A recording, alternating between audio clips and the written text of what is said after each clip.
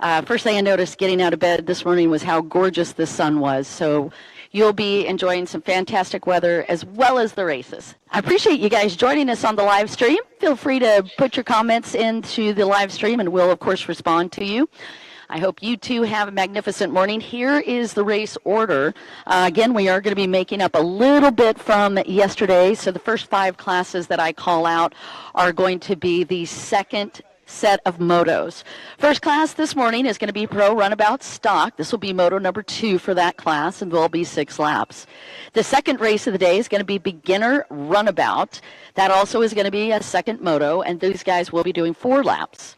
And then we'll kick it over to a completely different genre. We're going to be running some endurance, 28 minutes plus a lap for this. That'll be their second endurance run. And then we'll be going to 2 more second motos. That'll be Beginner Ski Race 4, and this Beginner Ski Lights, 4 laps for these guys.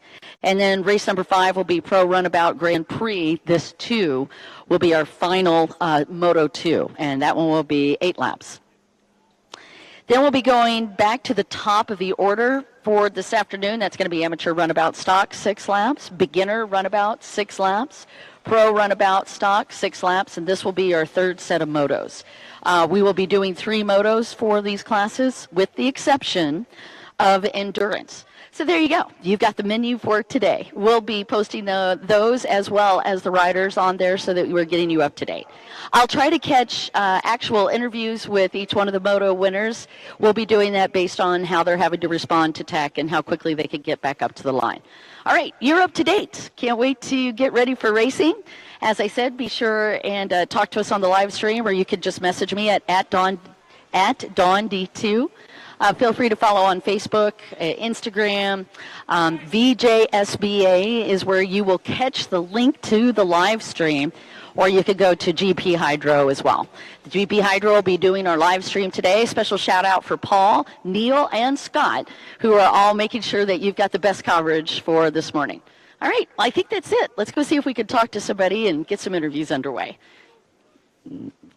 Yay, gorgeous day.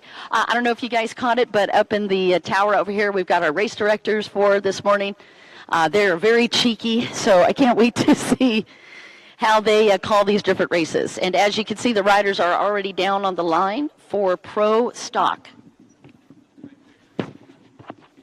Let's go ahead and give you that race lineup. Down on the line for Pro Stock is going to be Justin Cook on boat number 113. Nick Burns is going to be aboard the 553 boat. Matt Tyler is going to be aboard the 333s. And Rob Bray is also going to make his way down to this lineup, and he is on boat number 105. That's your lineup as we get ready to go for Pro Stock.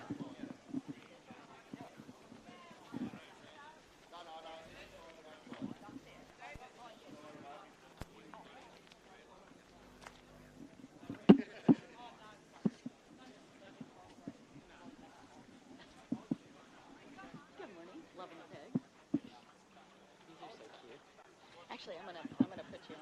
You know what? I might just let him go just off the pegs. All right, you guys, just some cool insight. So each time the riders come up to the line, instead of going from the race order prior, so like if I won, let's say in moto number 1, generally what they do is they let that rider pick the first, but this time on this round, what we're going to do is each time they come up to the lineup, regardless of how they finished, they have to pick a peg. This is called a peg. And then on that peg is a number. So based on what number I pull, that is where I'm going to be showing up down on the line. 1 through 5 is going to be lining up on the inside, and then 6 through 10 will be lining up on the outside. And this is a peg. So this is going to determine my fate as far as where I'm going to be on the lineup.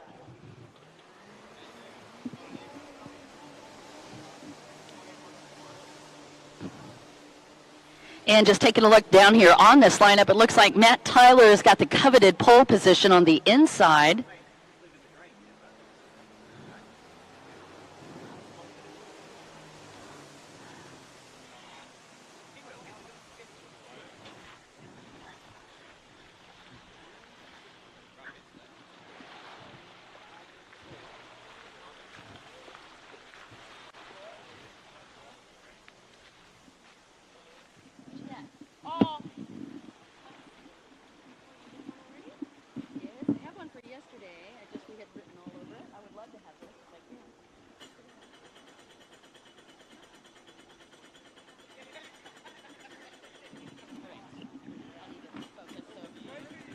All right, on boat number 553, that's going to be Nick Burns, who's got the pole position on the outside. And then the Cinderella spot, well, that's what we call it anyway in the United States. The Cinderella spot is held by Rob Bray. Now, why do I call it the Cinderella spot? Because logistically, or if you want to say geographically, closest spot between A to B is going to always be an advantage. So getting those pole positions is incredibly important for the racers. But there is one other position on the racetrack, particularly on the start line, that can be very powerful, and that is considered this outside. Why is that such a coveted spot if it's actually further away from the first turn and the first buoy? Well, here's why.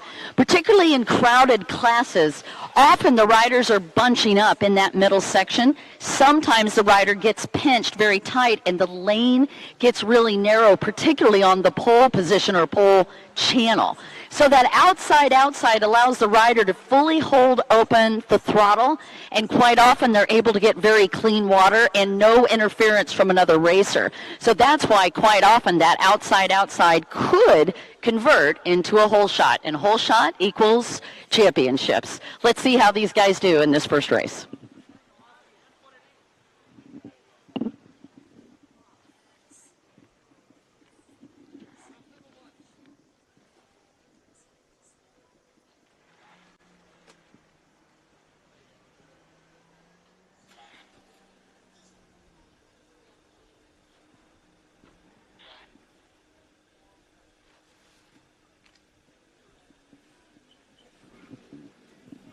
Again, 4 riders on the line, and we are just getting ready for pro runabout stock.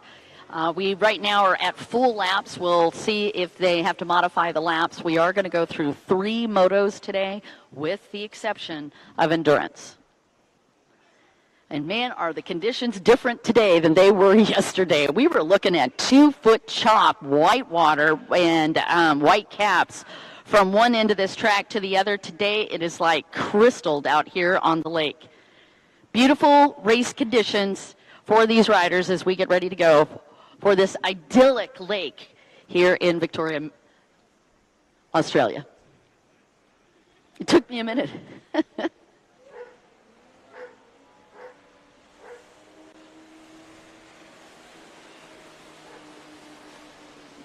So again, we talked about this a little bit yesterday, but we do have 4 course marshals out on the water.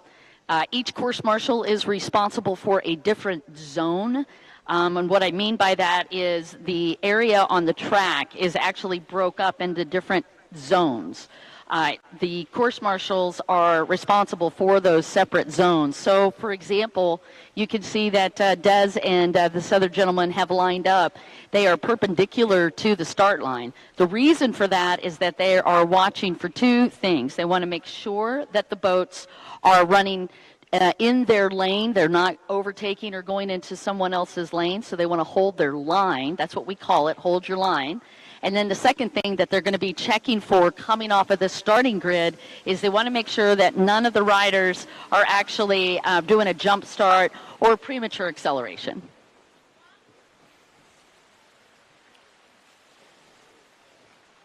Another critical area for these riders is going to be that first series of turns.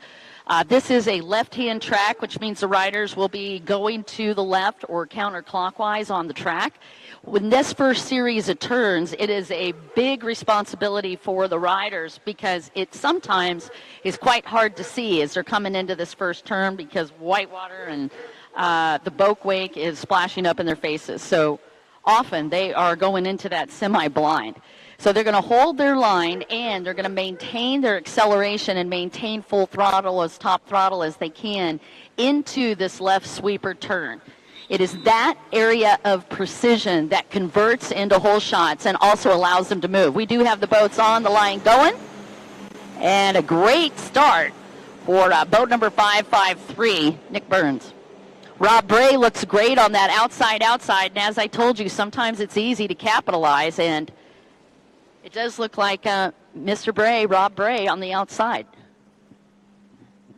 Now, from the inside and outside, the riders will be taking, they have to, if they line up on the inside, they are required to take the inside buoys or blue buoys on that first lap. If you're lined up on the outside, they're required to take the green buoys on the first lap. That is indicating your split section on the left-hand side of the track. And Rob Bray is under a beautiful hole shot, and it looks like boat 553 is in second, Matt Tyler.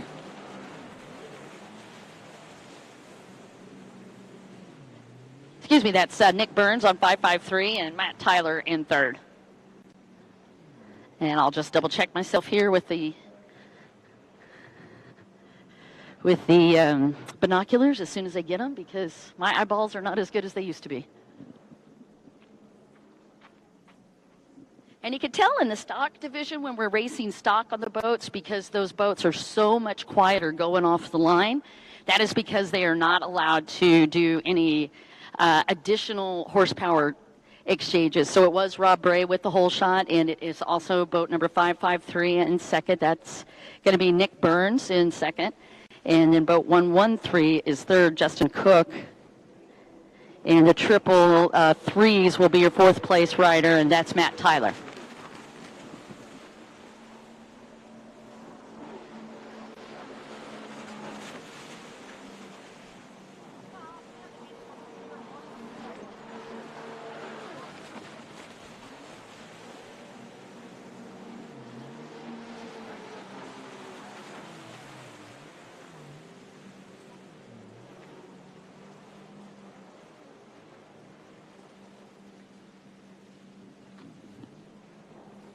All right, so let's break down these different classes a little bit more today, since we're hopefully more organized. First time, when you hear pro stock, that's what that means, what you're watching out the water. Pro riders, these are riders that are in the top division. And then stock, as I have mentioned, just indicates that the riders are racing boats that they have no modifications underneath the hood. And actually, they are pretty restricted on what their modifications are, even as far as handling. So they are allowed to change intake grates and ride plates. They can do a little bit to the steering, but they're not allowed to do too much to the hulls, and they certainly can't split those decks. What do I mean by that? Well, when you get into an open division, you'll notice that the riders are actually got very different looking hulls quite often. That is because they're allowed to modify the top deck and the bottom deck. All right, so again, no changes on that bottom deck or the upper deck for stock division. So as you could tell, this class, I think more than any other, really is an exhibition of the rider's skill. And what do I mean? Well, when you're racing in a stock boat, if you, let's say, overshoot a buoy, like you go too far past a buoy, or if you turn too soon, you may have to make modifications, and horsepower can actually save a lot of those minor mistakes. But when you are racing in the stock division, it is rider skill. So these riders are highly focused on coming into these turns accurately and setting up the turn as most perfect as they can. And actually a great representation of that was Nick Burns as he came through on this right-hand side. So again, Rob Bray and Nick Burns are your top two riders. Now watch Rob Bray as he sets up on the far left-hand side of the track. He's currently on the backstretch and just heading towards the option or the split section. First off, let's take a look and see which direction he goes. He's going to choose to hit that outside split, and that is not uncommon for riders on these big boats, because the outside, typically, the turns are a little bit more open. In other words, there's more breathing room between each buoy. And because of that, it allows these guys more comfortably, if you will, maintain a higher throttle speed or a higher throttle speed. Now watch as Rob Bray takes this double. He does a little check on that first one, maintains a high level of speed, and goes as a pretty wide. It's a little bit wide on that far right-hand side of the track. Why does he do that? Again, they want to maintain as high a throttle as possible. And that is how you win championships. If you're having to constantly chop the throttle or reduce your speed in order to adjust, that's going to cost you a large amount of time. So these guys are handling these boats quite beautifully.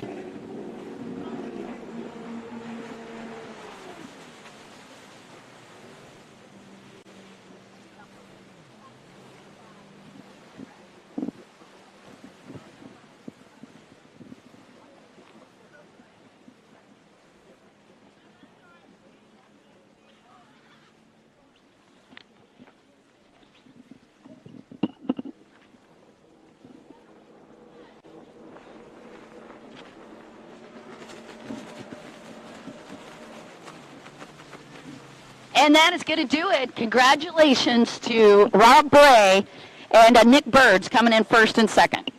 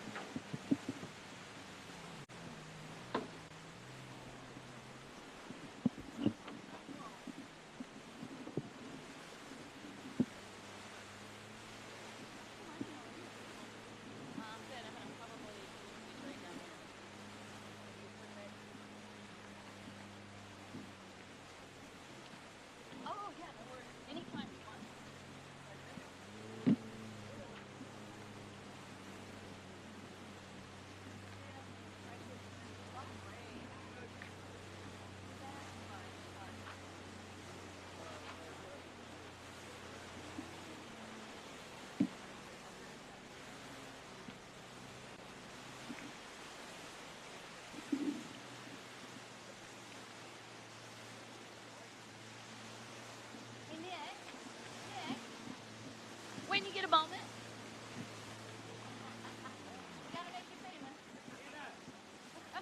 I'm going to try to grab Nick Birds real quick. Unfortunately, Rob Bray just got the call, who was taking the win in that. Unfortunately, was missing buoys. So Rob Bray is going to be docked for missing buoys. He was missing a buoy on the far left-hand side coming out of that split section. So tough break for Rob Bray, especially after that incredible ride that he just had. You were watching Pro Stock, and bad news for Rob is going to be great news for Nick Burns, and we'll get him up here in just a second.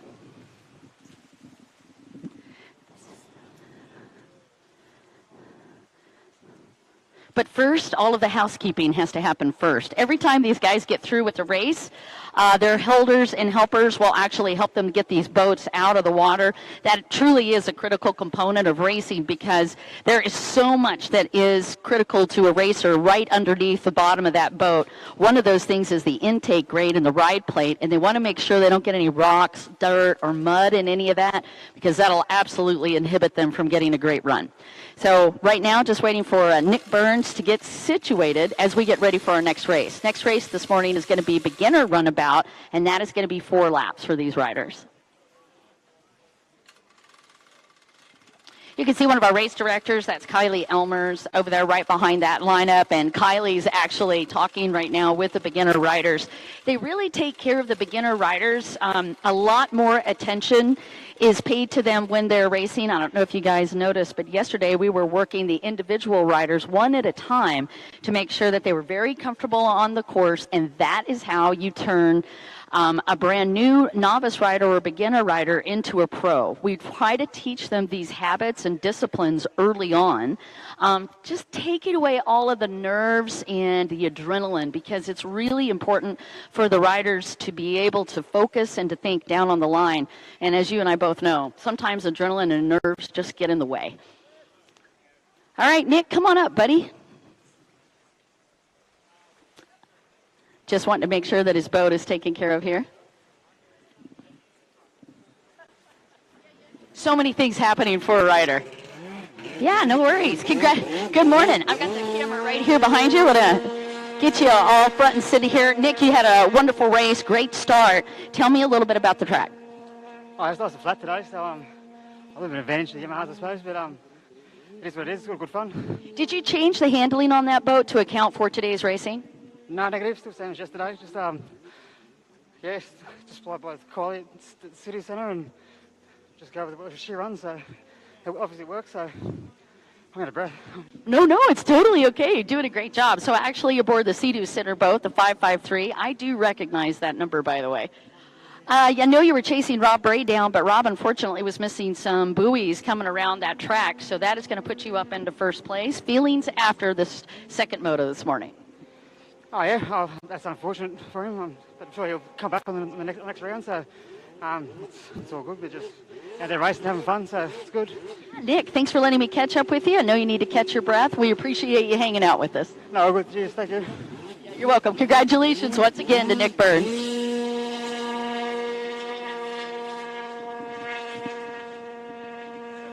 All right, I'm just going to sneak over here with Kylie and catch up with what we're doing on the beginner runabout class.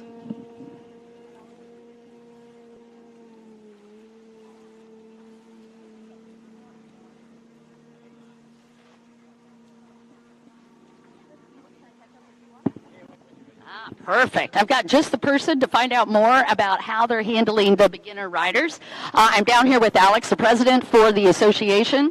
And Alex, give me an update of why we are doing the beginners one at a time and how that is helping the beginner racers. So a few years ago we come up with a program with Maritime to get our beginners racing again.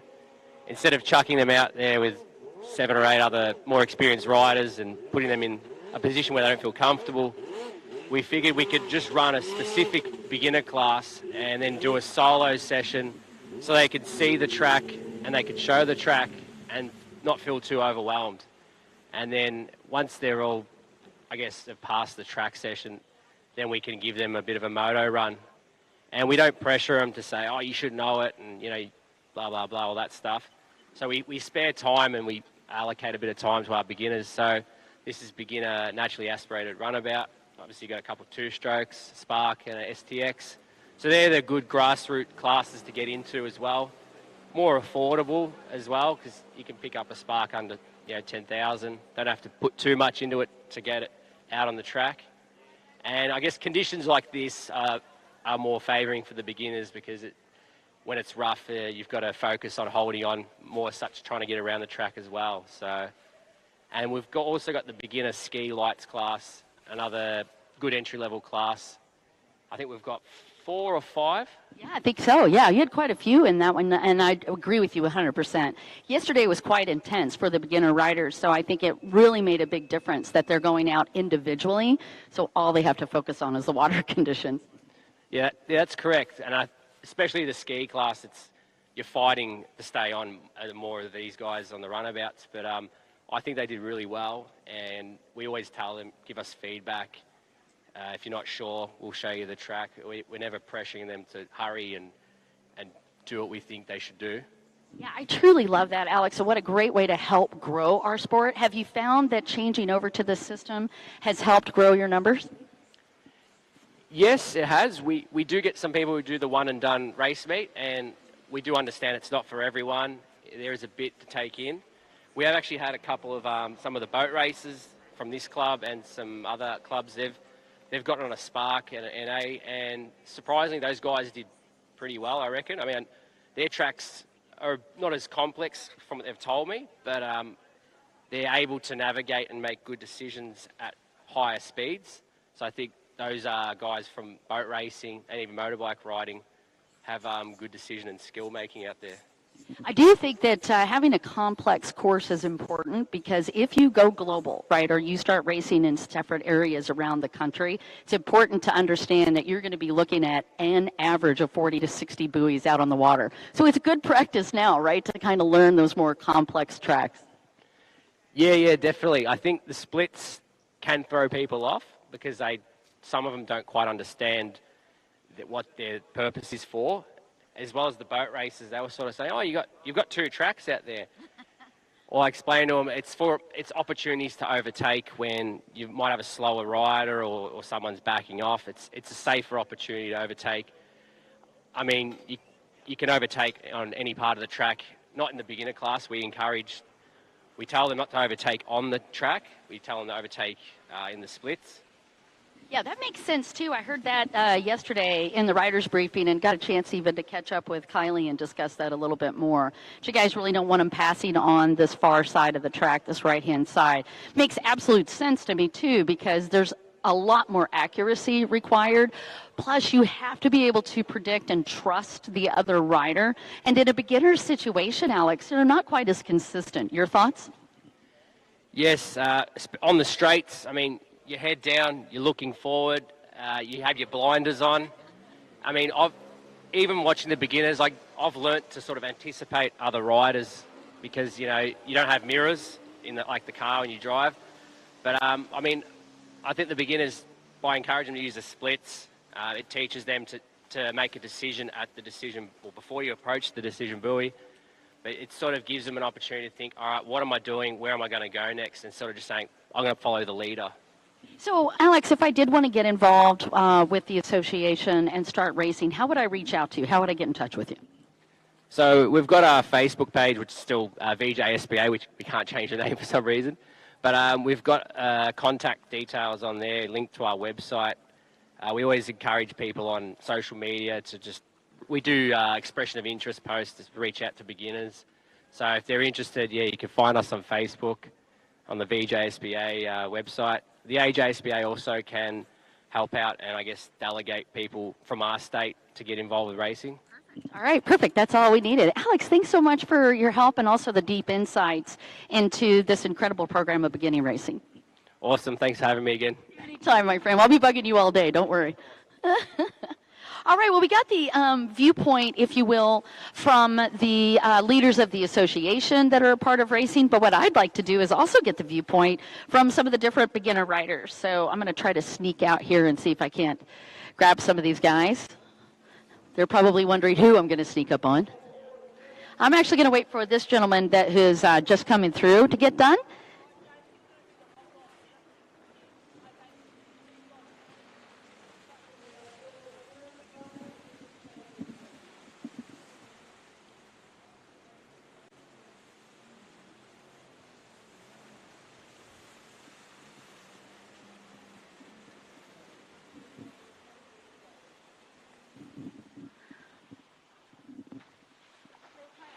This is James.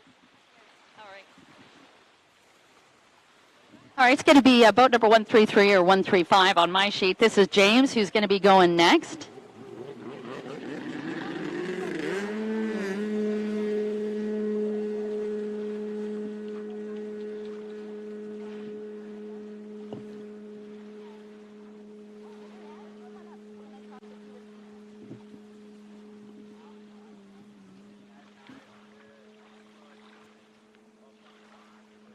So that's actually Matt down there discussing with Kylie right now how the track went. But as soon as we get a moment, we're actually going to drag him up here and put him on a microphone.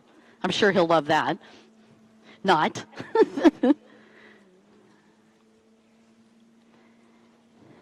Yay, I've got Matt. Come on up. He's like, great, Dawn's here. How exciting. I definitely get mixed reviews when I come running up here with a microphone. So right now I'm interviewing Matt. Matt, I'm going to have you face right over there so the camera guys can see you. Matt, from your perspective as a beginner racer, how much more relaxed or easy is it, or fun, if you will, to do this individually first? How do you like this program? It's pretty good because you need to know how to navigate the track by yourself, because if you're a beginner, you might still end up in front, and if you don't know where you're going, then you're going to get lost, and that's when accidents can happen. So I could definitely attest to that on a personal basis, but I've noticed it from a lot of beginner riders as well. It's very easy to get nervous and then forget where you're going. What else do you think it does to help you? it helps with confidence, and it helps, people just ease into racing, really. Is this your first time racing ever? No, I've raced at pretty much every one of these events. So, just here and there. So, that's this is second time racing a runabout. Normally I ride in ski class, but running a runabout this time. So it's a lot of fun, isn't it? It is a bit different. Now this is actually perfect to ask you because you've had a chance to ride both the stand-up and the sit-down. Number one, describe to the audience the difference between riding a runabout versus riding a stand-up and which you prefer.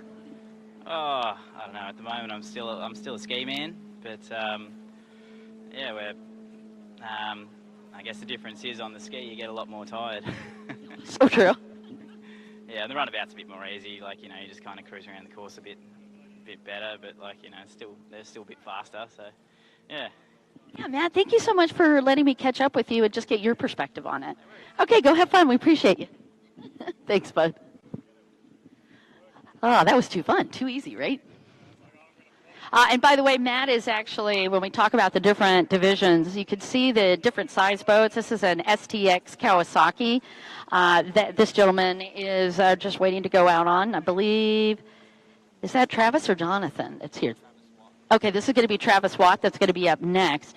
But what Matt is aboard, this is a Spark, a very interesting boat that was originally designed, by the way, for consumers. It was never meant originally to be a race boat, but an interesting phenomenon happened when they first came out with the Sparks. That was think about 2015 now. It's been a minute, right? But when they first came out with the Spark, this was a boat that was actually priced USD just under $5,000. And the idea behind that was they wanted somebody like you and I to be able to go to the showroom and purchase a boat prepackaged, ready to go out on the water, that was very easy to handle, was very inexpensive to keep maintained, and also was a fun boat to ride, and also a boat that the learning curve was much quicker on. So that's how the Spark came into being. Well, I'll tell you, within the first year, however, a whole different thing happened. Sparks suddenly made their way down to the starting lines around some of the big events around the country, at least in the U.S., but it also exploded overseas as well. What happened? They sold out of Sparks the first 36 months that they had this boat come out. In fact, there was a huge backup on trying to get these boats built. Now they are an absolute staple in the race market and one of the more fun boats to ride. I highly encourage you to try a Spark if you are brand new to racing or brand new even to wreck riding. So anyway, a little background on Sea-Doo and a really cool boat. Again, we're just working our way through the individual boats and the individual riders. Alex, this is day 2 of racing here. How are you liking Lake Glenmaggie and this venue? Yeah, it's doing very good, and I just need to make an announcement. We've got endurance runabout to make their way to staging, but yes, the conditions have turned up a bit, so we're happy that it's a bit more safer for everyone, and I guess it tested everyone's limits yesterday, and that was good to see. Yeah, it's funny how easy it is to underestimate lake racing, right? As a lot of us race and surf as well, but lake racing has its own idiosyncrasies to include whitecaps when you get a bunch of wind out on the water. Yeah, let's go interview as well. James, I'm going to make it work some more. All right, so yeah, way to go, Dawson. All right, so I'm down here with James. First off, you have a Pokemon boat, so we've already decided that we love you just for that. Who designed the Pokemon boat? I actually did it in my backyard. I just used some templates off of Google and then traced over it. Oh, very nice. I absolutely love this. When did you get involved with riding, and when was your crazy decision, I got to race? About 2 years ago, started coming to the events and stuff, just doing like water marshalling and helping out.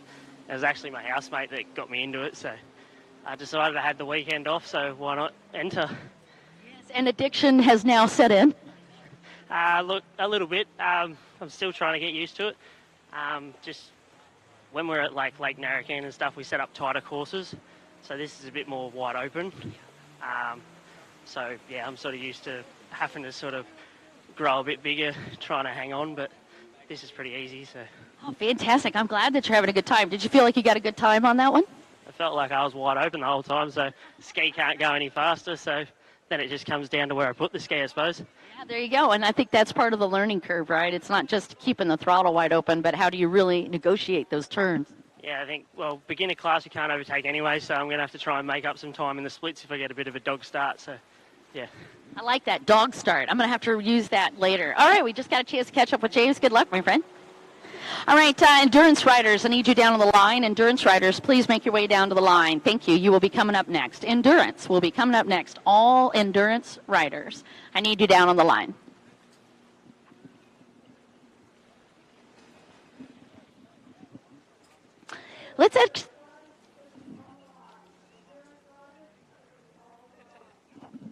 Let's talk a little bit about this track since we've got an opportunity with yet another one of the riders. Now you can see from that big left-hand turn, that big sweeper turn, they have to make a decision, the riders, on whether they're going to the inside or the outside. The inside split is going to be the blue buoys, so you'll be able to see on that live stream. If they're on the blue buoys on the left-hand side, they're officially on the inside split. If they take the green buoys, they will be on the outside split. And then we've got this area right here. This is called the front stretch. They'll come out of the split section, and then you'll see some pink buoys all in a line up here. No, that is not a Barbie house. That is actually the merge section for the riders. They are not allowed to be, if I'm coming from the inside, I can't jump over and be on that outside line unless I have gone past those merge buoys. Then at that point, both of the different lanes will be one lane. They'll have this big front stretch, and then the very first thing they're going to have to do at the end of the front stretch is they take a high speed, and this is deceptively complex. They take a high speed left-hand turn, and they have to negotiate two separate sets of double buoys. The left-hand turn will be a double turn with two buoys, and then they immediately have to go to the second set of buoys. It's the yellow buoys, and that also negotiates a double turn for the right-hand side. Why is that so complex and so difficult? With a double buoy turn, the rider has to do two things. They have to maintain a high rate of speed, and they're not able to defend a buoy. So in other words, if I'm taking a single turn, let's imagine that this is the buoy right here. If I'm taking a single turn on the buoy, I can protect that line coming into that turn.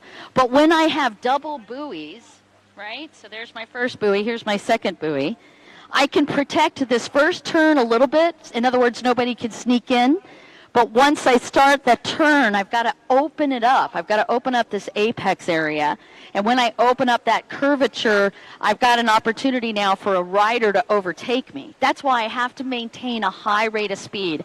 And then if I'm clear, in other words, nobody's right there in that lane, then I can come back through and shut down that area of the turn as well.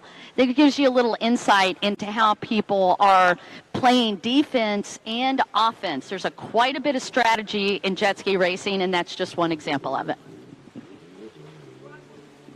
All right, looks to me like we are prepping for our endurance racers. Let's talk a little bit about endurance. So endurance is a completely different genre in racing. It's one of my favorite parts of racing. Here's why. Again, we talked a little bit about strategy on the course. Now you're going to get an opportunity to see strategy before they ever even get to the boat. So it is a Le Mans start, which means that the riders will be starting back behind the line, and it's a designated line that the race directors will give them. Once the whistle blows, they literally have to race to their boat. And while that seems not that hard, it's a massive difference between racing on terra firma, if you will, and then trying to run to the boat in the water. So they're literally having to high step. The second really critical factor you want to watch is how quickly they get from right here on the ground on the beach into the water. You're going to notice they run to straddle the boat as quickly as they can. They also have to hold the lanyard in their hand and then place the lanyard in the boat. You can see that they're showing that right now. And then once they do that, then they've got to get the boat started. Now, the holders' role in this start is just as critical as the riders. The holders are going to do multiple things for them. And you can see all holders are handling this a bit different. I'll give you a little insight into Pastorello's team. And actually, Kylie does a tremendous amount of endurance racing as well. And there's a lot of strategy for these riders. The holders keep the boat steady, and they have to keep the boat straight. They are not allowed in any way to assist the rider to get the boat started. But what they do, and this is critical, is as soon as the rider is on that boat, a lot of the top teams will start moving the boat out, which they are allowed to do. So as they move that boat out, it sometimes gives those teams a bit of an advantage once they get started. And you would be amazed at how much advantage a foot movement can really help you. In addition to that, they are also making sure, the holders are making sure that those boats are pointed in the right direction. So you can see that these holders have a lot of responsibility. All right, I think we got you set up. This is going to be a 28-minute enduro, and this is going to be 28 minutes plus 1 lap. And there's a little background information on that. Again, thanks so much to Paul, Neil, and Scott for making sure that we caught all that action on our live stream. Now, I'm going to keep it quiet here for just a minute so that the race directors can communicate with the riders.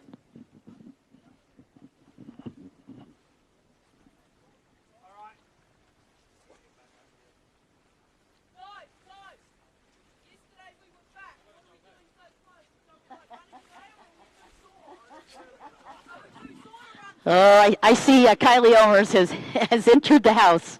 So what she's trying to indicate to the riders is, in order to make it fair, if you started farther back yesterday, we got to stay a little bit farther back on today's start as well. So she's going to force a little cardio action here.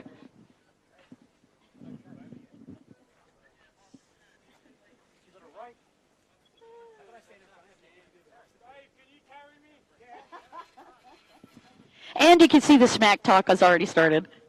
I think that's the other part, makes endurance so much fun.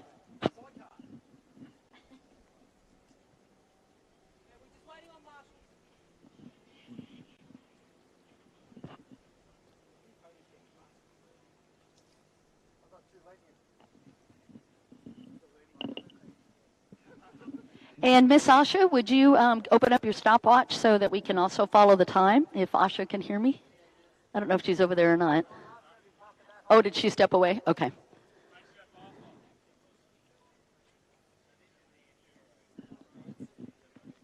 Asha, you are there. Yay. So Asha's going to have the stopwatch ready for us. And actually, I could do mine too. So we're going to have 2 stopwatches at the same time so that we could follow the action today. Now, this is not the official stopwatches, just so you guys know.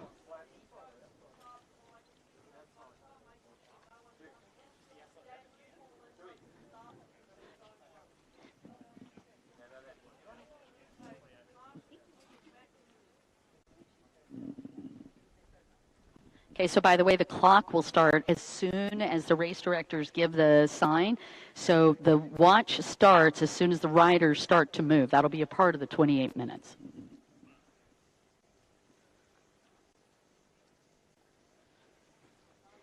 And this is where the nerves generally officially hit.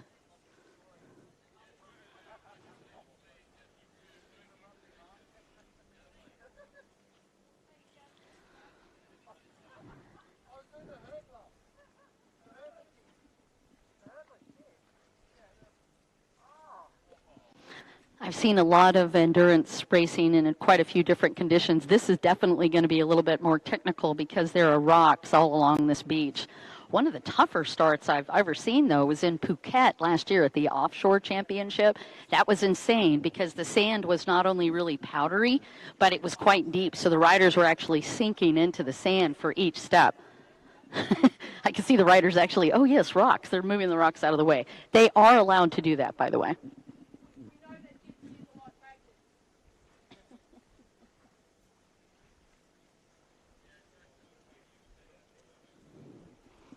And in case you're wondering, these riders are actually going towards that far buoy quite a bit out. That's that final turn onto the backstretch. That's where they're going to be negotiating towards.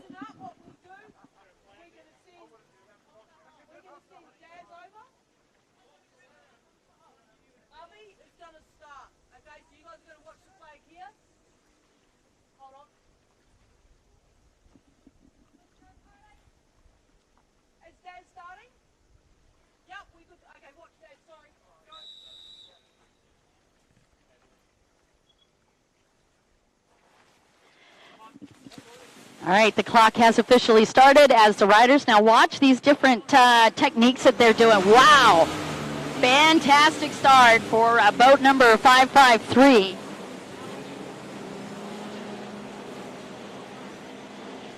That is Scott Phillips, who had one of the best starts. And looks like 113 still trying to get underway. That is Justin, and that's just a idiosyncrasy of some of these boats. They just don't like to start even though they've been running all day.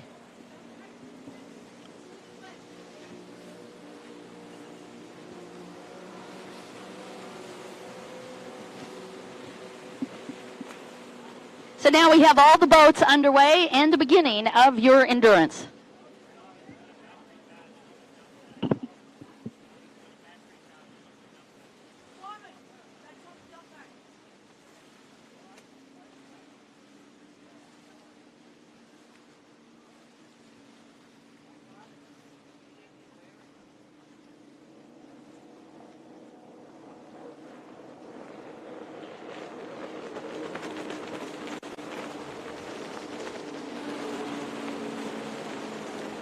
And I'll run up. I couldn't quite get the numbers, so I'll just run up to the top really quick and get you that rundown. Again, 28 minutes plus 1 lap will be our endurance. And while 553 got a great start, there were several other boats that jumped ahead off of that back stretch. So again, I'll get you those numbers.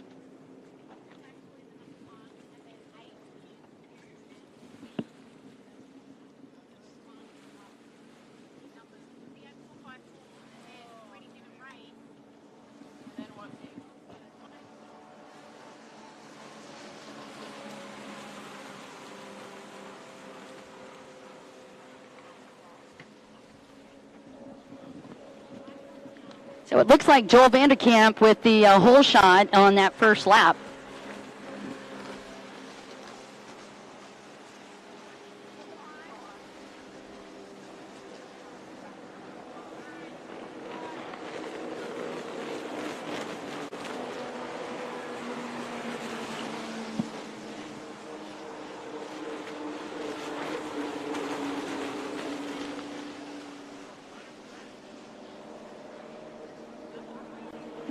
Yeah, all right, you guys. So already we're having some boat changes. Boat number 29, no change on Joel Vanderkamp for the lead, but boat number 81, that's Bailey Cunningham, has moved up into second. Boat number 105 is Rob Bray in third, and boat number 187, Maddie in fourth. So that's our lineup so far on the top 4.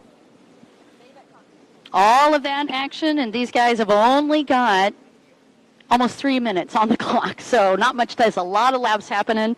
I think yesterday when I was watching the lap counters, if I remember correctly, it was over 20, halfway through 20s, 27, right? Was it 27 laps before they were all said and done, 28 with that extra lap after the 28 minutes. So you're looking at about a little over a minute for each one of these laps. As big as this track is, these guys are clocking through it very quickly.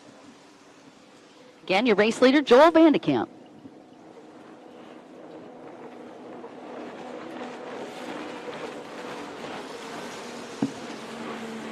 Bailey Cunningham is only about 8 seconds off the race lead, which is Joel Vanderkamp.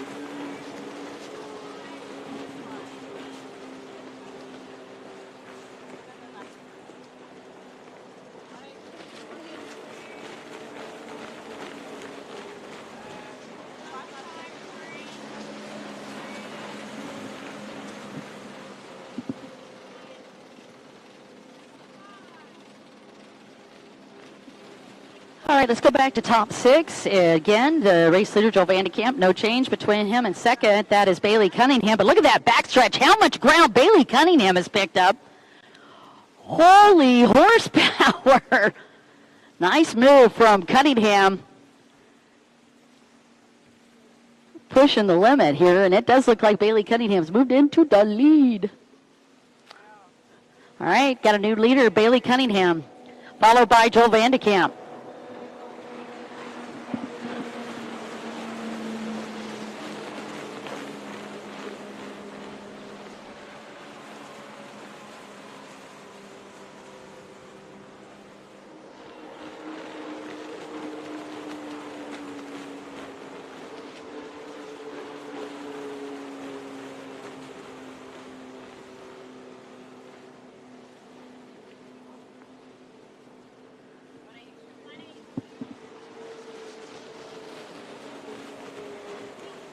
All right, still debating on that third place rider, if it's 105 or 106, but the scorekeeper's doing an amazing job. Bailey Cunningham, your new race leader on the 8-1 boat, followed by Joel Vanderkamp Right now we're clocking boat number 106 in third. That'd be Seb Bohadurian.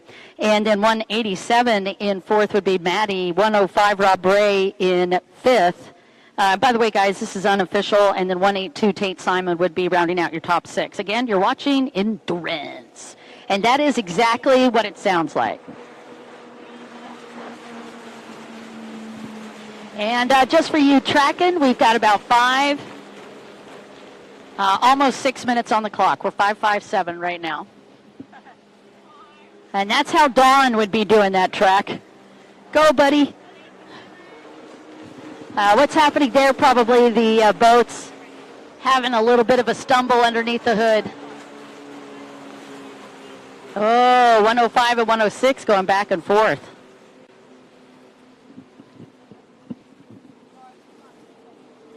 Right. I do want to let you guys know we have multiple classes out here represented. Bailey Cunningham, your race leader, is in that supercharged or the go fast division.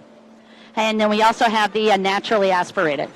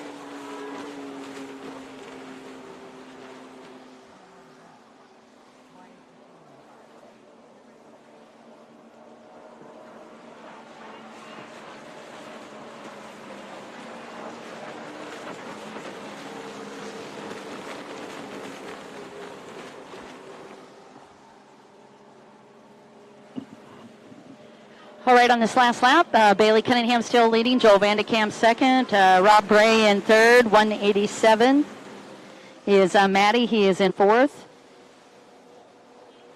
Showing 106, Seb Bohadurian in fifth, 182 in sixth, and boat number 63 is 63 is Tony in that seventh place spot.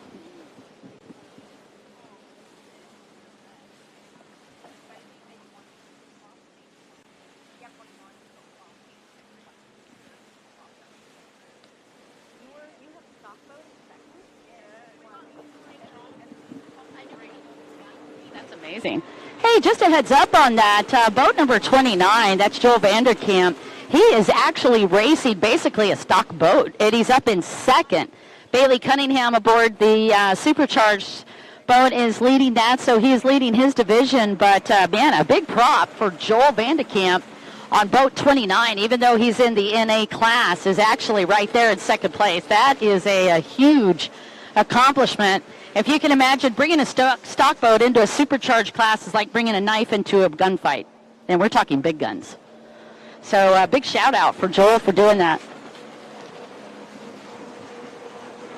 And just a heads up, we actually, I do believe, have 3 separate classes represented in this one division, but because we don't have the time to run 3 separate enduros, we're just pushing all of these guys into the same class, which, by the way, is great practice for them.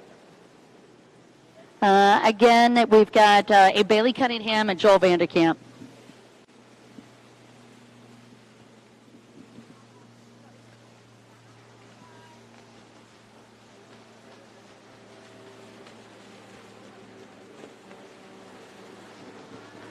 These race conditions today, so much more, I would say, comfortable in a lot of respects for the riders, in that the big waves that they were dealing with yesterday is both hard on the riders for managing resources, but it's also hard on the boats as well. Although, having said that, a well-rounded competitor will be able to race in tough water conditions like yesterday. And in fact, a lot of the expert and pro racers actually prefer the rough water because it puts so much pressure on both the rider and on the boats. It allows the riders that have those additional skills and a lot more practice on the water, it allows them a bit of an advantage because they've learned how to deal with those big water conditions.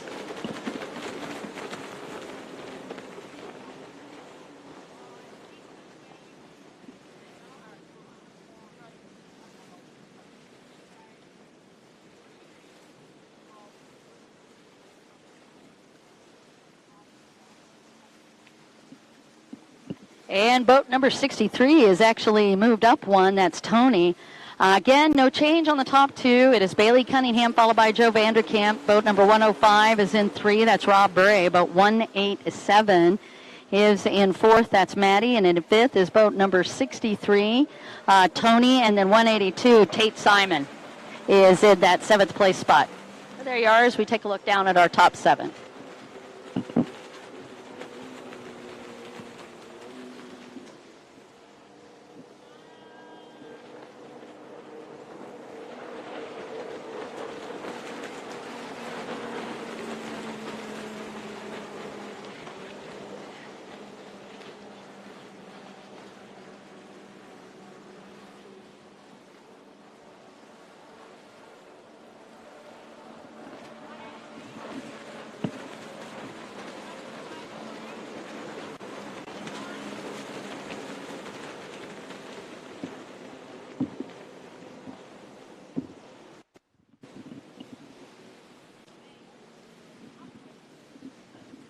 And on these times right now, we've currently got 12.19 seconds on the clock.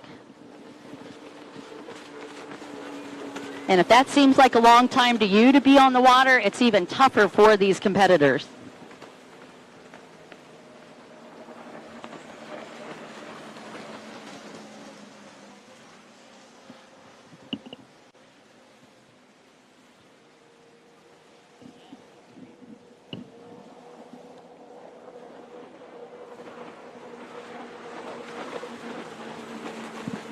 Man, I tell you what, Tony is on the gas. He's actually moved up yet another spot. He's up in 4th as we work our way through these laps.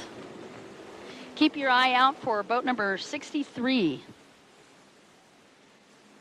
I'm guessing horsepower is also maybe helping just a little bit on that. But endurance is a tough one because even though the boat may be running good, you got to manage your resources as well, and that is not easy on a rider to be able to go through this many laps. We've already kicked up almost 9 laps on these different riders, so I will tell you that some of the insights on that is that the rider is starting to feel some different areas of fatigue. One of them is going to be arm pump. They've got to deal with that forearm pump and then also lower back.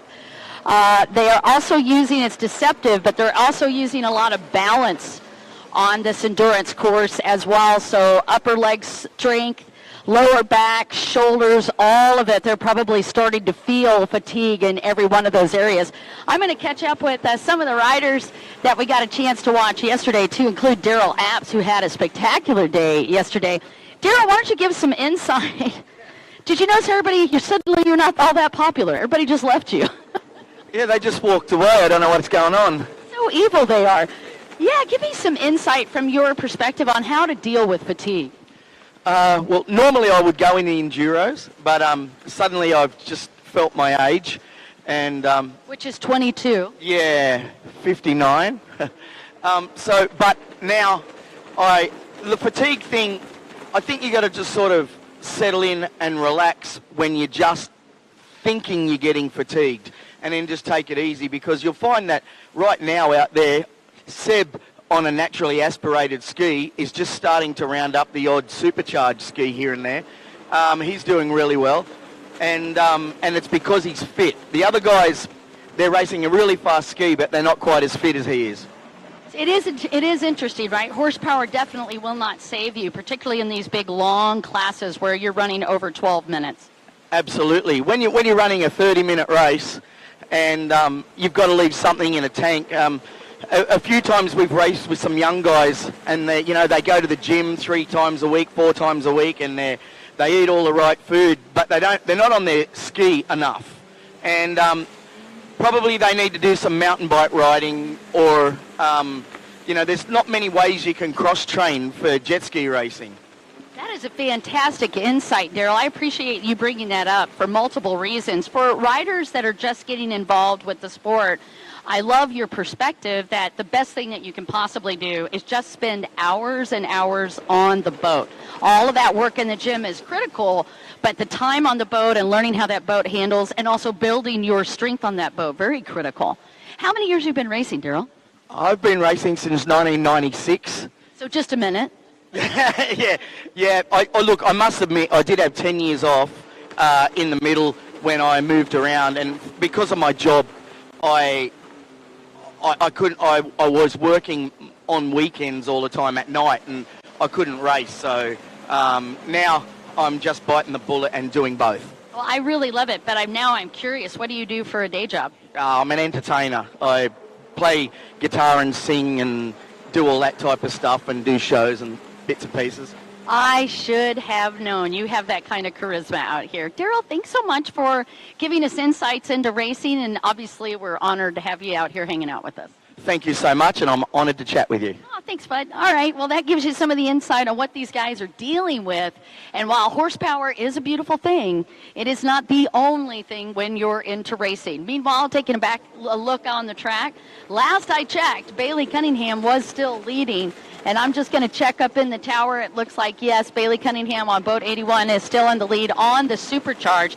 But back to what Daryl was talking about, it's not all horsepower. Joel Vandekamp, who actually is on boat number 29, is right in that second place spot and riding very solid. So while, again, horsepower is fun, it is rider skill that will get you to the podium every time. You're watching Endurance. Let's take a look and see how long we've got left to go. Right now on the clock, we're at 17 minutes. So, man, they still got another. And my back hurts just thinking about it. It's a 28-minute moto. We're at about 18 minutes. So about 10 more minutes to go for these guys. Yeah, I did notice that. Bailey does keep looking like, hey, flag here anytime would be just dandy. In case you guys wanted to manage your time better, I'm here to help. All right, it looks like Joel is only about 10 seconds off of Bailey Cunningham's time. And your 2 race leaders, if you're looking for them, are on the far right-hand side of the track, just starting that big sweeper turn.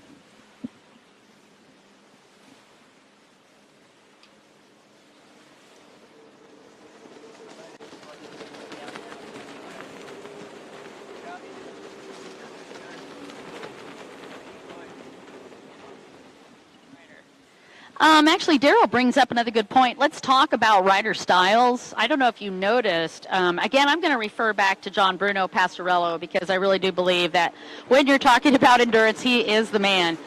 John Bruno is a French rider. Him and Francois Midori both prefer to do these big endurance races standing up the entire time. There's a couple of reasons why they prefer that, and I'll give you some of the sort of inside scoop on it. It's a little bit easier for them, they believe, if they just utilize their upper legs, their thighs, their legs as pistons and suspension. When you're sitting, all of that impact from the water is, since boats have no suspension, right? It's not like motocross. So that impact has to travel somewhere through your body. So on the French riders, they truly prefer to stand up through that, so they're using their legs as pistons, if you will, or suspensions. But if you're sitting, that suspension now is your back. So it creates lower back fatigue much quicker. So if they're sitting, I think it's easy for you to think, oh, they're taking a rest. Yes, in one way, kind of. But in another way, it's just as hard on their body because all that impact now is traveling right through their lower back into their upper back into their shoulders. So it's a bit deceptive, right? It's a little opposite of what you think it is. Honestly, I believe, at least from John Bruno's perspective, he feels like he's resting when he's standing. Now, the challenge to that, if you're thinking of standing versus sitting, I would say that sitting provides you, if you're in really tricky water, sometimes sitting will provide you with a false sense of stability, but standing allows you also to react a little bit quicker to water conditions. Hope I'm giving you some insight into endurance racing. It's one of my favorite things to watch because I think there's so much going on that you're not able to see without some support, or unless you're actually out in the water and you get the opportunity to race it. But endurance is filled with subtlety. Speaking of subtlety, because a lot of these boats are very similar in speed when you're racing in these divisions, this is another one of those classes that patience and strategy and plotting really work in your favor. So these riders, when they're trying to set up for a pass, quite often they'll start that setup 3 and 4 laps apart from the actual pass. So where you and I are like, oh my gosh, they just made this great pass. Well, more than likely, the rider has been strategizing that setup for 3 or 4 laps.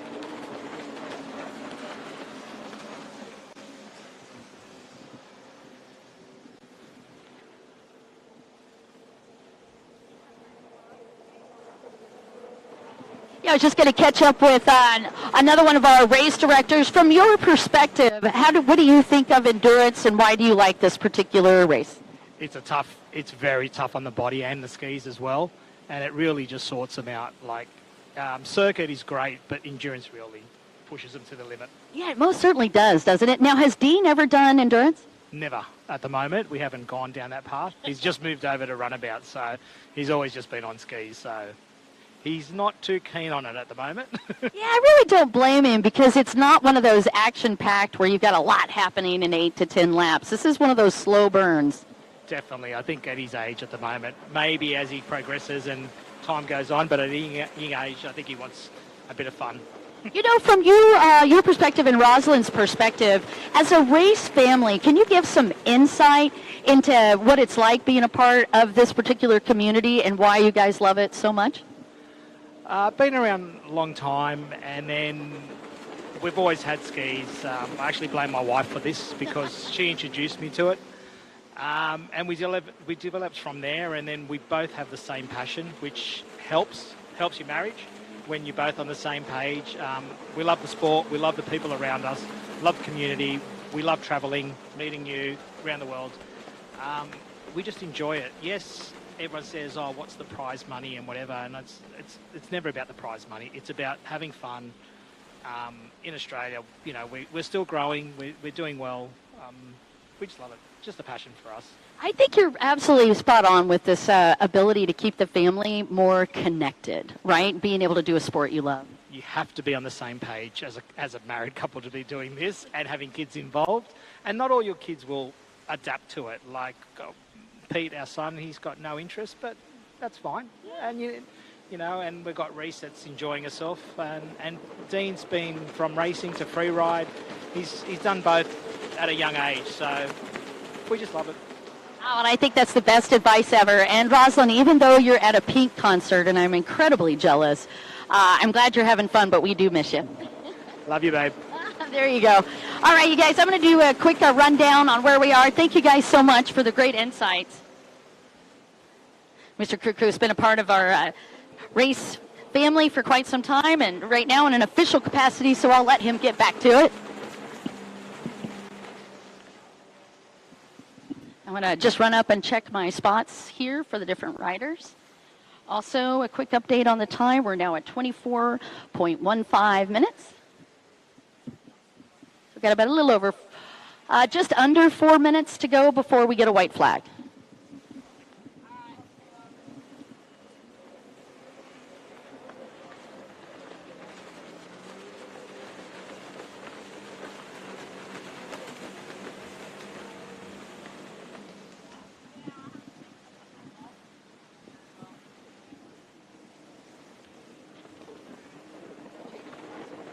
No change on the top two. Still Bailey Cunningham, followed by Joe Vandekamp.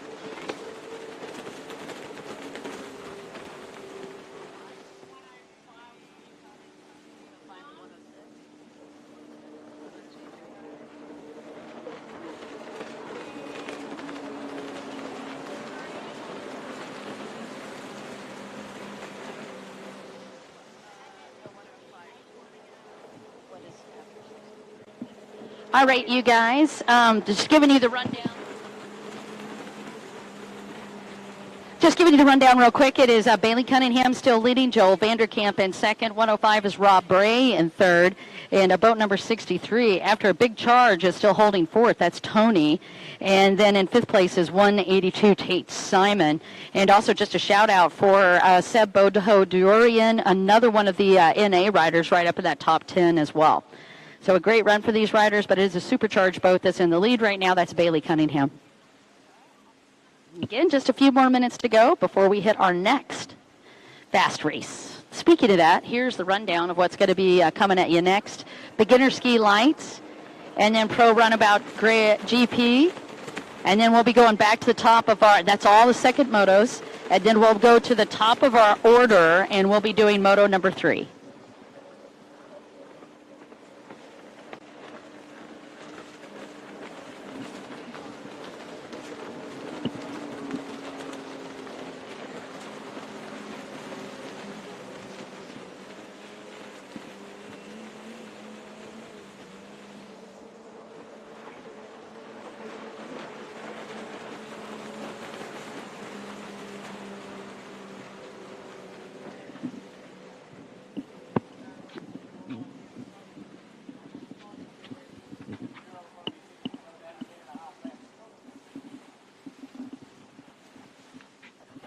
Thought I'd just sneak up here and get a different view as we count down the minutes here.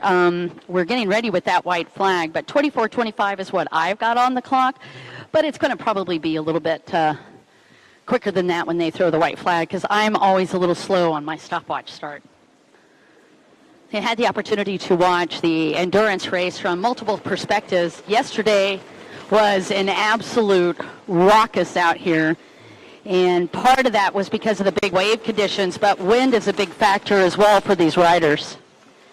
I want to just shout out our different race directors. We've been really privileged this weekend to have some of the best race directors in the business from around the globe. We've got Kylie Elmers as one of our race directors, and Lisa Dermont representing for New Zealand. As our second race director, Grant Busby, of course, a.k.a. Buzz, who also has looked amazing on the track yesterday, and Mike Krukos as well.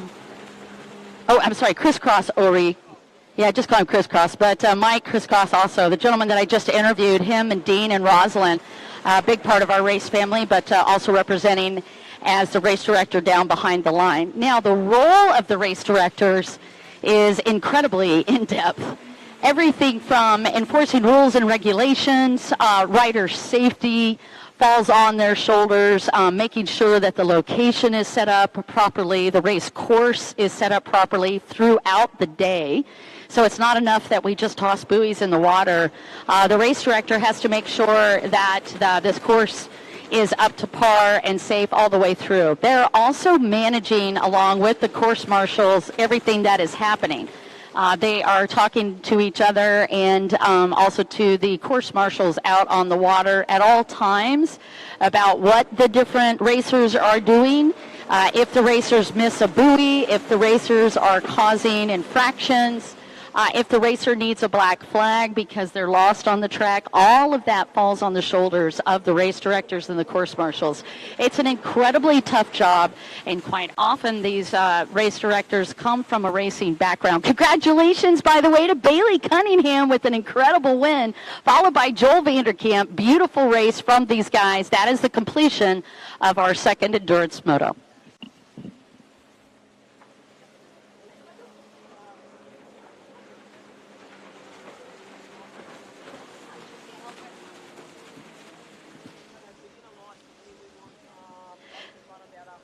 Yep, okay, guys, beginner lights, you guys should be on the line. By the way, don't rely on your announcer because she's slacking on doing the call for the next races. So do know what your race order is so that you guys can be prepared. Beginner ski lights, though, I need to have you on the line right now. Pro Runabout GP, please be aware that you are up next and be in staging. So Pro Runabout GP, do be in staging. Beginner ski lights, I need to have you on the line. And again, race directors, thank you so much for all you do, and our course marshals as well.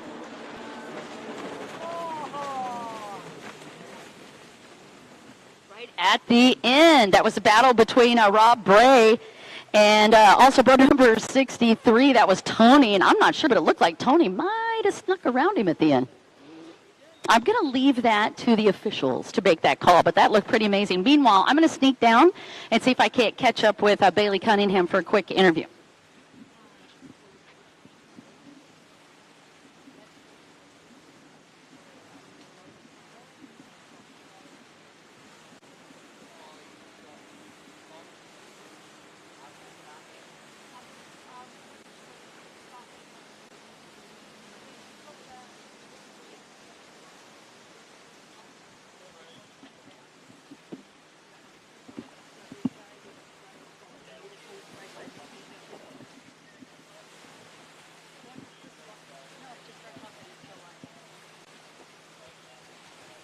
Travis Watt and all the other guys, lights, beginner lights, let's go. Thank you, much appreciated. We're going to move through today pretty quickly. We're going to go from beginner ski lights to pro open runabout. Once we've done pro open runabout, we're going into round one. Amateur runabout stock will be...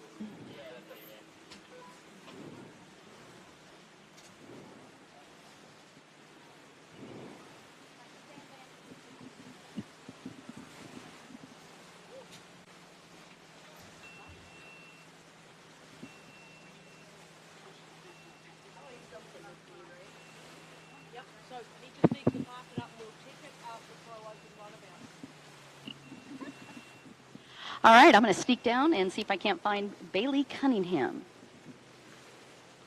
Bailey, if you could meet me by the starting line.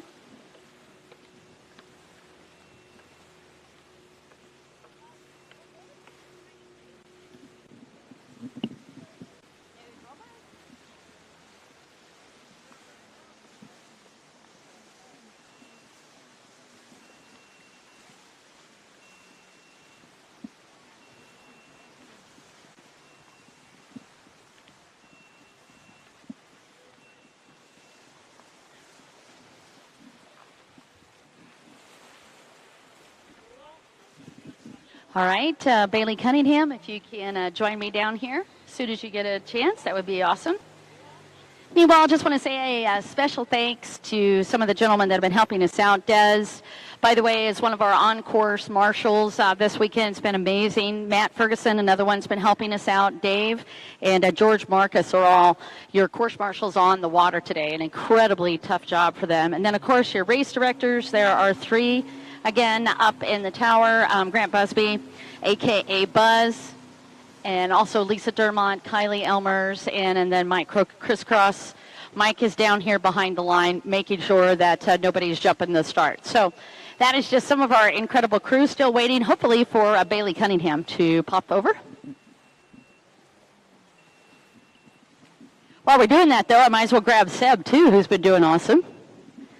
Seb, give us a little bit of an update, if you don't mind. Did I just wait till you were chewing something? Muesli, that's the worst, right? I hear you. But tell me when you're ready. No pressure. No, you sound amazing either way. So Seb down here with Seb Bahadurian. I'm just going to call you Kardashian? I don't mind doing that. Let's catch up. We were actually bragging about you out on the track because you have done so much time on the boat. Even though you didn't have the supercharge, you were actually moving up through the pack quite nicely today. Describe the race for me. Oh, it was a lot smoother than yesterday. The ski's going well. The NA competitors, unfortunately, they got slower boats, so it's not really an achievement to be able to be in front of them. So I was just having a bit of fun. It was really comfortable. As I said before, the hull is amazing. The motor's good, so everything's good. But I'm just sort of laying back a little bit so I don't sort of redline it all the way. Save it for another day. You're a smart man. Hey, Seb, for somebody that's wanting to get involved with this sport, is there a specific class and a specific type of boat you recommend? In Australia, I don't know about international because I haven't done any, but I definitely recommend them to start on either the rec lights or the NA. I have got no experience with stand-up.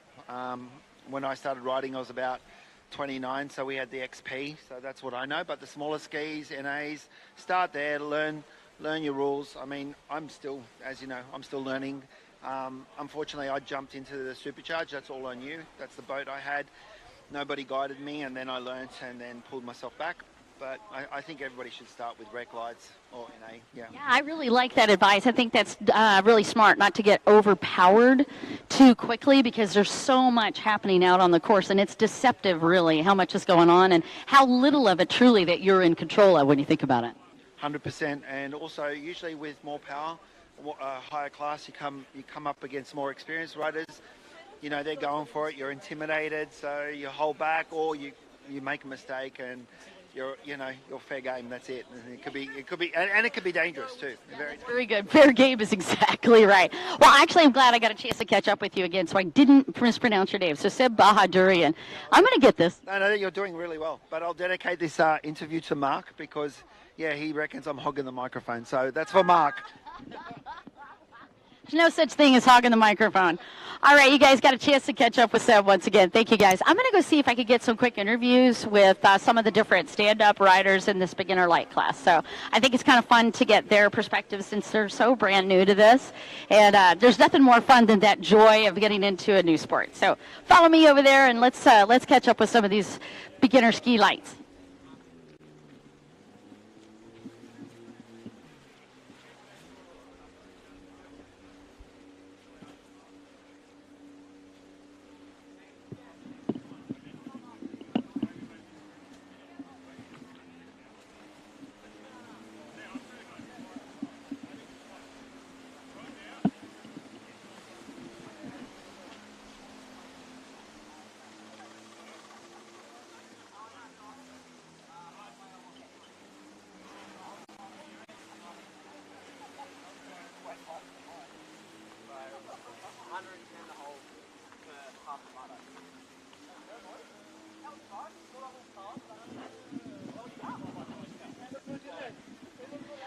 Speak of the devil, I'm down here with Bailey Cunningham, who I had been calling for 5 minutes, but he's a slacker and didn't come see me until now.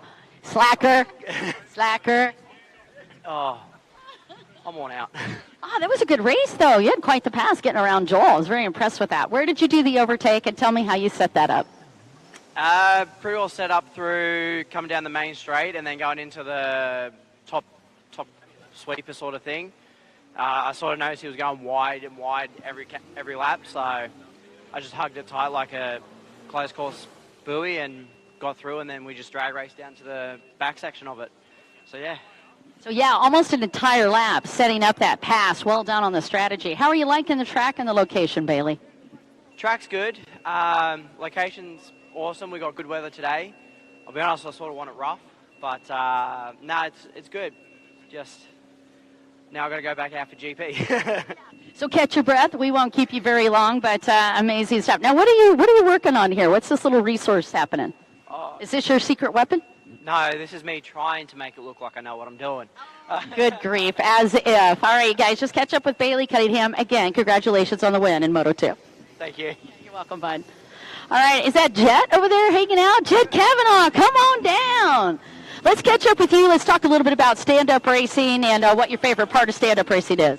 I'd say the fitness part of it. I'd say the longer the laps, the better for me. And I like when it's rough conditions. That's the funnest bit. Especially yesterday afternoon was massive. Yeah, it was, and a bit of carnage out there as well. You guys were banging against each other. It looked so awesome. Yeah, it was good. It was fun out there. It was they did cut it short, obviously, because Joel went down. So hopefully he's getting better now. So hopefully that's all good. Yeah, I hope so too. Tell me a little bit about your boat and the setup. Yeah, I had Moto 1. I had some problems. The fuel tank on the inside of the ski twisted and poured all the fuel out. So awkward. Yeah, so I ran out of fuel first moto. I got that sorted for the second moto and held it together for the next moto. So that was all good. Yeah, no, you looked fantastic. So what's your strategy for today? Just get in front and just ride my race. There you go. I don't think it gets any better than that. Ladies and gentlemen, Mr. Jet Kavanaugh, who is definitely not vertically challenged. He's also very fun to watch on the track. Let's go back to some racing.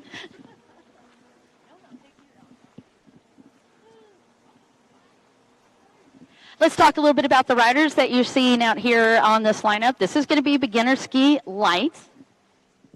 And down on the line on boat number 940 is Matthew DeLeland. Yay, Matthew! And the crowd goes wild. All alone on the inside lineup. That's the exact conditions I like. Boat number 46 is on the pole position on the outside, and that is Travis. And then also on this lineup is boat number 101, and that is going to be Jeremy Goonan, and Jeremy is on the outside. Oh, is he on your lights boat? Oh, he's on borrowed property today. OPP. And a nice start for Jerry Goonan on the outside. I don't think it gets much flatter than that for a really great start. Now, you noticed on that start on the stand-up division, if you saw the front of the boat kind of launch up and out of the water slightly, you actually don't want to see that on a start. In fact, a hookup is probably one of the more critical components to racing, whether you're in stand-up or in a sit-down. And the reason for that is when you see the nose of the boat, the middle part, the midsection of the boat, if that nose starts to pop up pretty steeply, then what's going to happen is it comes unhooked. That's what we call it, because the bottom part of the boat is where all the magic happens. The intake grate is where the water actually comes in, and then it works its way back through the impeller, and then it comes out through the back in the pump. And that is your impetus, your momentum, if you will. And it looks like Mr. Goonan is going to have the hole shot. Nice start for Jeremy Goonan. And that's going to be boat number 46, Travis, in second. And Matthew DeLeland will be rounding out your top three for beginner. Now, yesterday, they just took the track one at a time. Now they're actually doing a moto after being able to practice like that the first couple of times. So they're in an actual moto for this beginner ski, and a great job for Jeremy Goonan. Back to talking about this hookup situation. So if it's critical for the boats to stay hooked up, it's even more critical that when you're working your way through the different wave sections, that you keep that boat as flat as possible. So you want the nose of the boat up and out a little bit over the water so you're not skimming. So we call it skimming if the water's coming up over the nose of the boat.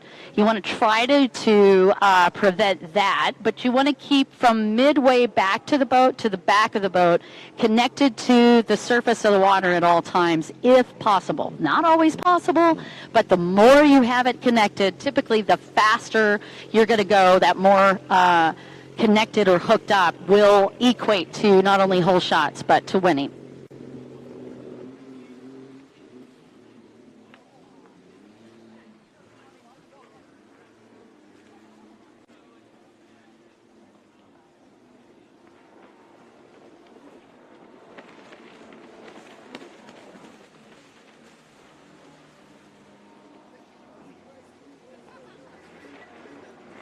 So take a look at this boat as we're coming through. See how that boat's chiming just a little bit? That's your second place rider, Travis. So that's exactly what I was talking about with the hookup. Now watch as he's going from buoy to buoy. And that's, again, this middle rider on the right-hand side. That boat is chiming just a little bit. So in other words, a little bit too much movement on that front part of the boat. So again, he's going to have to really work to keep that boat connected or hooked up. So one of the ways that the rider does that, actually I'll sort of demonstrate that for you too. Actually, let me do it for the camera as well, since we're so lucky to have the Hydro GPs here. Hydro GP camera crew is ruling. All right, let's talk about, and I will just focus on the stand-up setup and the hookup. All right. So when you're on a stand-up machine or a stand-up ski, you're going to notice a couple of things.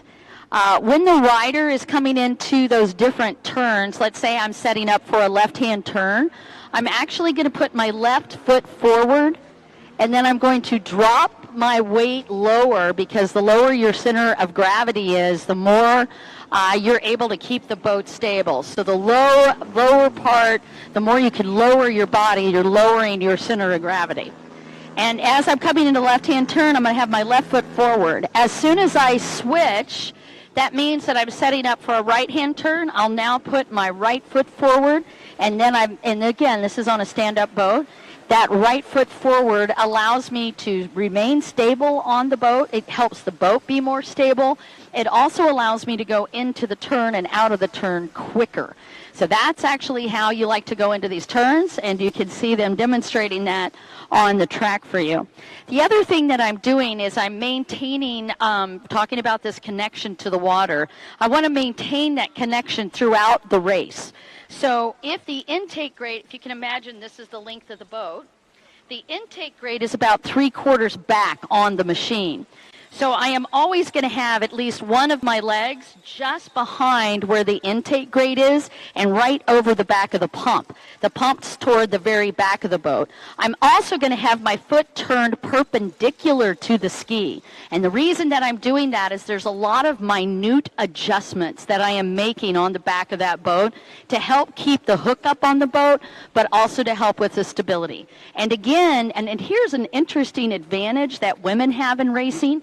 Our center of gravity is naturally lower than a male, right? So our area of center of gravity is going to be right around our hips. For a male, their center of gravity is their shoulders, upper body. So for a woman, when we're racing, you're going to see us drop down very low when we're coming into a turn or if I'm on a backstretch. The reason that I do that is to help keep the boat stable. It also helps me keep the boat hooked up. Now, how do I do that on a sit-down machine? It's a great question. So because you're straddling the seat, you're going to see the riders actually adjust their hips. They are also going to adjust whether they're standing or sitting on the runabout. And they're also going to be moving their upper body, and this is subtle. You have to really sort of watch for this. They're going to be moving their upper body both back and forward, depending on where they are in the turn and on the backstretch. But quite often you will see them go full out, trying to reduce that wind resistance when they're on the backstretch. And also it helps them just, I will call that a race position, if you will. That also helps them maintain a high speed of acceleration. So anyway, there's a few updates for you on how these guys get the maximum amount of use out of these machines during a race. Let's go do the lineup on this next race. It's going to be our open division.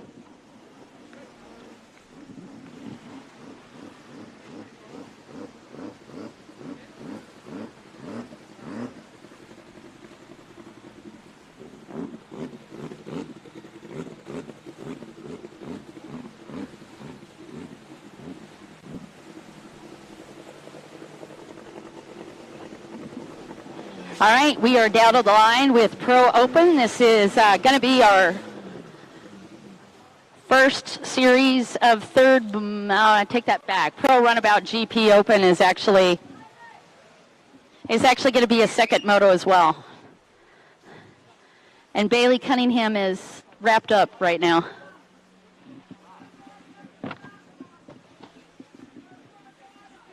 Oh my gosh, Kylie's already giving him smack talk for hitting the rubber band.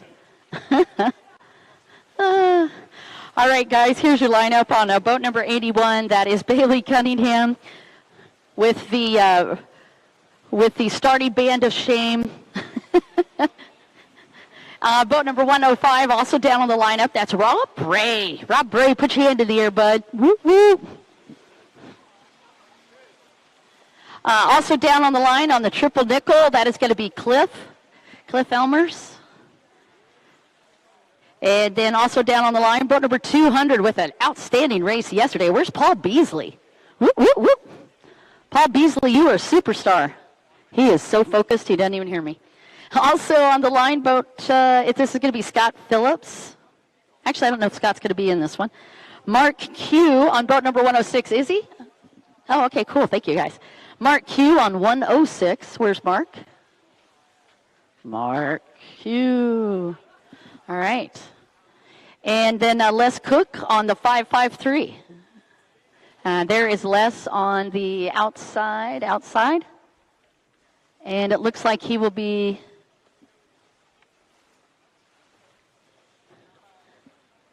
I think Les is on the 113. Mark, what are you doing there, bud? Mark's going to be on the outside inside. And for you guys, whoever wins each moto, please come up and interview with me, you bunch of shy people. I've been chasing the winners of these motos all over the place, so hopefully they'll listen up, and then we can get them over here for an interview.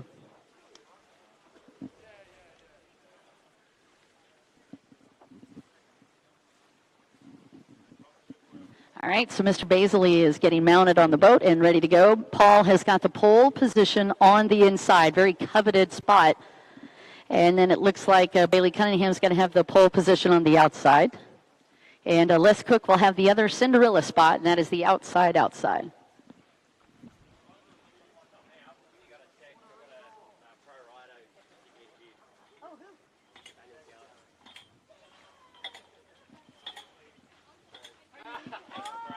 I love it right now. We got a pro rider over here that needs to get interviewed. Daniel, thank you so much. I didn't recognize you at first. I really appreciate you just coming up. You guys, if I don't look like I'm instantly recognizing you, just please come, grab the mic, start talking. So I'm here with Daniel Piana, who had an amazing run yesterday, and you're currently leading in points. Is this correct? Yeah, that's right. I had some luck go my way, and the conditions were fitting, so I took advantage of it, and currently leading. Yeah, I kind of love it. So tell me a little bit about the track. So it's it's a big track. It's pretty open. It is tight in sections, but it's great for the boats we ride now because they're all 4-stroke and they're all faster opposed to the old 2-strokes. But it's a good layout and I'm loving it. Yeah. Perfect. Well, let's get out of the race director's way here for just a minute, and then we'll talk even more on the interview. But I want to get through that start first. Daniel, thank you so much. I appreciate you coming over.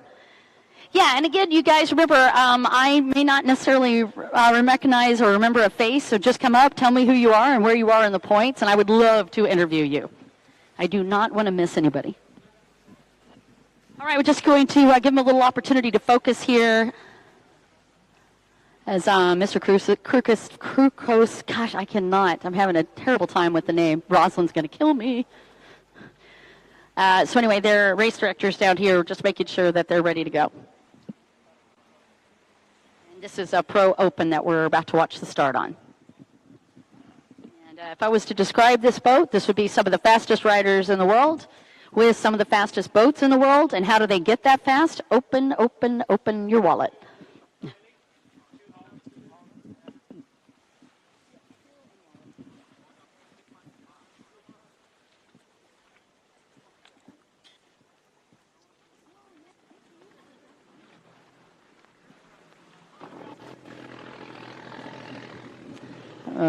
We are about to get ready to go.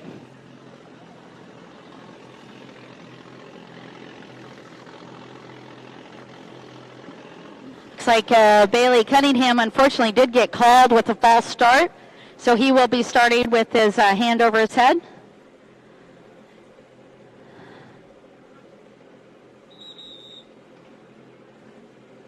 And the 2 card goes up, and they're going to walk their way down the line. As soon as they go to the 1 and drop, that means that the rubber band will drop as well. And we're about to get a show because Bailey Cunningham, with that dead engine start, is going to have to play catch-up. So will he be able to move up through the pack? We'll see. Paul Baisley, meanwhile, with a rocket of a start on that inside split.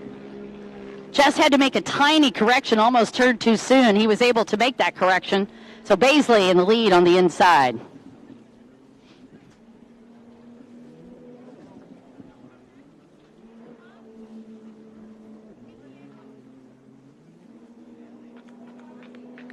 Paul Baisley with the hole shot. And it's going to be Rob Bray in second.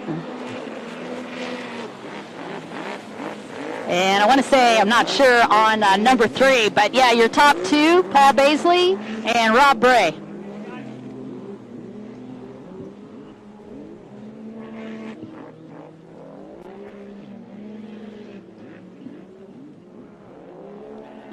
And a great start for Pro Open. Let's talk a little bit more about this class. This is a particular class that's got an incredible top end. These guys could go up and over 100 miles an hour, but if you look at the acceleration from buoy to buoy, this is where you can really see the level of skills these riders are going to be demonstrating. That acceleration from buoy to buoy is upwards of 60 to 80 miles per hour within the 3 to 6 seconds. It's an insane amount of horsepower that they are managing, and in these open classes, they do a lot of customization. Take a look at that race leader. That's Paul Baisley with a customized seat on the back. That helps him maintain his position on the boat, which is critical.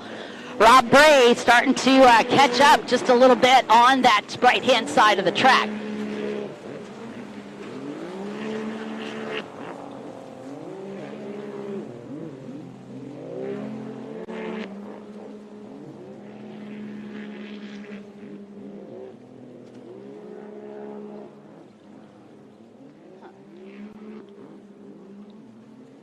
Sorry, just checking the stopwatch here, but it looks like 2.21 seconds is all that separated those top two riders off of the backstretch. Looks like Baisley coming through that outside section just a little bit quicker, and he managed to open up the gap between him and Rob Bray. Let's take a look at this front stretch and see how far apart they are. As Paul Baisley comes into that, you can see that Rob Bray has dropped back just a tiny amount. He's down to 4.87 seconds, separating first and second. That's Les Cook up in third, and Bailey Cunningham from dead last is putting some pressure on Les Cook on the outside. Les Cook, wily, as always, just cuts Bailey Cunningham off.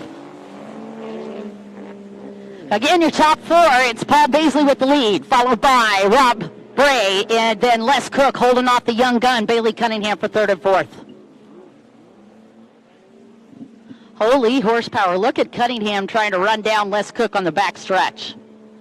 That's your battle right in the middle of the back stretch. That's Les Cook and Bailey Cunningham. Meanwhile, your top two, Paul Baisley coming through, man. He has really showed a lot of preferential treatment for the outside split. Paul and Rob choosing to take the outside again. And that boat sounded like it stuttered on the race leader, Paul Baisley. Let's see if that cost him any time. Just take a look at Bray. Went a little bit wide in the double. And a 4.69, not enough yet. Meanwhile, Bailey Cunningham on Les Cook like a bad rash.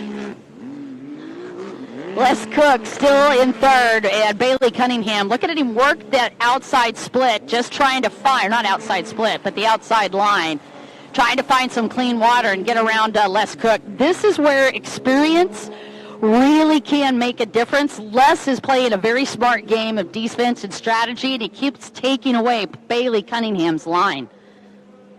Bailey, however, younger and more feisty, and let's see if time and all of these extra laps gives Mr. Cunningham an advantage. Right now, we're about midway through this race.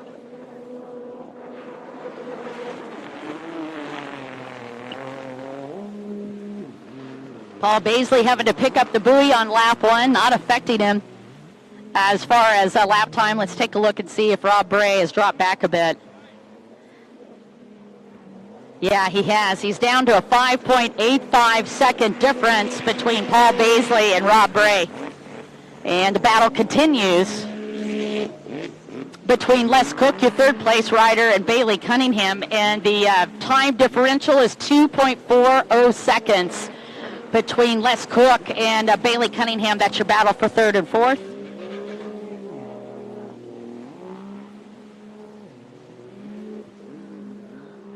Baisley again taking that outside split.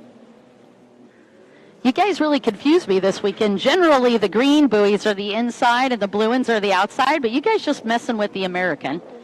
So on this one, it's going to be completely opposite. We're going to go ahead and put a stopwatch on Paul to see how fast this lap time is.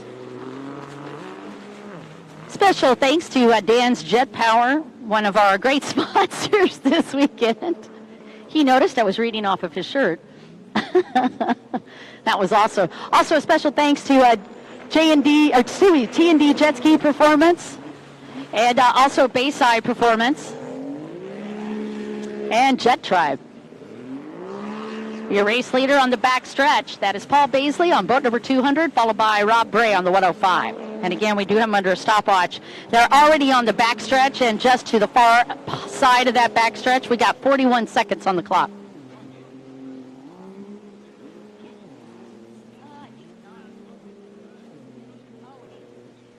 So 8 laps for these guys. Let's take a look at this lap time for Paul. Paul coming off of the outside split, and as he crosses the checkered buoys, I've clocked him at a 1:03.94. So a 1:03.94 was Paul Baisley's time. And it looks to me like Rob Moore has caught up to him a little bit. Oh, God, yeah. 3.32 is all that separates those two. That's from a 5 and change on that lap prior. So Rob Bray is gaining time on Paul Baisley. Whoa!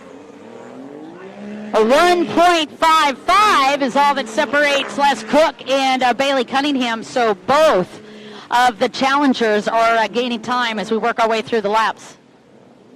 No sign yet of a white flag. So keep your eye on both second place and fourth place. Bailey Cunningham in fourth. Look at that backstretch charge. A 1.94, Bailey lost just a smidge of time on the right-hand side of that track. And it also looks like Rob lost a little time this one. Not much, though. He's up to a 4.28. Again, your top 4, once again, Paul Beasley, followed by Rob Bray in second, and then it's going to be Les Cook in third, Bailey Cunningham in fourth.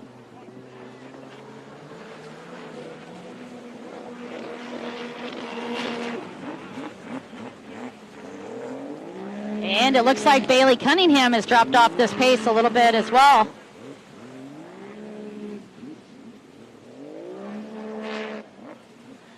Yep, up to a 3.59. No, he's just about the same exact amount time. So Bailey Cunningham running very consistently in that fourth place spot, still working Les Cook. Your top 4 riders, once again, Paul Baisley, followed by Rob Bray in second, Les Cook in third, and Bailey Cunningham in fourth. And that is going to do it for Paul Baisley. Congratulations. And a beautiful run. Rob Bray going to be your second place. Let's see if Cunningham, he's only got a little bit of real estate left to make a difference from third. Will he be able to get around Les Cook? He chose that inside split on the final lap. Not going to be enough. Les Cook takes third, and Bailey Cunningham rounds out your top 4.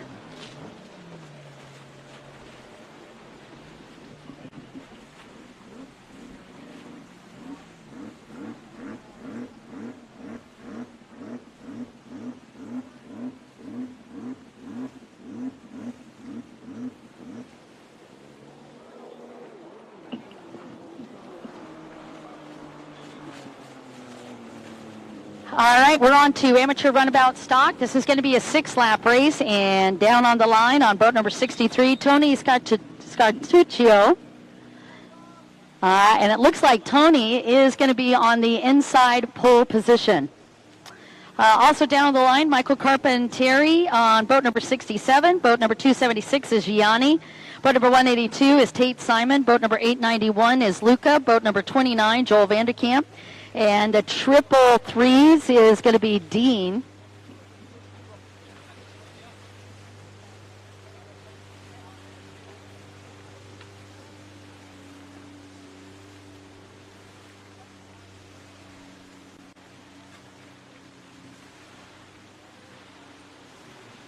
All right, it is going to be Michael Carpentieri on the pole position on the outside, and he will be matched up with Tony Scartuccio from that inside pole position.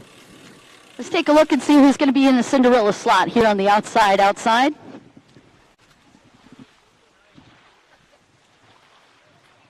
And that is going to be boat number 276. Gianni has got that pole outside position, and he's lined up right next to several of these other very fast riders on the outside. So let's see if that is going to be an opportunity for him to get a hole shot. Meanwhile, I am looking for Paul Baisley.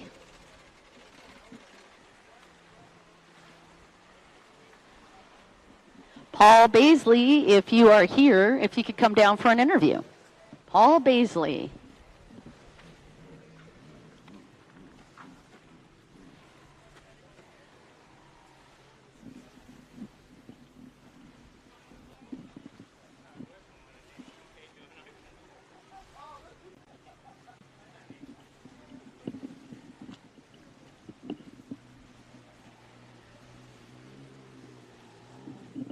Oh, Paul. Paul Baisley, please report to the starting grid.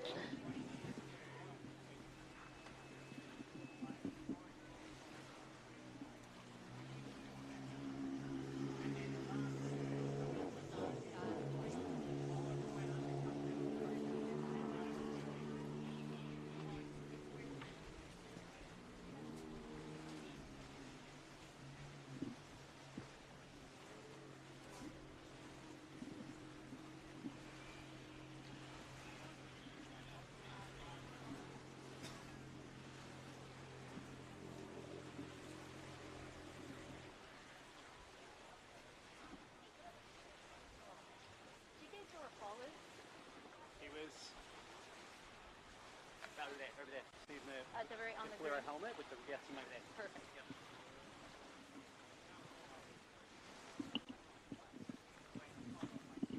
Oh, Paul.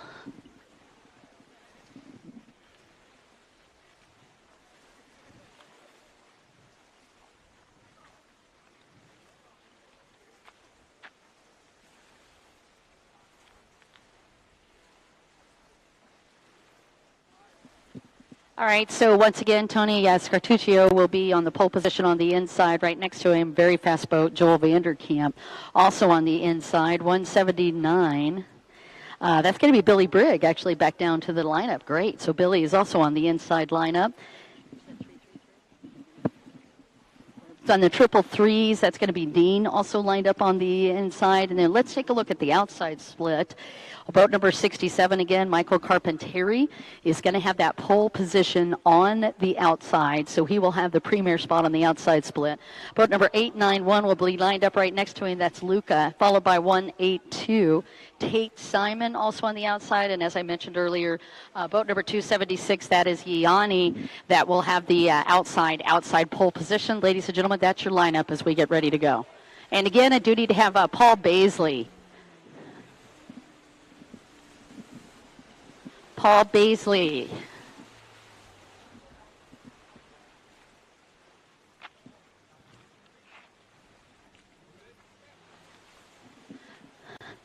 Paul Baisley, if you could make your way down to the start line, please. Paul Baisley to the start line.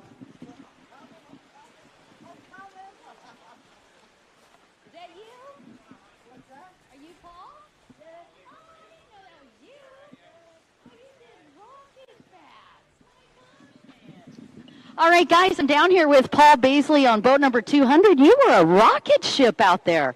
Beautiful, beautiful start. Tell me about the race. Catch your breath. It's all good. You were rocking. Oh, I just went out there and done my best, I suppose. Yep. Dude, your best was a hole shot, and you won. I'd say that was pretty awesome. How many years you been racing? This is my 6th year racing. You seem incredibly in sync with your holders and that entire starting system. Have you been working on those starts for quite a while? Well, that's only my 3rd race on that actual boat. So. No way. Yeah, so yesterday was the first time I rode it in the rough, and yeah, I messed up a few buoys yesterday, but you get that in for a new challenge today. Yeah, I tell you what, Paul, you were incredibly impressive to watch, and you held off Rob, who I've been watching in these past couple of motos, is also incredibly quick. You looked great. You noticed he was close behind you. How were you holding him off? Oh, I just sort of kept an eye on him and just kept enough in front of him, just to tease him a little bit, I suppose. Okay, here, I knew that was coming. You look like the cheeky type. All right, do you have any sponsors you'd like to thank as well? Yep, I'd like to thank Dan's Jet Power, Danny, and Sean, who's down here helping, and Billy, the team. Yep, and yeah, couldn't thank Danny Manjali enough. Thanks. Yeah, you did an amazing job, sir. Good luck in the next moto. No worries. Thank you. You're so welcome, bud. That was fantastic. Again, ladies and gentlemen, congratulations to Paul Baisley for taking the win in that Pro Runabout GP class. A really great job. He is stoked. All right, guys, let's switch it back over to amateur stock as we get ready to go. And you can see these boats much quieter on that lineup as they get them fired up. This is going to be a lot of laps for these guys on the amateur stock. It's going to be 6 laps.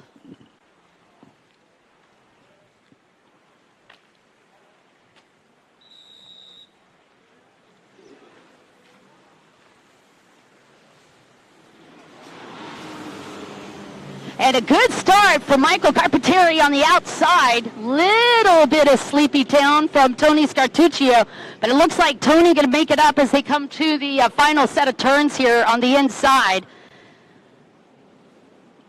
But man, Michael Carpentieri called that line perfectly.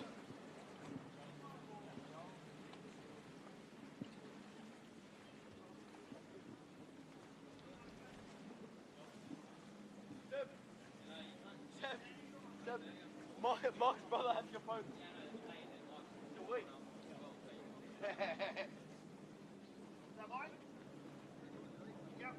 Yeah. Oh, 891 right up in that mix.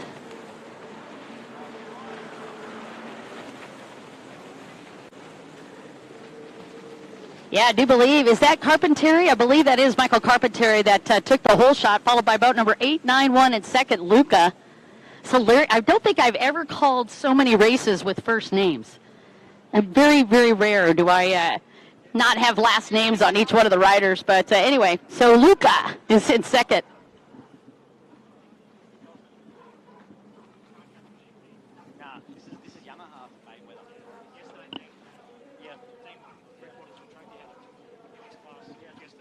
Oh, really?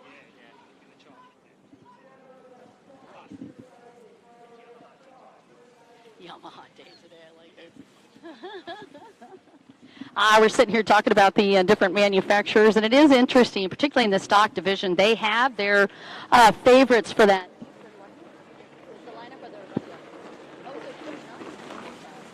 I thought it was Michael. Okay, yeah, that was Joel Vandekamp. Let me correct that. Joel Vandekamp with the whole shot, followed by that 891 boat. That is Luca, and then boat number 333 is in third, and that is Dean. And fourth is Gianni, and in fifth place is Tony Scartuccia, and then in sixth place is Michael Carpentieri. So while he got off the line very fast, he was unable to capitalize into a whole shot.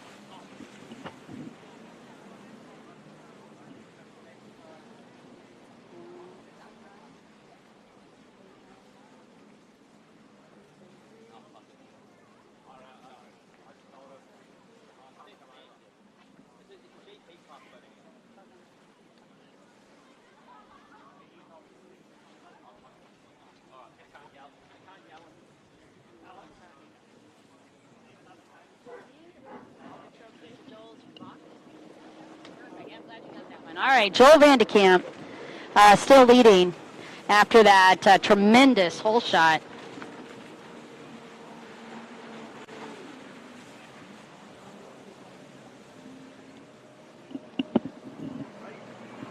So Joel Vandekamp currently leading in the amateur stock class. Again, 6 laps are on the board.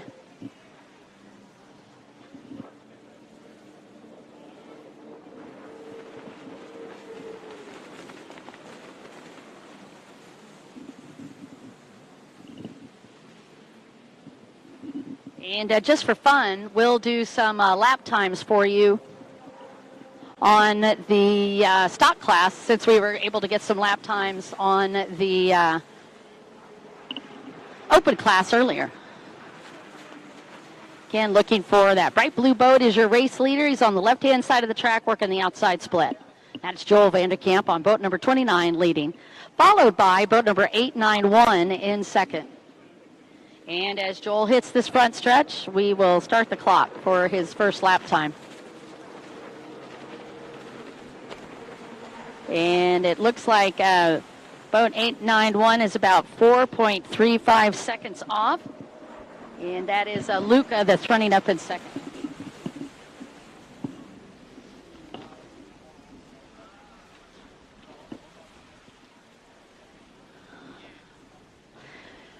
Be sure and say a special thanks to all of our sponsors that you see on the live stream.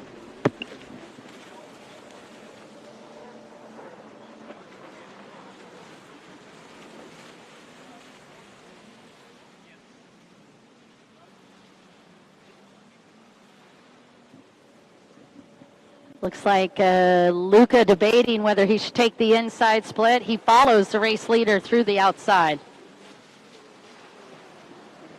That is Joel Vandekamp just coming to the front stretch in the merge section. Actually, Joel went on the inside on that one. And a 1:05, and congratulations to Joel Vandekamp. A 1:05.65 was the lap time for Joel.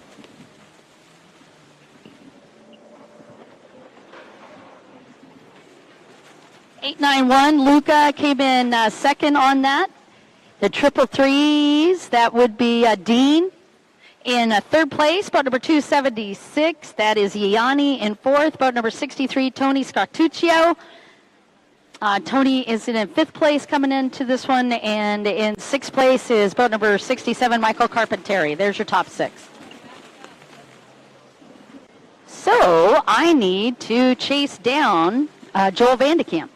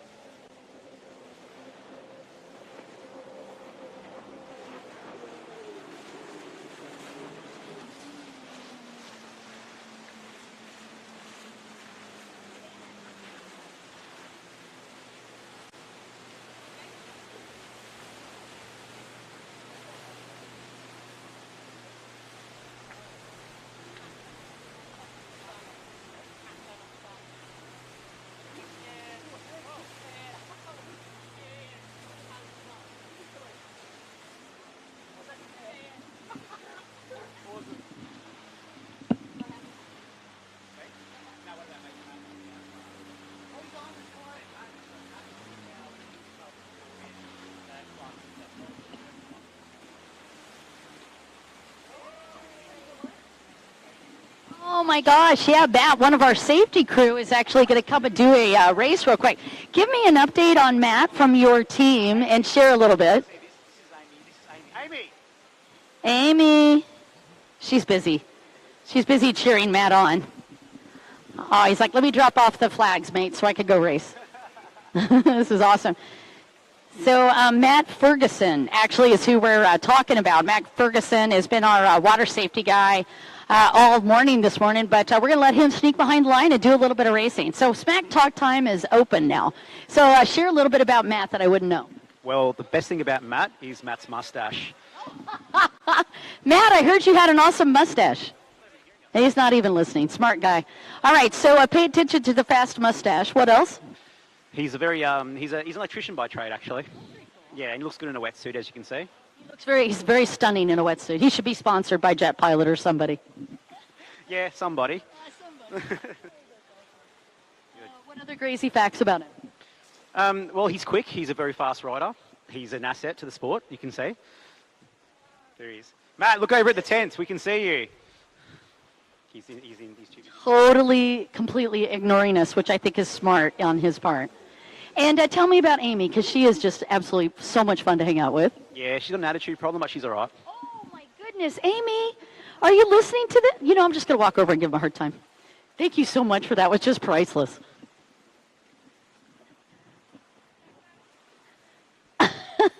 We even got the race directors laughing. All right, I do need Joel Vandekamp. Joel Vandekamp, to the announcer, please. All right, hold on. Amy, come here, darling. How are you this morning? Yeah, you just dragged me into that. I totally sucked you into that. For something. I don't feel at all remorseful, by the way, either. So I've been hearing so many great things about Mr. Ferguson. He sounds awesome, and I was told he looks really good in a wetsuit and also he has an incredible mustache. Would you like to add to the story? Yeah, his moustache has got quite a name around these parts, especially from Dave Bella and Lee Ferris. Too funny. Now, Matt, of course, is doing double duty. He's been doing the course marshal duties this morning, but I think it's awesome that we're putting him behind the line. Is he pretty fast? Are you putting money on him? Yeah, sure, I have to say that. I'm his fiancé. That's fair, Amy. That's totally fair. I did hear that you were pretty cheeky. Is this a true story? Absolutely not. Very straight to the point, you know. You seemed very humble and modest and quiet. Yeah, that's it. And I mean, if anyone does anything, I will have a go. Run around, Kyle will say, Amy, go shout at them, and I do. So Don't get out of line, that's what I say. That was the best. Amy, thanks for letting me catch up with you. Welcome. All right, good luck, Maddie.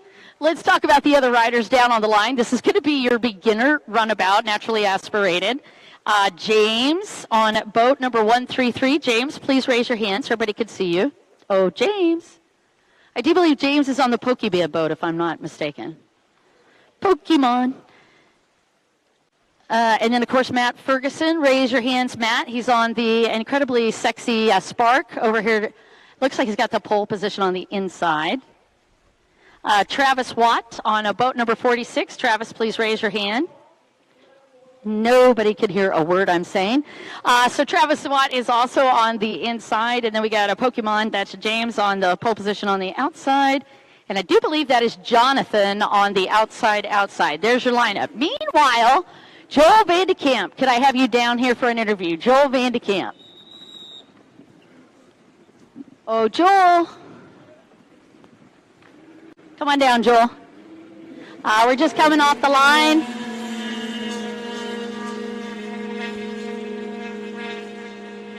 And a good start for boat number 46. That's Travis Watt on the inside. He left that lineup like a wily chicken. Great start. Joel Vandekamp. Oh, Joel. Paul, can you grab Joel for me? Do you know where Joel is? Don't let him be shy. You had to do an interview. You should drag Joel down here so I can interview him. Thank you, mate. You're the best.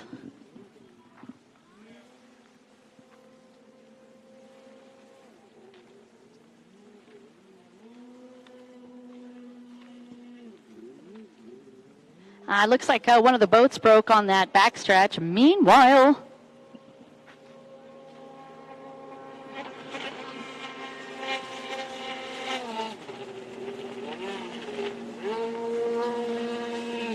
so Pokemon is in second. That's James Waugh.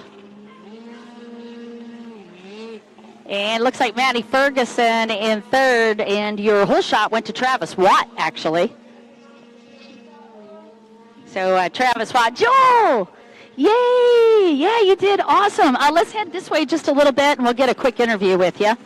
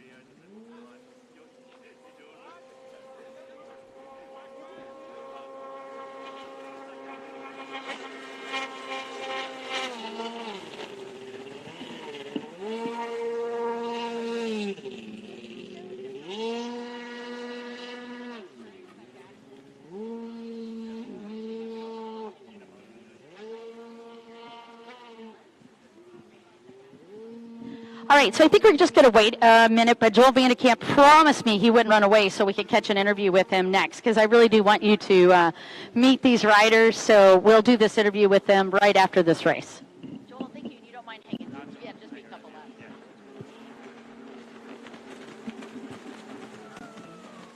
Oh, my goodness. You could hear Duke in the background, not happy. Oh, we're going to do a video of Joel as well. This is awesome. Yeah, just let me finish up with this one, and then I'll hop on the camera with Joel.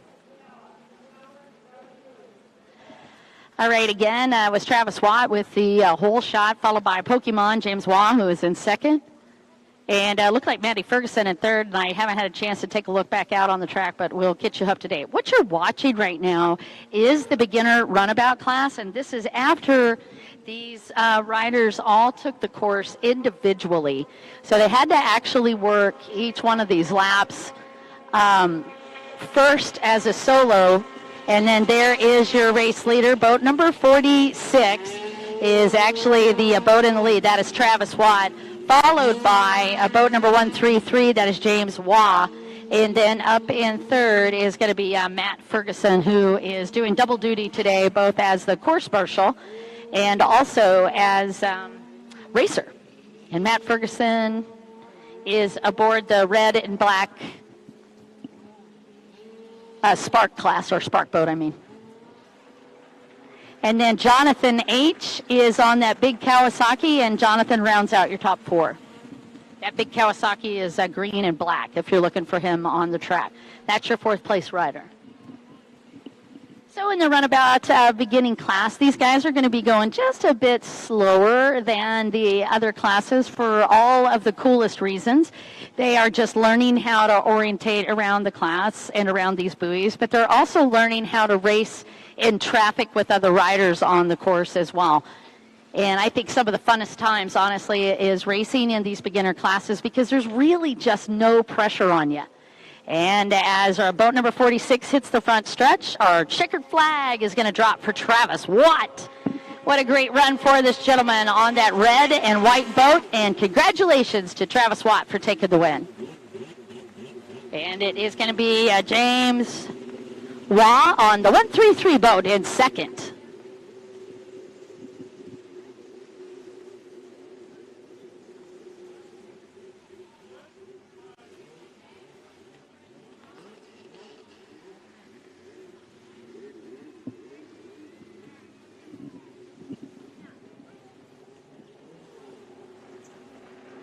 And Jonathan H. coming through on that big Kawasaki. And then our final rider out there today is going to be Matt Ferguson, or Matty Ferguson.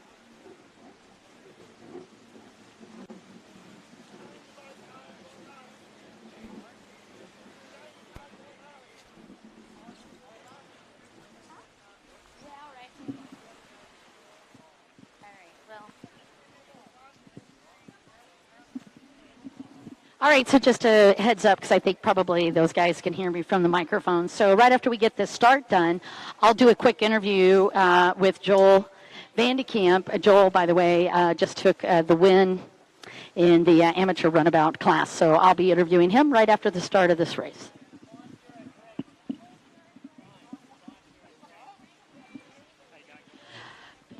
And then the beginner runabout just got done. We're on to pro runabout stock class. This is going to be 6 laps.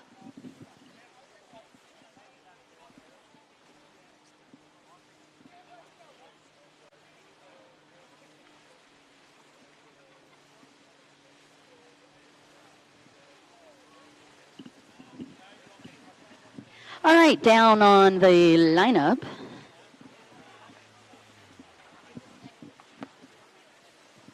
We've got Nick Burns on the inside position. Yeah, and this actually wasn't even on the sheet, so I appreciate the update on that one.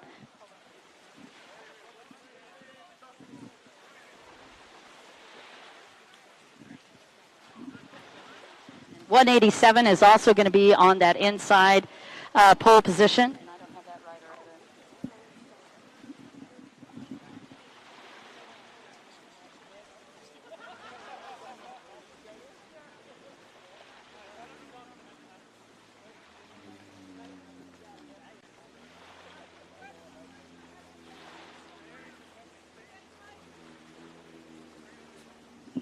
I am now official.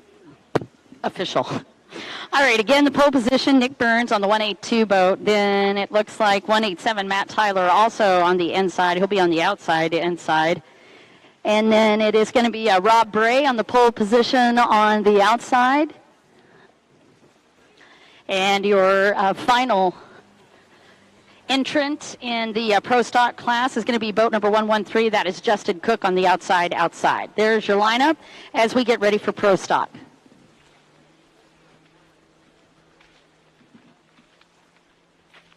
And then on Pro Stock, we are going to be doing again 6 laps. 6 laps to glory.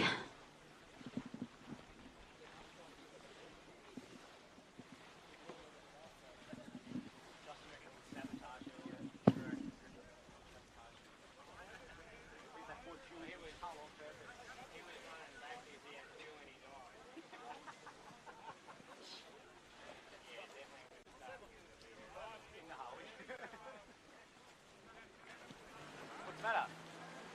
When are you going to get yourself a proper helmet instead of this bloody motorbike one? I know that wasn't the problem. I'm trying to go way too hard. Bellied up on the outside.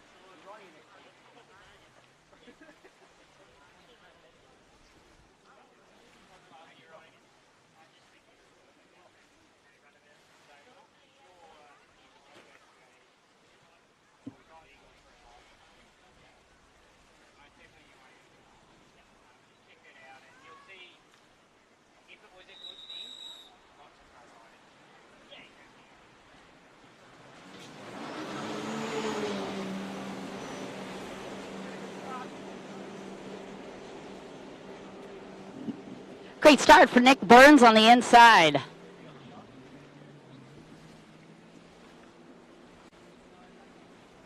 .105, Rob Bray also with a solid start. Look at there coming around. That is a very clean run on the outside.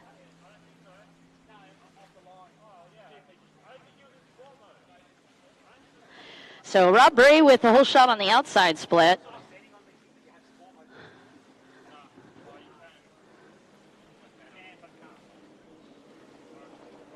And it's going to be Rob Bray for the whole shot, followed by Nick Burns from that inside. Great start for both riders.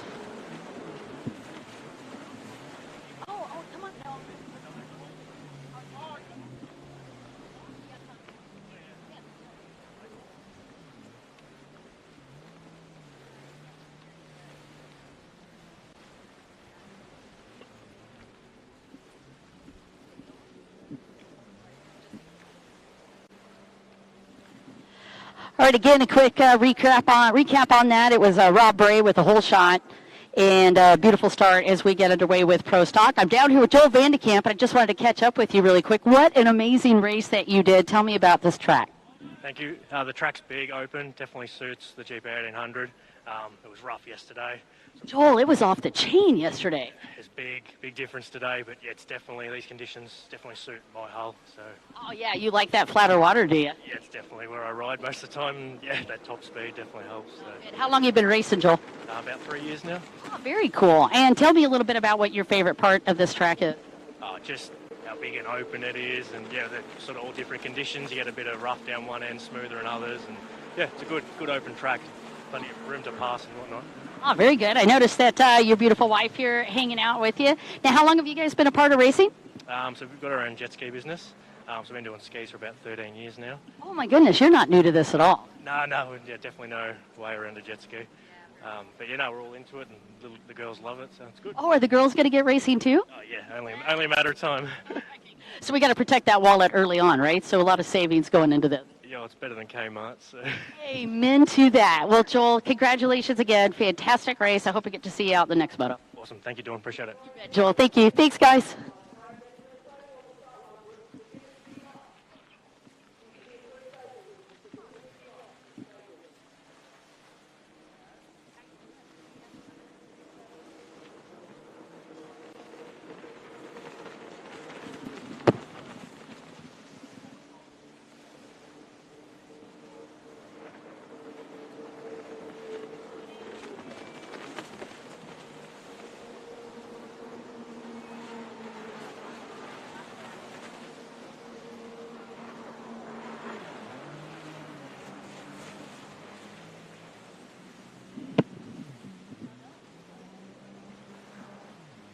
All right, you guys, once again, your top 4 on Pro Stock as we work our way through the lap. Still no sign of the white flag. We're looking at boat number 105. That's Rob Bray after a great hole shot from the outside. Has just been rocking this lead. Boat number 182, that's Nick Burns in second. And boat number 113 is Justin Cook in third. Boat number 187 is Matt Tyler. That rounds out your top 4 as we work our way through the laps for Pro Stock.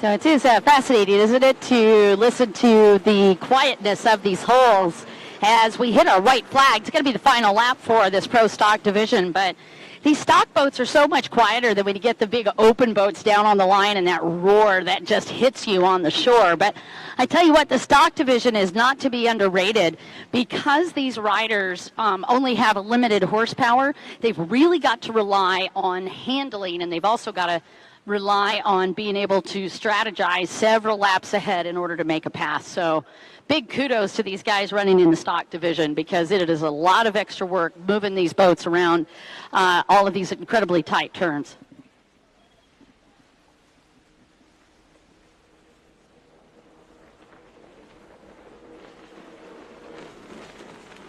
And checker flag drops for Rob Bray. Congratulations and a fantastic race. Nick Burns just cooking through that front stretch, but it looks like that boat is getting cooked as well. Oh, he slowed down a ton. Now, in order to hold on to that second place, he's got to get across those checker buoys, but that boat is having issues. He makes it. Nick Burns for second. And it's going to be 113 in third, Justin Cook. Right by the hair on his chinny chin chin, Nick Burns getting second.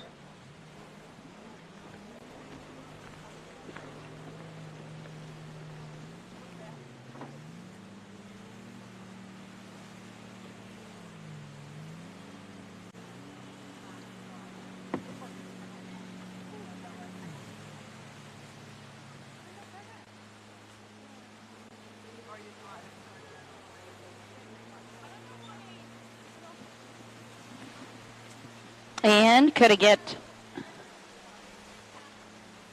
What?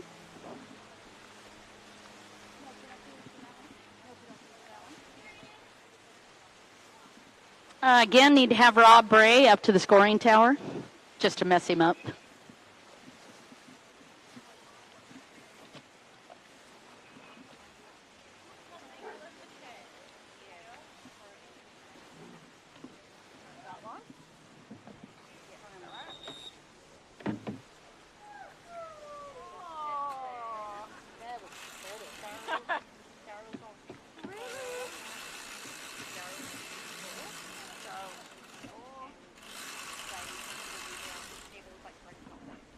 Rob Bray, once again, if I could have you down to the start line, actually. Rob Bray down by the start line. We'll do a quick interview.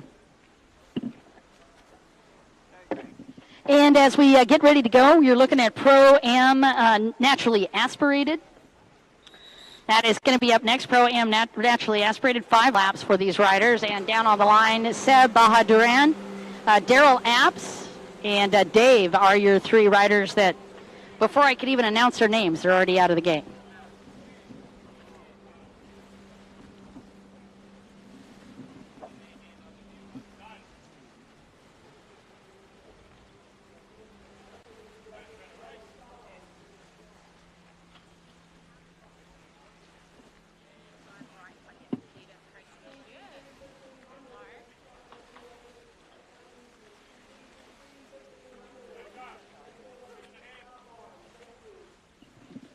Hey, you guys, by the way, do be sure and check your board for the race order, because while you'll definitely get spoiled at some of these smaller races with the announcers and the race directors telling you what race is coming up, I will tell you from all the traveling that very rarely do you get that luxury when you go to different races around the world. Most of the time, you are just required to make your way down to the line without any announcement. So again, please watch your pit board and be aware of what race you are watching so that you can be prepped. Just following Kylie's comment there, we are on Proam Runabout NA. This is race number 4, and our final motos up next is going to be beginner ski lights, pro ski, and pro ski 1500. So beginner ski lights and Proam Runabout NA is actually on the water right now. But again, beginner ski lights, pro ski, and pro ski 1500, rec lights, and then pro runabout. All of those riders, you do need to be prepped. There's your race order. Big hugs. Again, beginner ski lights, and you have you wake your way down to the line.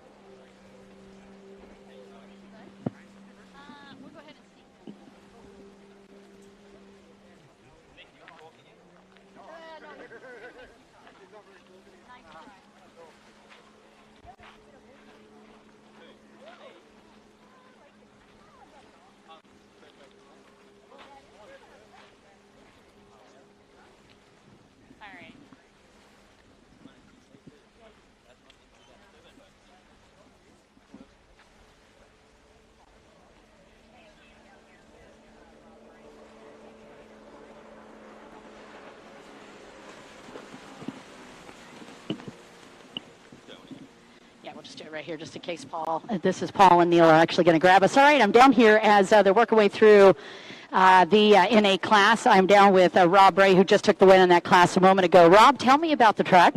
Track's good. It's fast today, not as choppy as yesterday. So for our GP ski, it's nice and quick. The first race we went out there, thought I'd come first, but I missed the other buoy, so that's why we lost that one. So it was good to get back out there and show you what we sort of can do. You know, it is interesting, no matter how many years you race and you think you know the track and then adrenaline kicks in and it's like, wait, did I just miss that buoy or was I on that? How do you make those corrections and refocus? By getting penalised. Well, that's fair. And then learning the next time. So the last two we did GP runabout and we got a second as well. So boats both running really good today. Yeah, you look spectacular. How many years have you been racing, Rob? 5. Oh, my goodness. So, yeah, quite a bit. What got you into racing? A mate of mine, Craig, got me to buy a jet ski. He's, where is he from? It's Wollongong City Jet Ski. And he said, just come down one round. And he gave me a ski, and I went in the rookie class, and I won it. And I was like, oh, this is fun. So then that's what got me hooked. Why is it always the mates talk you into spending money? We also run into that quite a bit in the States. Yeah, I'm probably the worst influence. Like, we've got a few guys started in the sport this year, so it's going to be good. Yeah, you got to pay that forward, obviously. What's your favorite part of this, you think? Just having downtime. Like, I got my wife, I've got 4 kids, so they're back in Sydney. So big shout out to them if they're watching. She's holding down the fort while I'm out here. So racing, I actually don't get to do too much practice racing. So coming to these events, I actually get to have a run and have some fun. Sydney Watercraft guys are awesome. We go out to dinner, we hang out, go down to the shop. So it's just a good little family that we've got all together. How far is it a drive from Sydney out here? About 9 hours if you don't stop. So. Oh, that is brutal. Okay, so you're not messing around. Yeah, no, we're not messing around. So the idea is to come here for the round 1, get as many points as we can, and then carry it to Lake Mac, which is only an hour away from us. Yeah, so it's quite a bit of travel back and forth to do the sport, but sure fun. Do you get to race on surf at all? A little bit. I probably train in a bit of surf, but our idea this year is to get over to King's Cup. That's our sort of plan. So that's our goal. You beat me to it. I was just going to ask you what your goals were for 24, but you want to go to King's Cup? King's Cup, I've got to speak to Mike and a couple of the guys and Bailey and see how you do it all, how you get skis over there, how you get them prepared, and then head over. Yeah, it's quite a bit. Logistically, it's quite a bit, right? You got to get them either shipped over by cargo, right? Cargo ship will do it, or you could throw them on a plane too, either or. But Unless you can find a ski for us. That'll be good. oh, I don't know anybody. Are you kidding? I don't think you want me involved with that. You'll be on the slowest one out there, you poor guy. But yeah, you got a ton of people that are here. Bailey, of course, and quite a few of these guys are really pretty squared up on how to get that stuff. But we would love to have you be a part of King's Cup. Are there any other big goals for you? No, that's it. That's it. Okay, well, it's a good one to focus on. Rob Bray, ladies and gentlemen, congratulations.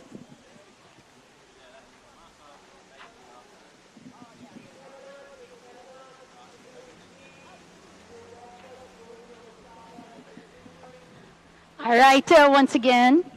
Oh, go ahead. Sorry, Kylie.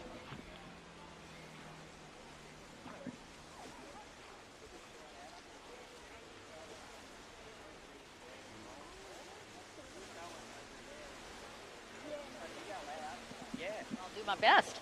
All right, you guys. Hey, just a quick heads up. I forgot all about talking up the canteen, but man, they have. So make your way up to the Glenmaggie canteen right behind us there. They've got roast beef sandwiches, I believe, with gravy. It sounds amazing. And they've got plenty of wonderful refreshments or whatever you guys need. So come on up to the canteen, Glenmaggie Canteen. Be sure and tell those guys thank you so much as well for being such great hosts for us this weekend. You've been really spoiling us here at Lake Glenmaggie. But again, check out the canteen. They've got fantastic sodas, water, whatever you need, plus roast beef sandwiches. So we'll keep you fueled in every direction.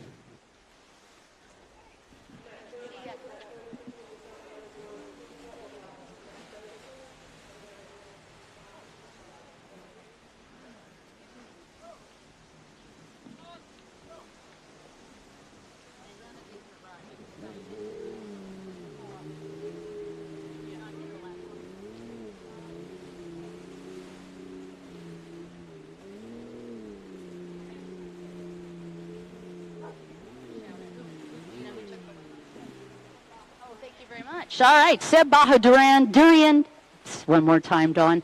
Seb Bahadurian took the win in that class prior to. Again, that was Proam, naturally aspirated. Oh, thank you so much. Jess is getting me hooked up here because I was doing an interview. So again, Seb Bahadurian took the win, and Daryl Apps got second, and boat number 67, Dave, got third. Thank you guys so much.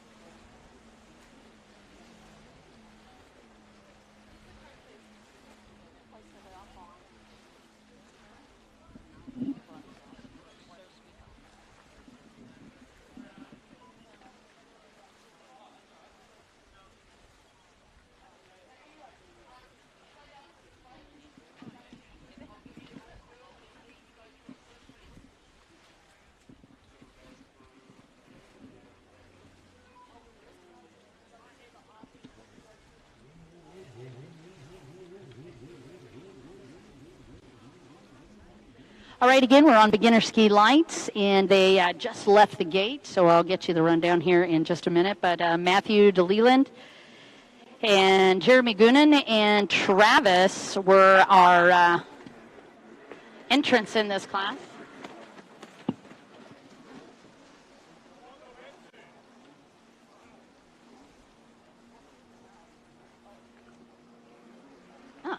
And that is boat number 46. That is Travis in the lead.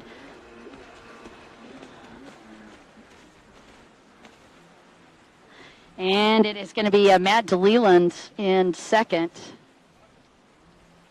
And where is Mr. Goonan? Jeremy Goonan. Looking for Jeremy.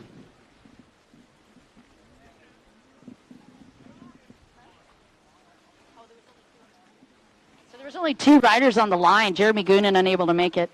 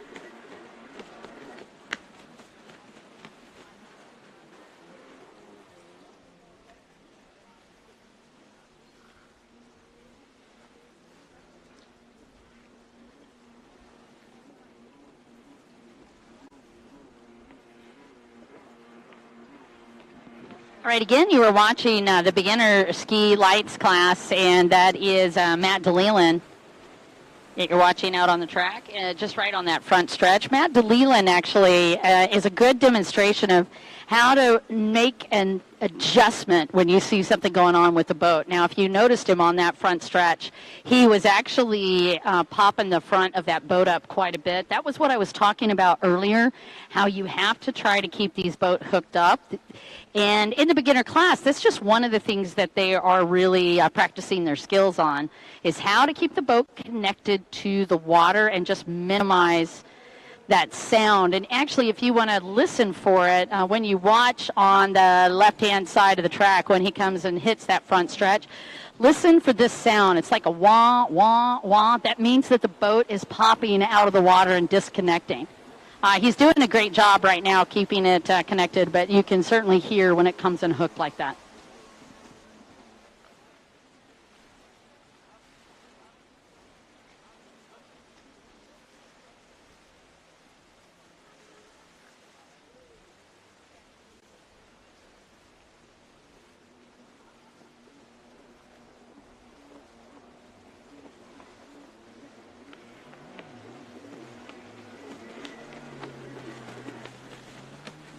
And congratulations. That's boat number 46, Travis, taking the win. Great job on moto number 3. So also, just a heads up, I do believe we're going to do four motos. Jess is keeping me honest down here in the scoring tower because I thought we were going to be done after 3 motos, and she was like, oh no, darling. Buckle up, Buttercup. You got a whole new set of motos to do.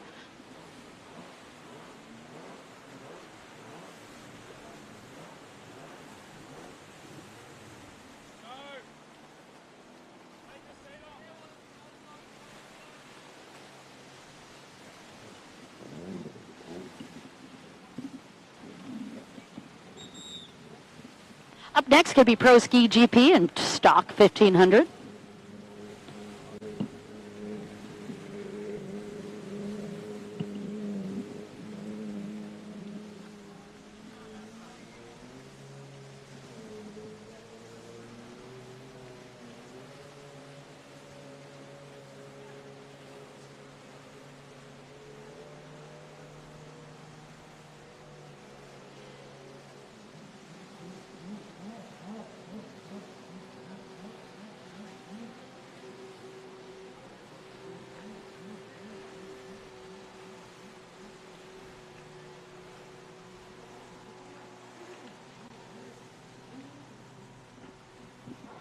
And again, riders, don't forget to check where you are on the race so that you could be staging properly. We are just finished up with beginner ski lights, and we're on Pro Ski and Pro Ski 1500 rec lights. I need to have you on deck, please. And Pro Runabout GP, I need to have you staging.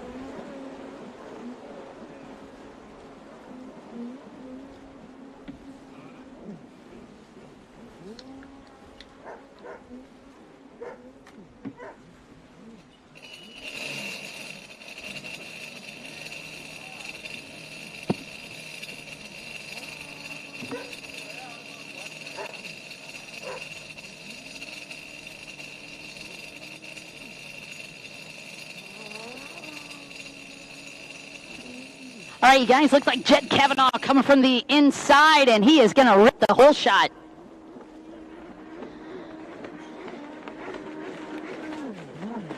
Jet riding in the Pro Ski GP division.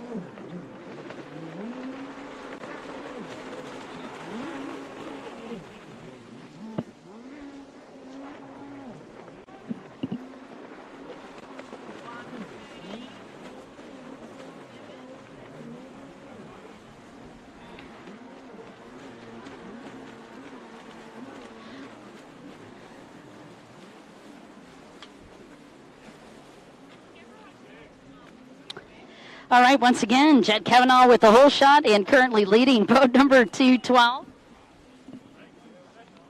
He is in that second place spot, and that's going to be Matt Barber riding the 212 boat. Boat number 33, that's Daniel Piana in third, the gentleman that has been overall leading in the points coming into this round. And in fourth place,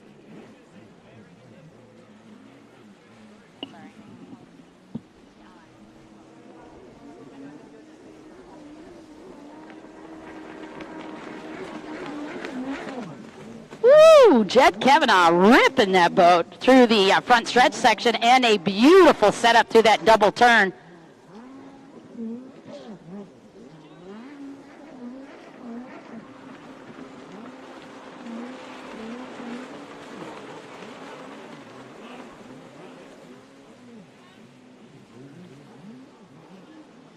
And after 3 laps, an almost 15-second lead for Jet Kavanaugh. But number 212 up next in second is Matt Berber. Again, 33 is in the third place spot. That's Daniel Piana. And then in fourth is boat number 13. That is Buzz. Grant Busby, right?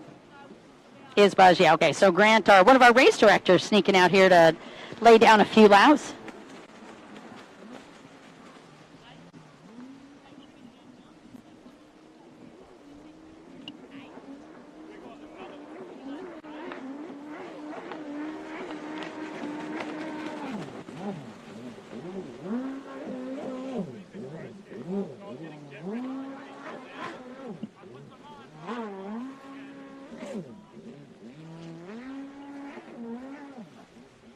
All right, once again, Pro Ski and Pro Ski 1500 is on the track right now. Rec lights are up next. Pro Runabout GP, you are on deck.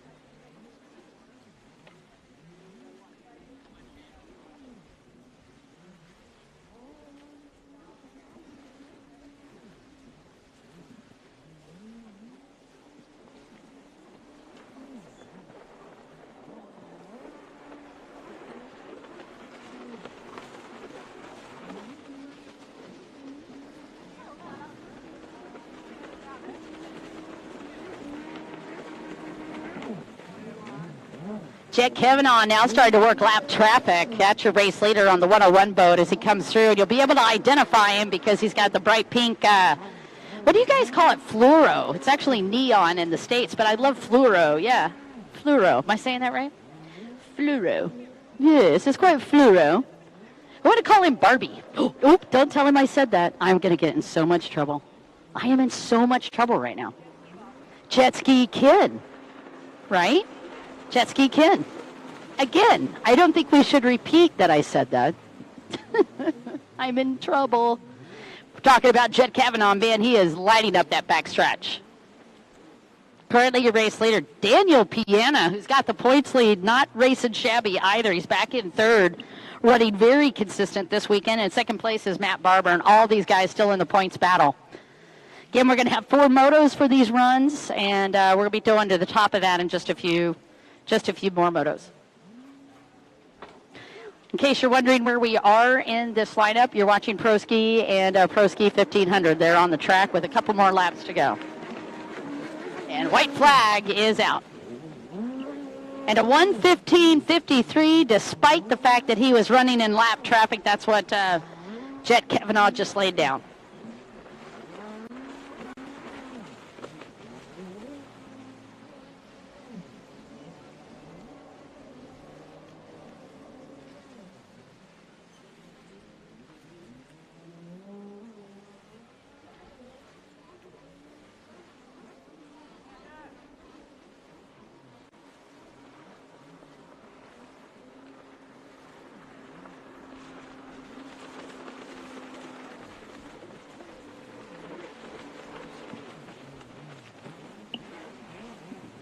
Once again, boat number 212 and 33, respectively, Matt Barber and Daniel Piena, second and third.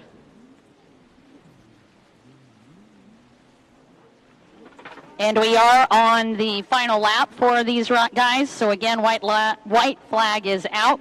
Up next is going to be Rec Lights and Pro Runabout.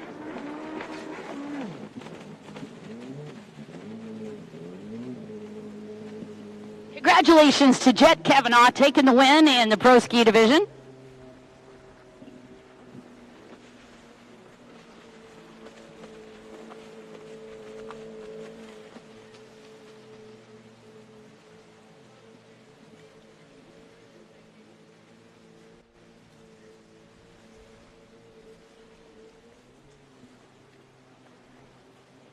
Also, congratulations to boat number 212, Matt Barber, and in third, Daniel Piena.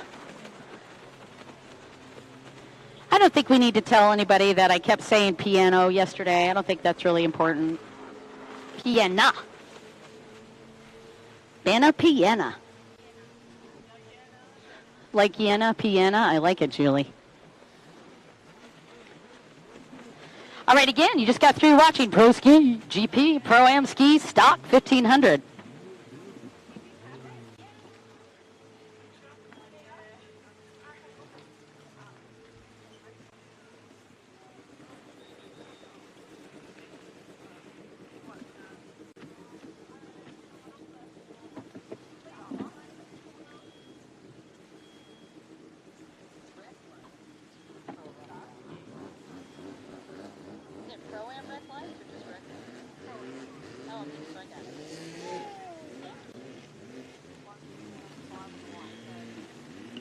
All right, down on the line for Pro-Am Rec Lights. We got boat number 521, Lee Candervermeer. Boat number 891, Dave Vanell.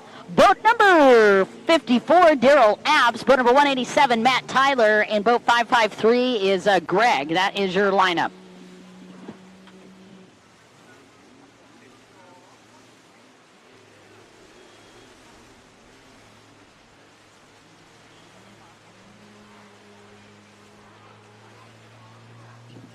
Boat number 891 on the pole position on the inside. It's going to be Dave Vanell.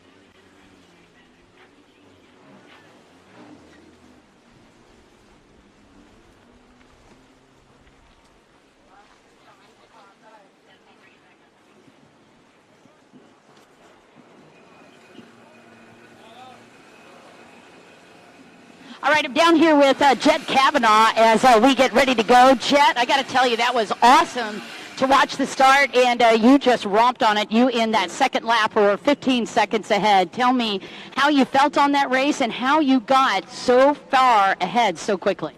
I actually almost didn't make the start. They were calling my name on the loudspeaker saying, hurry up and get to the start line. So I wasn't even mentally there, to be honest. I just got straight to the start line and just waited for the board and took off. And it was flat, so I just felt like it was a training day and just rode how I do at training and don't come off and I'll be all right. Yeah, you looked fantastic. Do you have a wetsuit sponsor? What's happening here? I do. Unlimited sponsor me. They're the best wetsuit and life jacket brand out there for sure. You can clearly see the colors. You can see me on the track easily. Yeah, they're the best. Yeah, they absolutely are. And you're right. I could pick you out anywhere on the track very quickly. And also, I love the fact that you are not afraid to wear pink. That's awesome. Yeah, thank you. Yeah, I actually like this suit. I had a few different colors I could choose from, but I thought on the Sunday I'll wear pink. Yeah, I'm digging it. Jet, congratulations and a fantastic win. That moves you up a little bit higher in the points. And now you and Daniel Piena are going to be going head-to-head. Thank you. It'll be good. It'll be a good last moto, that's for sure. Awesome. All right, you guys, we just caught up with Jet Kavanaugh. Thank you.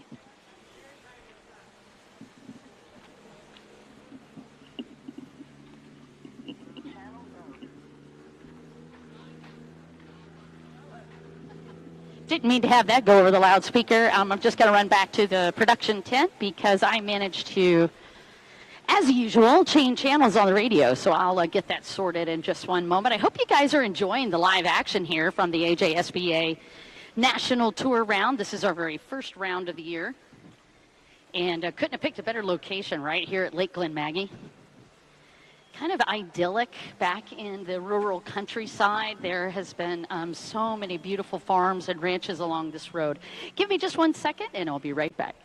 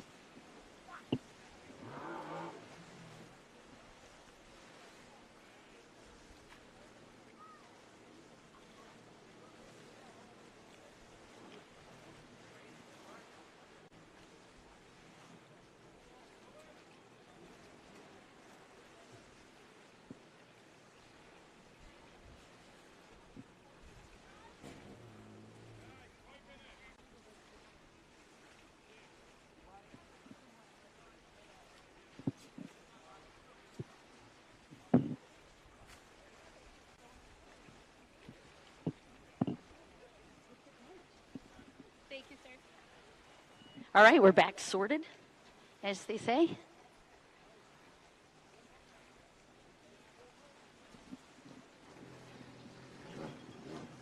We have been clicking our way through the classes after yesterday. We had quite a bit of dramas with the weather trying to stay on track and on schedule, but today has not been too hard with this great weather and gorgeous temperatures, and I hope you guys are enjoying it out here at Lake Glenmaggie. Please don't forget to drop by the canteen. They've got roast beef sandwiches, all kinds of crazy, amazing refreshments, and they are happy to keep you hooked up and hydrated. So if you need anything to eat or drink, just drop by the canteen right up there behind us. And again, a special thanks to Lake Glenmaggie and the Lake Glenmaggie Boat Club and the Lake Glenmaggie Canteen. Also want to say a special shout out to T&D Jet Ski Performance, our title sponsor for this weekend. You are watching yet another very fast class just about to come out of the gate. This is Proam Rec Lights.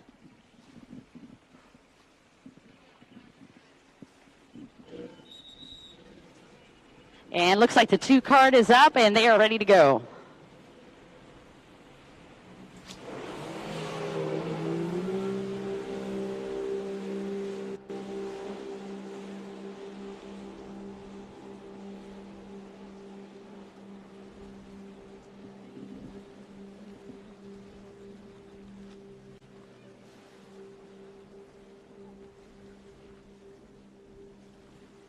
I am super impressed with that little spark boat on the inside split.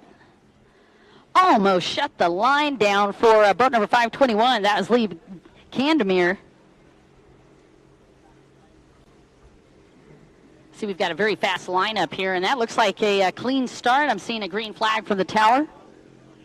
As they get underway, again, you are watching the Pro-Am Rec Light class.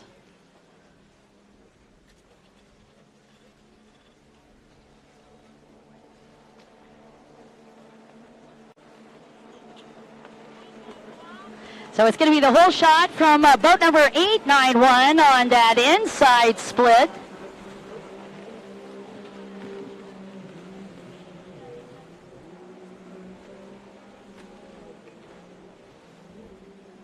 Alrighty, Dave Vanell on the 891 boat. You guys just love messing with me. 891 is going to be the whole shot, and that whole shot did come from the inside split. It's going to be boat number 8182 in second, and that is Dean, I believe. Maybe not. Well, who's one?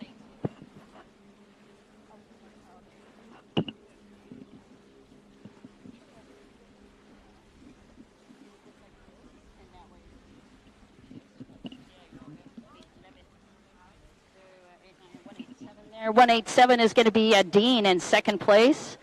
And then in third is going to be boat number 521. That's Lee Candomir. And then in fourth is going to be boat number 54. That's Daryl Apps. There you go on the top four.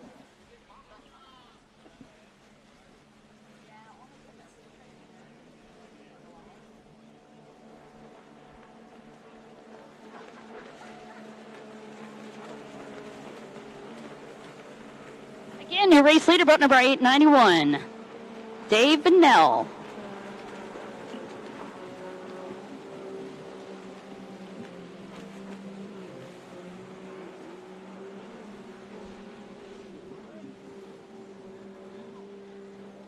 So much fun to watch that beginner class, and Maddie Ferguson, you lit it up on that one. Amy was one of the funnest interviews I've had all day, so I appreciate you two letting me put you up on the microphone.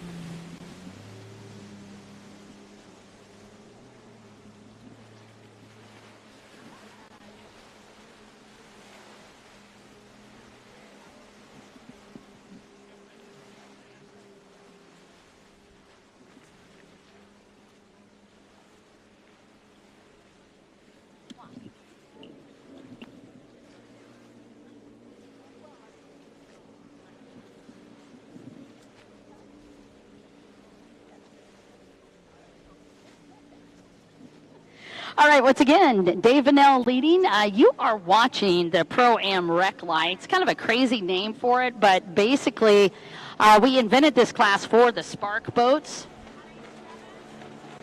Do you remember me talking about this a little bit earlier? Looks like Dean's moved in the lead.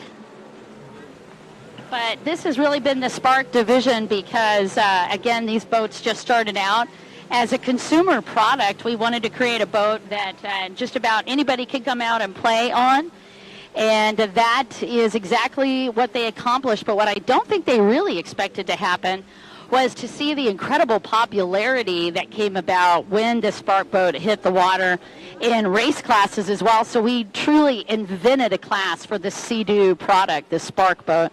And now the other manufacturers are kind of catching on to it, but that is really what, if you will, sparked interest in the wreck. Was it that bad? It was bad, wasn't it? I am not the queen of good puns, but I am the queen of bad puns. Julie, I am loving that hat. You are styling. Let's look at all that in a bag of chips, man. You know, chips means a different thing here. I'm always thinking like potato chips. And I was talking about chips yesterday, and suddenly I got handed a bunch of French fries. So chips in Australia apparently is French fries. Very cool. I'm still learning cool stuff here. All right, once again, vote number 187 is your current race leader. That is Dean, after a spectacular sneaky pass, is up in the lead, followed by 891, and that is Dave Vanell. And then in third, I believe, is Daryl Apps. In fourth is boat number 521. Where are you? That's Lee Candomir.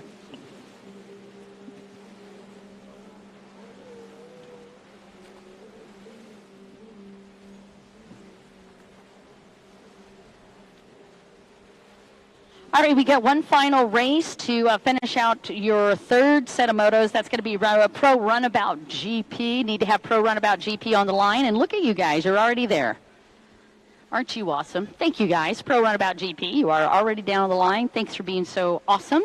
And then we are starting right back at the top of the order.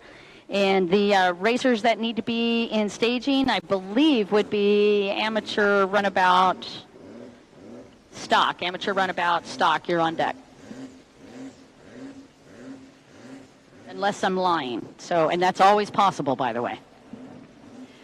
Ladies and gentlemen, checker flag drops for boat number 187. Congratulations to Dean.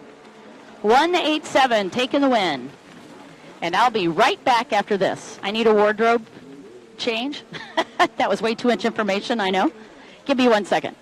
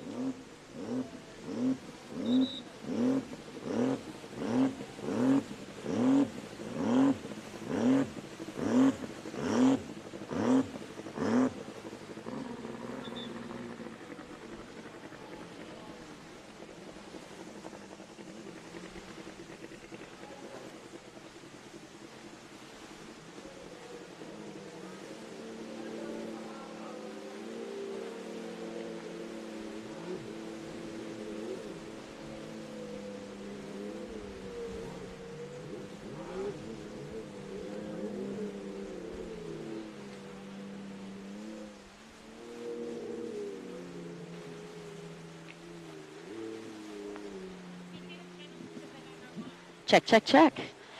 All right, you guys, here's a quick update for you. We are going to be taking a break right after this final race in the set of third motos. We'll be taking a 30-minute, that's correct, 30-minute break only. And that 30-minute break will be happening right after this. So Pro Runabout GP is on the line, going to be 8 laps, and then right after that, we will take a short break, and then we'll be back with our final set of motos.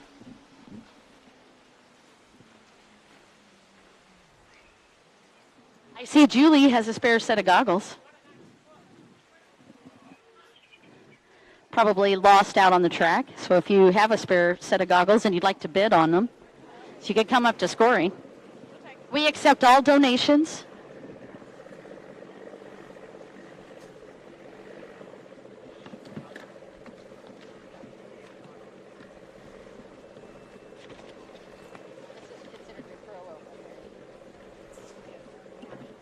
All right, you guys, down on the line. Boat number 81 is Bailey Cunningham. Boat number 105, Rob Bray. And the triple nickel, well, that would be Cliff Elmers. Boat number 200, Paul Baisley. Uh-oh, I'm doing the wrong one, aren't I? Dang it. I hate it when I'm lying. Which is Lot, by the way. Okay. Once again, Bailey Cunningham on boat number 81. Boat number 105 is Rob Bray. Cliff decided not to show up, the slacker. Boat number 200 is Paul Baisley. I know, aren't I mean? I'm so mean. Mean and funny. Well, that's a good combination. Boat number triple nickel, that's Scott Phillips. Mark Q is on the 106. And Les Cook is on the 113. And that would be premature acceleration. Not good in any sport. Broke the band, lost their mind, probably broke a couple of parts. Yeah, give or take.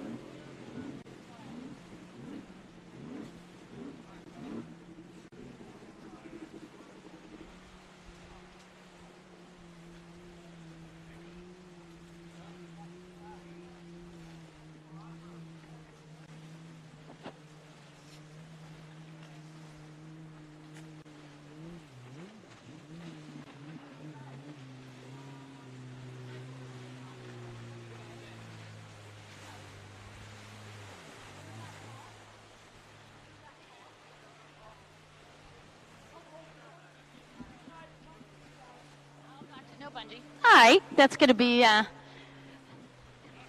going to call that a band malfunction. I love listening to Kylie talk. It's a broken bungee. but we would just say it's a rubber band malfunction, right? So broken bungee works as well.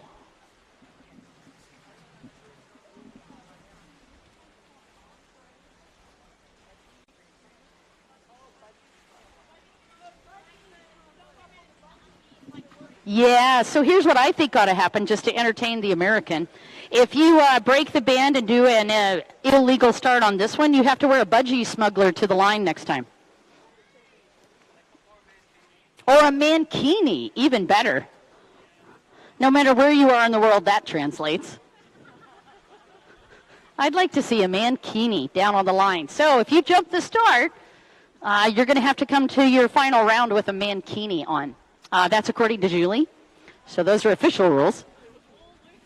Oh, we're going to make Luca the victim on that one, I see. I'm not jumping any bands. I will tell you a nutty story. I was in New Zealand one year. Well, I actually got to go a couple of times. And one of the funniest things I ever saw was Marshall Brown and Chris Farnley were giving each other a hard time. And Chris Farnley actually missed a start, and because of that, he had to come down to the next race, porky pigging. I don't know if you guys know what that is, but I'll just leave it there. For legit, that is what happened, yes. True story.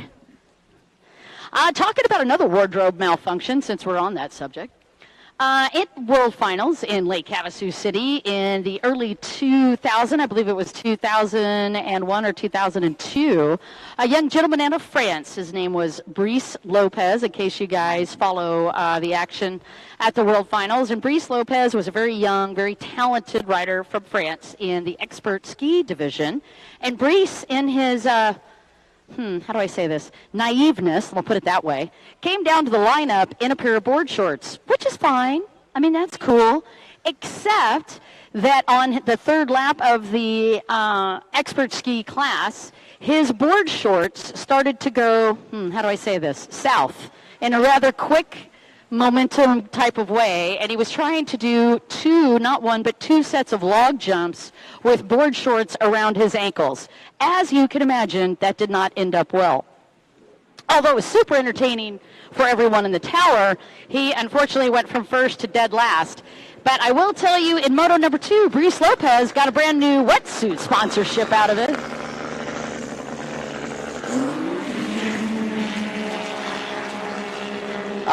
Cunningham and Baisley going at it on the inside split.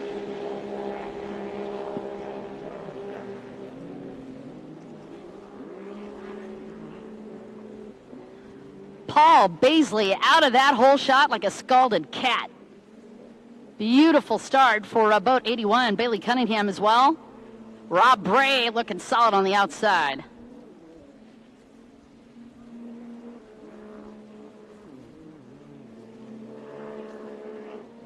Let's see what happens on the front stretch. And it is Paul Baisley, followed by Bailey Cunningham and Rob Bray.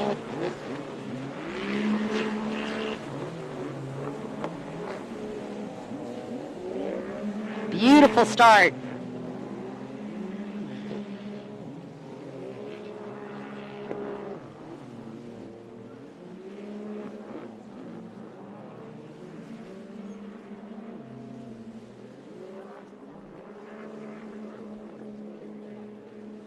All right, you guys, let's recap all the way down to the top 6. I've got boat number 200. That's Paul Baisley in the lead, followed by Bailey Cunningham. Boat number 105 is Rob Bray in third. Boat number 113, thank you so much, is Les Cook. Boat number 106 is another person. I'll tell you who they are in just 1 second. Mark Hugh, thank you so much in fourth. And then triple nickel, Scott Phillips in fifth. Meanwhile, Paul Baisley rocking the lead. Are you okay? I don't want you to burn up. By the way, you guys, if you are watching the races and you're out in the sun, don't forget your sunscreen, because we don't want you to turn into a bunch of red people.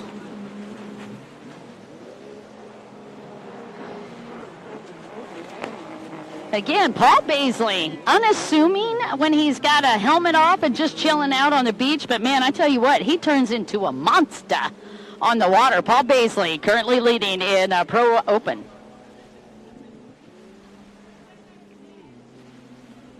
Why don't we get some lap times? Because I know you're as curious as I am. Looks like Baisley and Cunningham both going to the outside. Rob Bray choosing to follow him. That's your top three. Get him, Julie. Julie keeping everybody in order up here. And let's put Paul Baisley under the clock.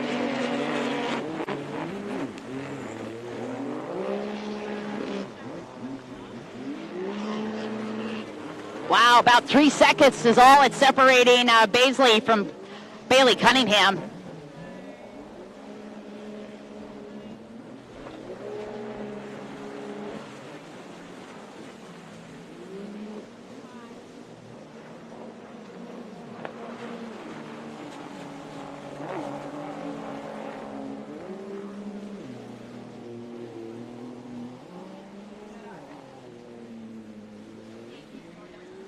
All right, Les Cook back in fourth, looking solid as well, and it is boat number 105, Rob Bray, holding him out of that position for the podium. Oh, wait, I lied. There is a change. Boat number 106 is actually snuck up into fourth. That's Mark Q. So Les Cook going backwards.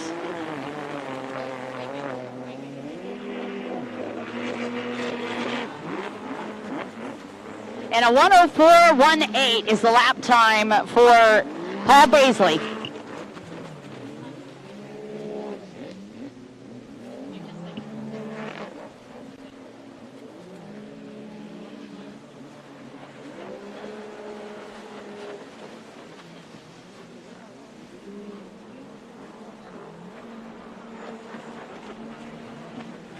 All right, you guys, it looks like Les Cook having to go to the penalty buoy, and that was plenty of time for boat number 106 to move up the queue. Speaking of that, that would be Mark Q.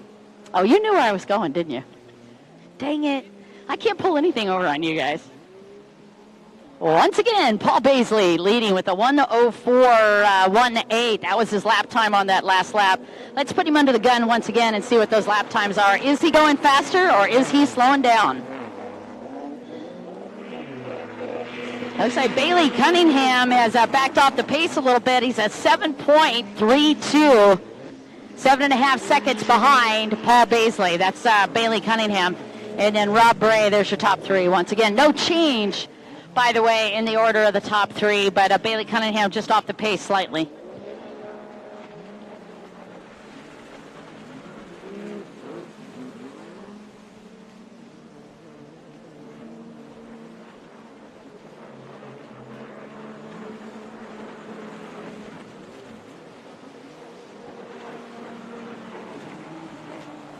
Mark Q up in fourth still, and Les Cook in fifth.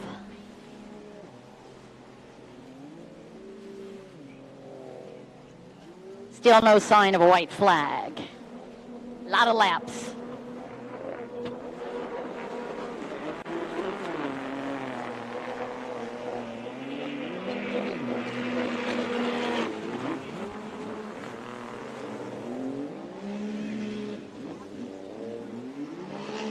All right, once again, you do not have to make your way down to the line because we are going to be taking a 30-minute break right after this.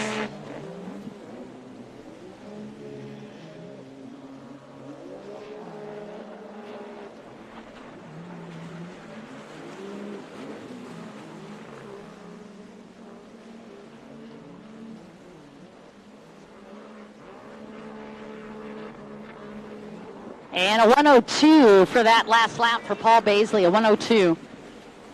Oh, 0.34, in case you guys wanted the change, 102.34.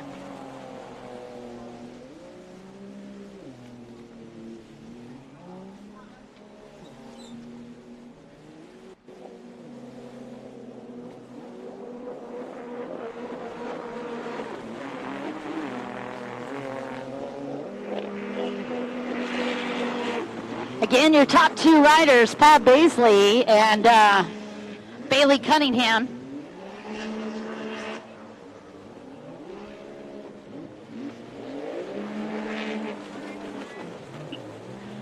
Followed by Rob Bray, again, Baisley, Cunningham, and Bray, your top three.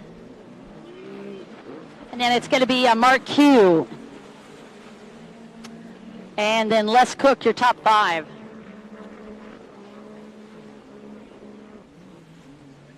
Still no white flag. Massive amount of laps for this open boat class.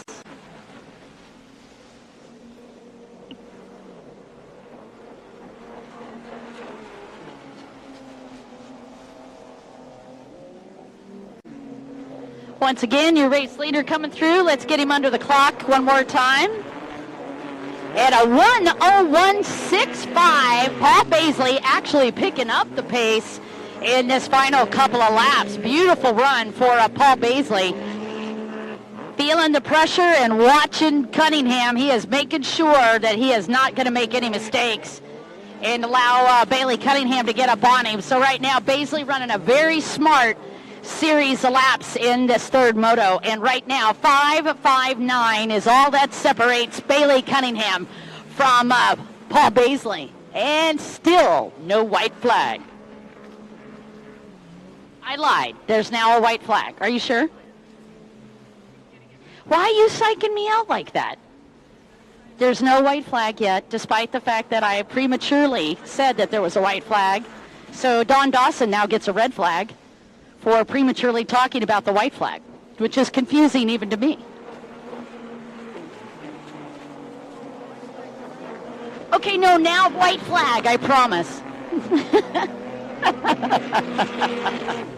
All right, you guys, it's up now. We got the final lap for Paul Baisley and Bailey Cunningham, and I just really want to give a huge shout-out to the ladies down here doing all the scoring. I will tell you quite bluntly, normally they will not allow the announcer down here in scoring because we're disruptive and loud, and yet these guys have been very generous about that, and I really appreciate it. I'm not kidding, though. Normally they'll just boot us right out. Again, your final lap, here's your top 3. Paul Baisley, Bailey Cunningham, and Rob Bray. I'm sorry. Rob Moore was an actor, but he's not here. So, too bad for you guys. Just kidding. Was it Rob Moore? Was that like a Bond guy? Just kidding. I'm going nowhere with that one. It's just getting worse. Final couple of turns for Paul Baisley and Bailey Cunningham. And right now it's going to be fate that has to step in because Baisley is just moments away from a checkered flag. And well done! Paul Baisley taking the win in moto number 3.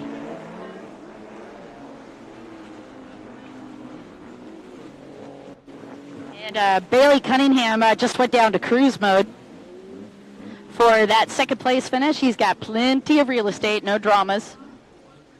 And then it's going to be Rob Bray for that third place spot, and he just came through. And then Mark Q will be topping out our top 4. All right, you guys, do not forget that Lake Glenmaggie has got the canteen up there. It's got pot roast sandwiches with gravy and all kinds of yummy snacks. Please drop by. Support the people that support you. Drop by and say hi to those guys. Give yourself a little liquid refreshment if you would like. Please enjoy your incredibly long 30-minute break. Just kidding. It's only 30 minutes, so don't forget to get back here. And then we'll be finishing up the final round right here at the AJSBA Nationals. This is round number 1.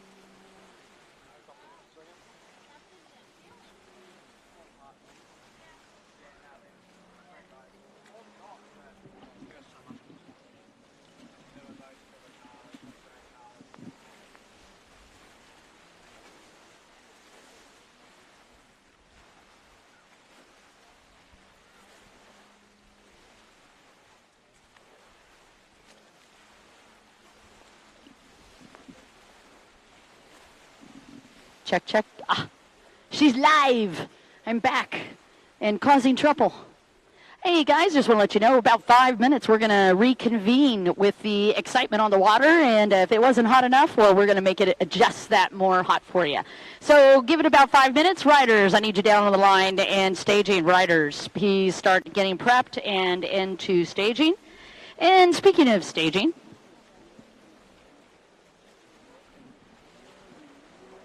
all right, amateur stock, I'm going to need you down the line in 5 minutes. Amateur stock, please start getting prepped.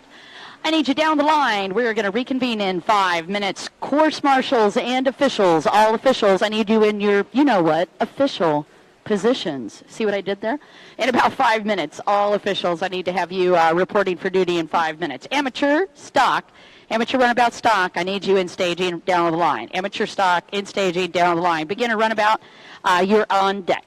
Thank you. This public service announcement brought to you by T&D Jet Ski Performance, your title sponsor for the 2024 AJSBA National Tour.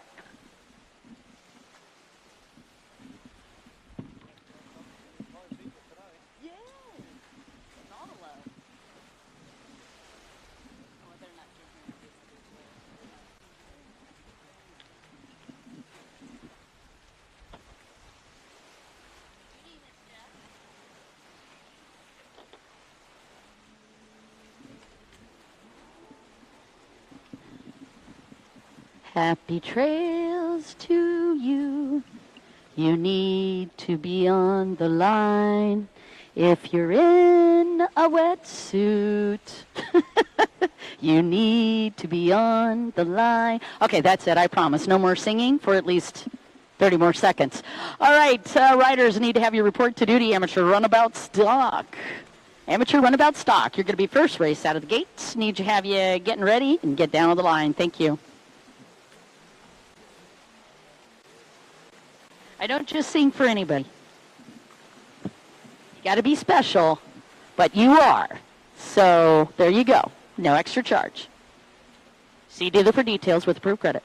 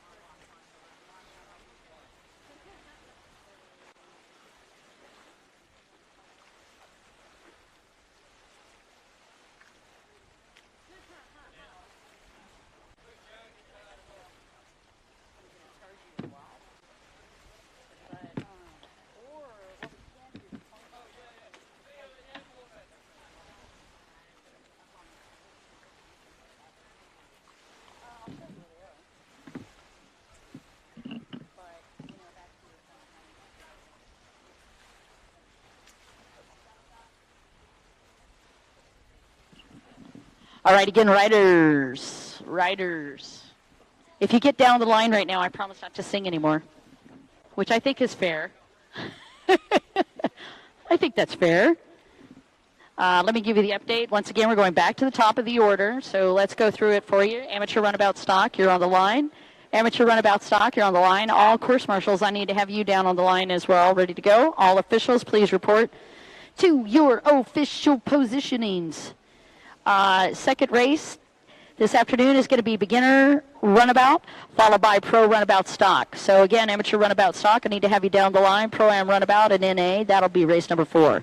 Again, amateur runabout stock, I need to have you on the line. Beginner runabout, I need to have you on deck. Bam. This public service announcement also brought to you by a really cool sponsor. That would be Peninsula Jet Ski. Bringing you performance in a bottle. Peninsula Jet Ski. I have no idea what that meant. I just made that up. That's actually not their tagline. Also, a special thanks to COG for being one of our great sponsors. COG. And Jess is feverishly working on the points for us so that we can tell you where you are in the points.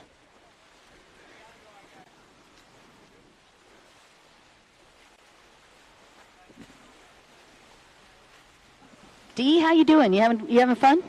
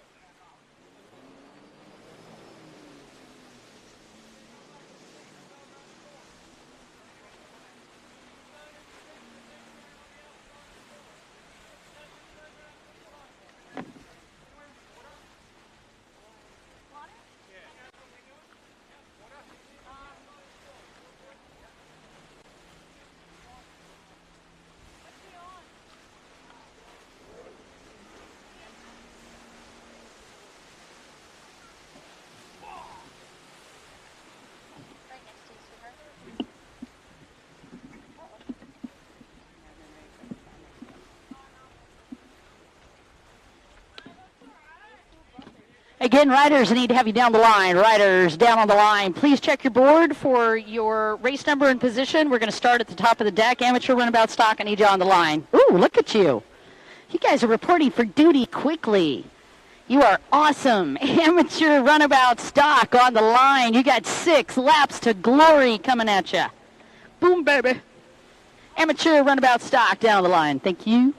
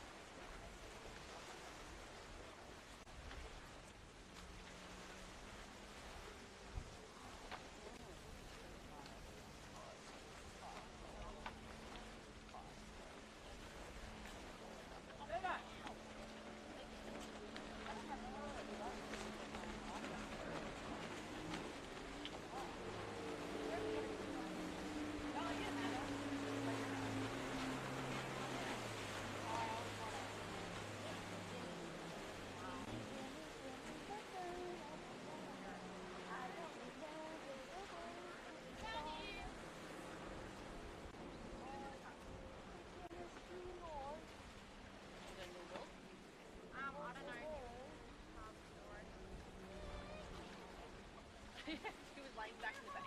He was laying back in the front seat. Yeah. No, he was standing up. Yeah. He must have been like Lily there and been like.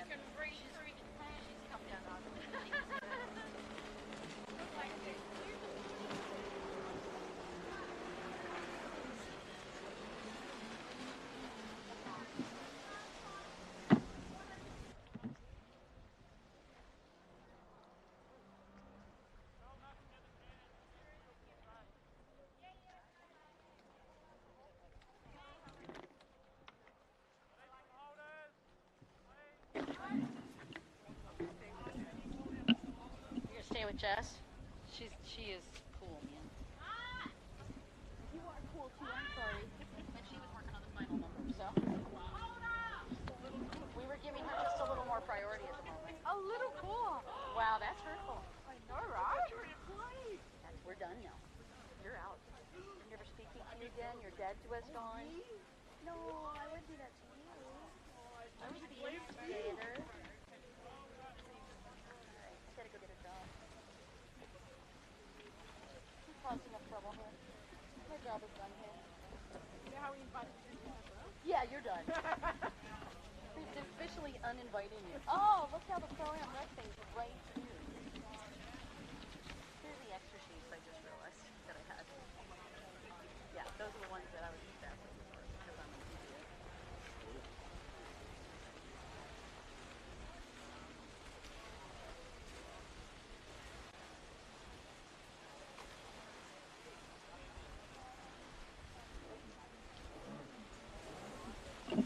Okay, you sexy beast, we're ready to get rumbling.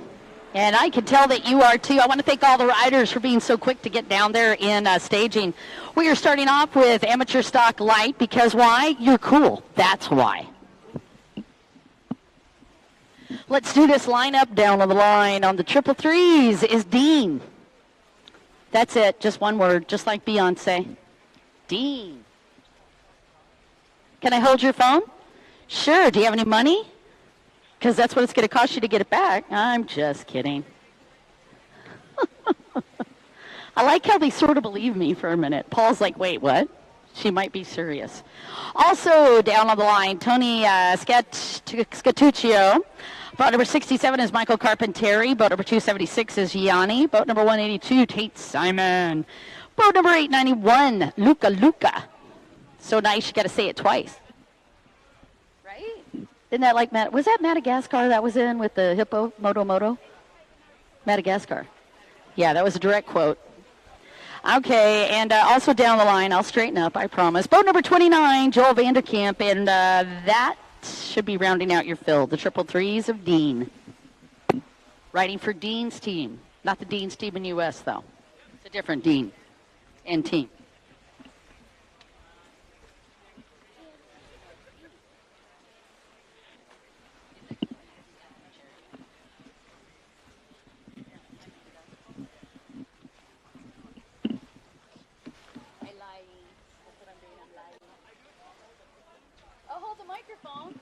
Oh, like a partner in crime. Look at you, causing trouble. Thank you, Lolly. You are so darn sweet. Mwah, mwah, mwah.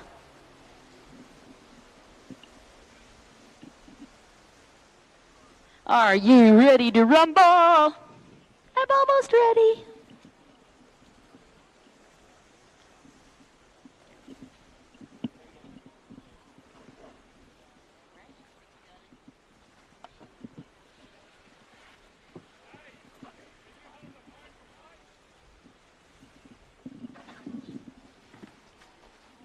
It is the triple threes. That's a Dean on the pole position on the inside. Thank you for painting a boat that I can easily recognize. I love you so much for that. You have no idea. And if you have race numbers smaller than a rat terrier, you probably ought to upgrade those before you do multiple races around the globe. Because the easier we can recognize you, the easier we can talk about you. I don't know if you guys are familiar with Yasmin Epraus, a young lady that rides out of Estonia. Her race numbers are taller than that beautiful Frenchie dog. Yes. The T&D jet ski performance mascot down there.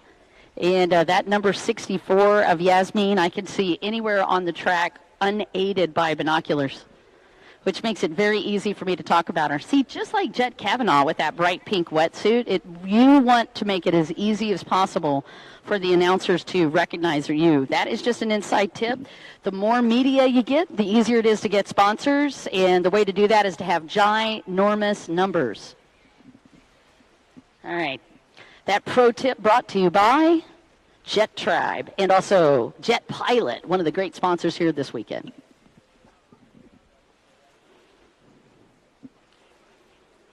Speaking of great numbers, if you can't even have great numbers on the front of your boat, as long as you have them posted on the back of your boat, like that guy, Joel Vandekamp, pretty easy to find him on the racetrack as well. Joel lined up on the outside.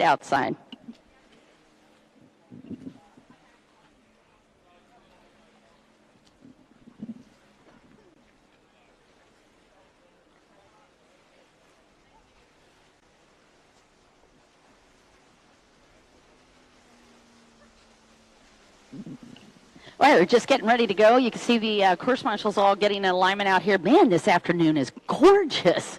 We haven't had a cloud in the sky today. What a beautiful, beautiful afternoon set up for racing. We ordered this especially for you guys because you were such troopers yesterday and dealt with almost rain and a ton of wind and overcast conditions and 3-foot to 5-foot waves. I might have exaggerated that last part, but not by much. So today we gave you flat water, a ton of beautiful sunshine, and awesome people to hang out with. Really, what more could you ask for? I'll tell you what more. Racing. Let's get ready to jet ski race. Boom, boom, boom.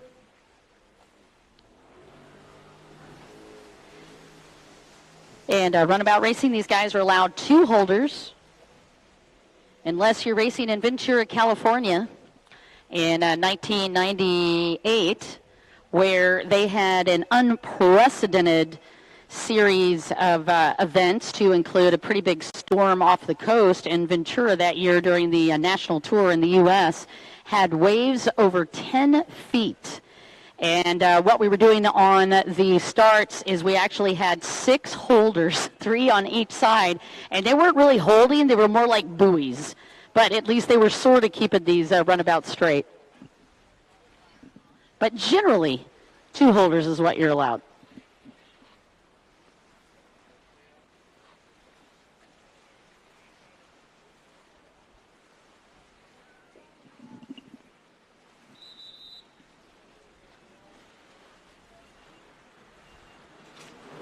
Wow, nice start from that outside. That was Joel Vandekamp, who had clean water, and that was exactly what I'd been talking about. He's going to be able to move over, and with that momentum, he is making a run for a hole shot. Joel Vandekamp pushing. Let's see if he's able to convert that into this hole shot.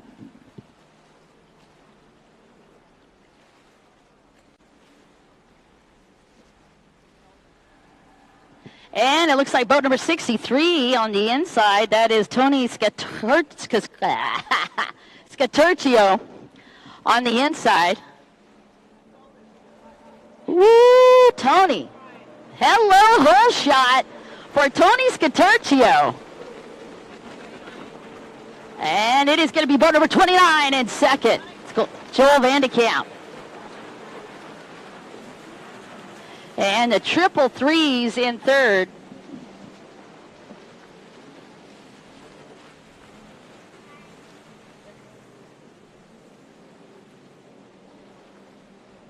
And I'm telling you what, those pole positions and that outside definitely converted nicely in this first moto this afternoon.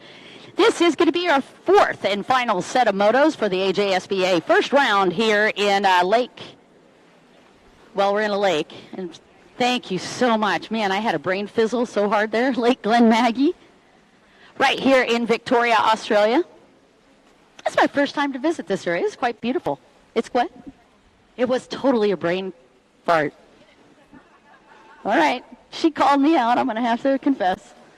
Once again, from the outside, that was Joel Vandekamp up in second, but Tony Scaturcio took the hole shot, and what a beautiful setup from that inside split.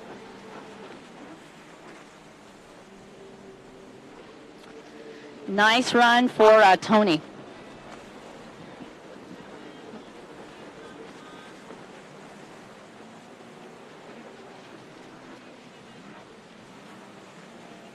All right, here me give you the rundown on the top 7. Again, Tony Scaturcio for the lead. Joel Vandekamp in second. The triple threes of Dean in third. Boat number 102. Nah, that's wrong. Boat 182, that's Tate Simon in fourth. And boat number 67, Michael Carpentieri in 5th, and boat number 891. That's Luca in the 6th place spot. Oh, you are way too late. I already got all that. She doesn't believe me. Asha's like, I don't trust you. I'm double checking.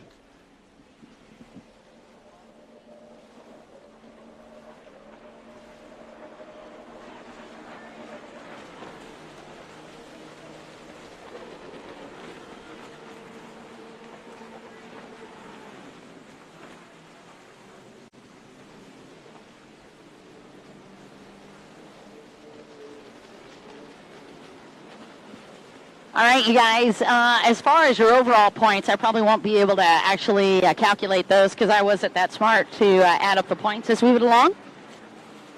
So we'll be guessing, but that means you have to be at the presentation tonight. That'll be right 30 minutes concluding all the races today. We'll be setting up for the award ceremony.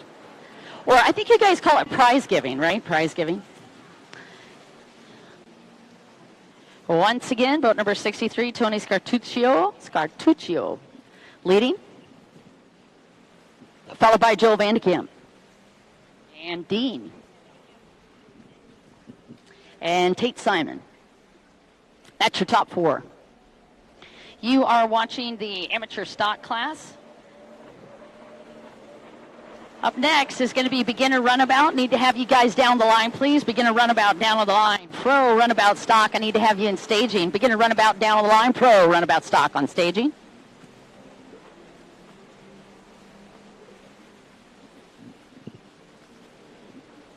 Do a little stopwatch action, shall we?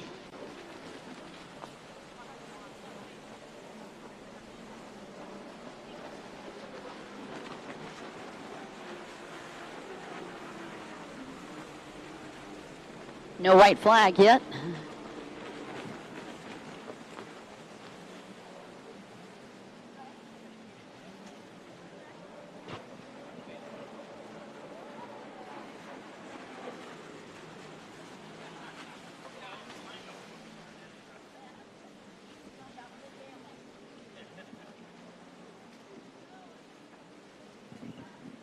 All right, you guys, as we are clipping through these laps, I got to hand it to Tony Scartuccio. He timed that start perfectly. Let's get a lap time for Tony Scartuccio as he comes through that front stretch.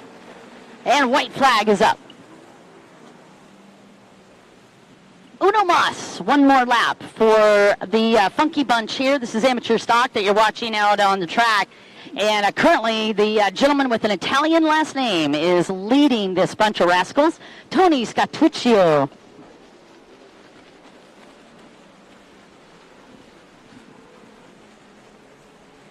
This is so much fun to be able to just do live announcing.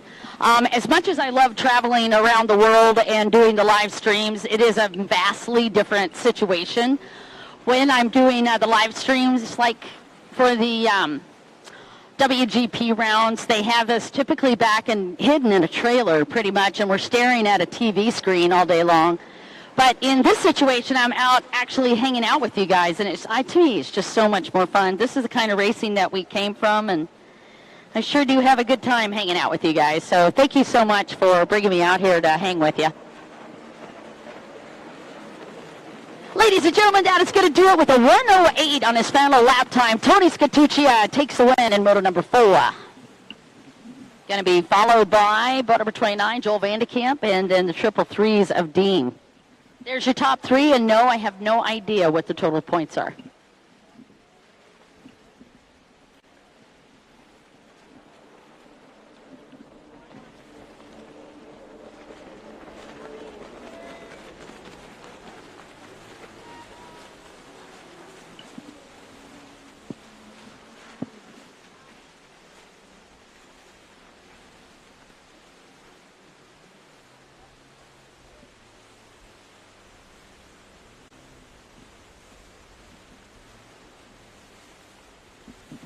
Tony Scartuccio, if I could have you down at the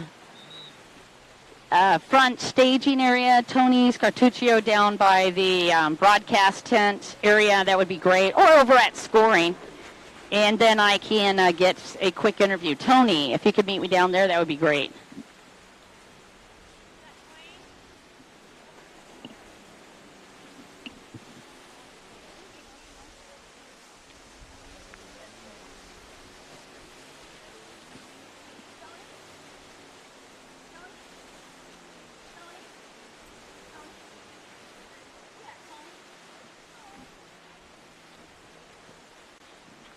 Tony Scartuccio, if I could have you down here, please, Tony, for an interview.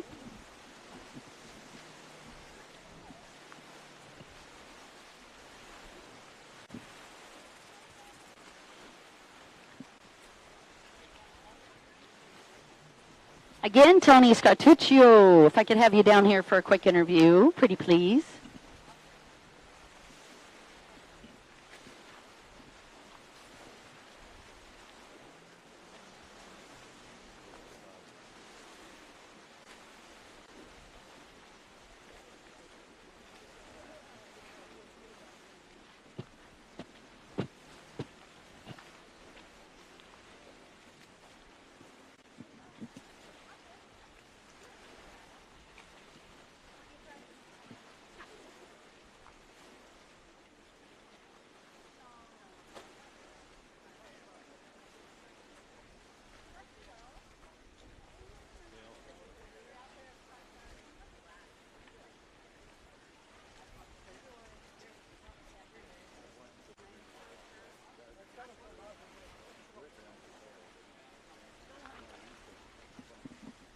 All right, just down here waiting for Tony Scartuccio. Hopefully we'll be able to come down for an interview. Right up next, we're going to have beginner runabout.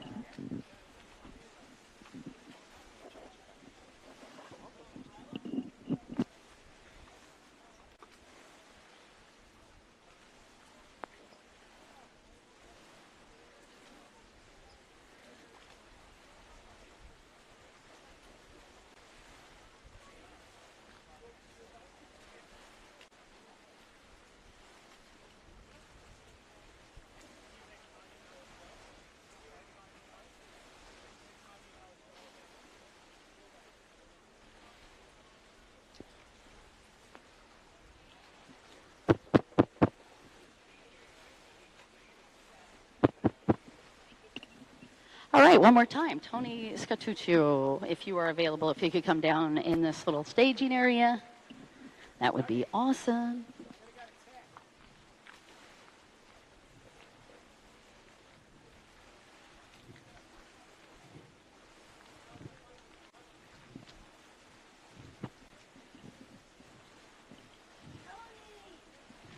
Tony! Oh, you're the bomb. Thank you, sir.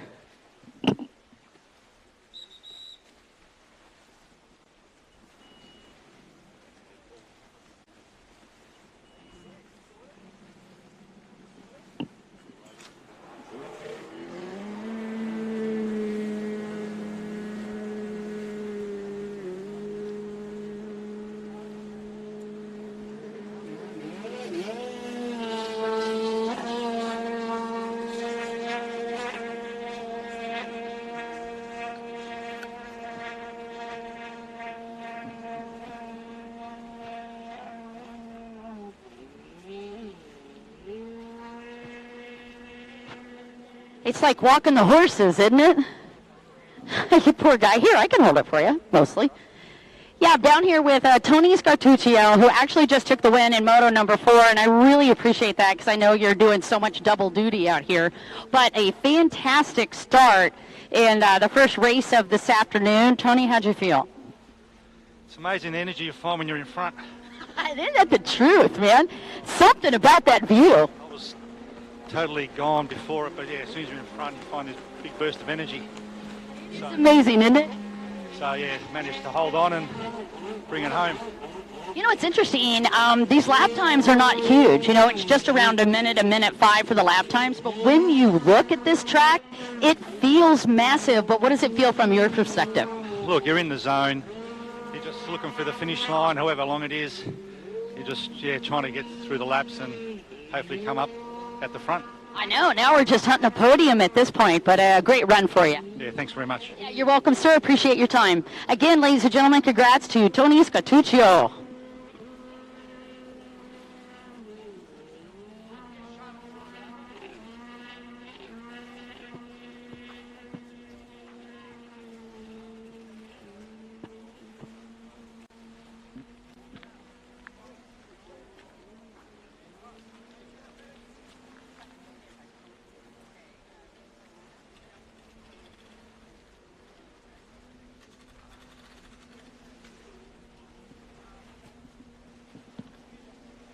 Fantastic.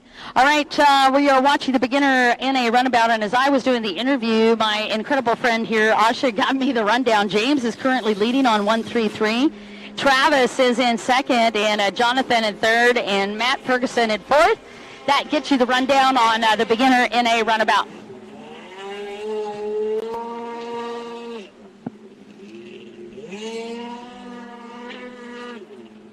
So again, you're watching that beginner class, and James rocking it.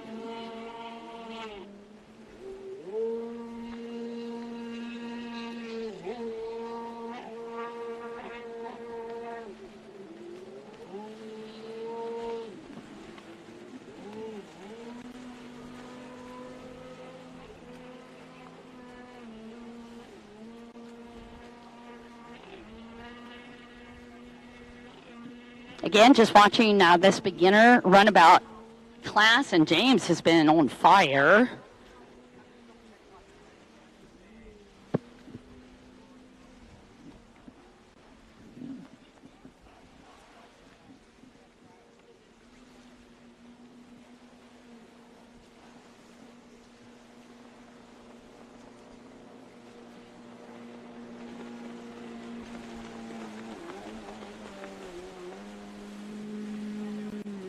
Again, James Wall leading on boat number 133, and Travis in second. Jonathan H. running up in third, and that would be Matt Ferguson. Again, rounding out your top four as we work our way through the laps here for beginner naturally aspirated.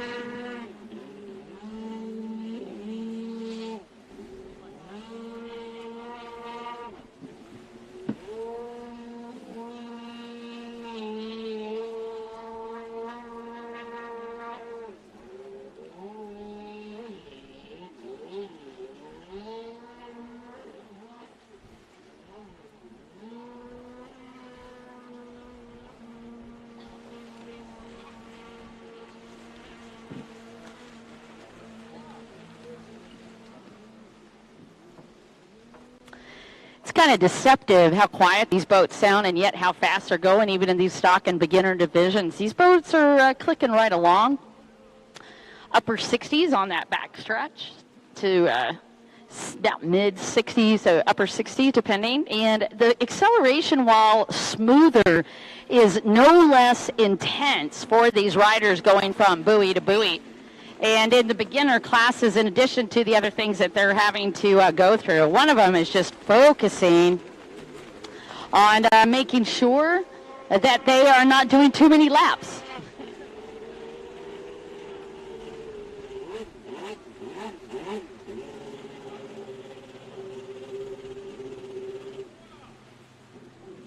All right, you guys, that is the completion. James Waugh taking the win, and Travis in second, Ferguson in third.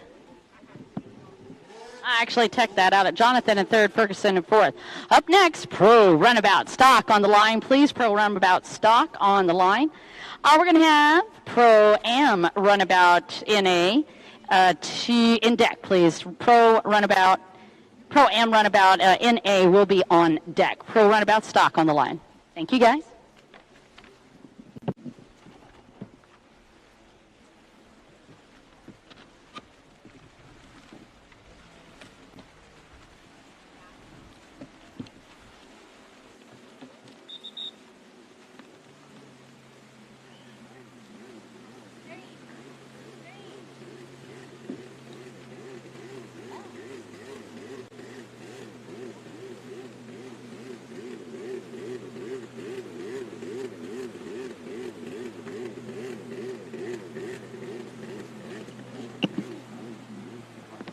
Down on that line, Justin Cook on the 113. Nick Burns is on this lineup with a 553 number. Matt Tyler with the 333s, and Rob Bray are your competitors in Pro Stock.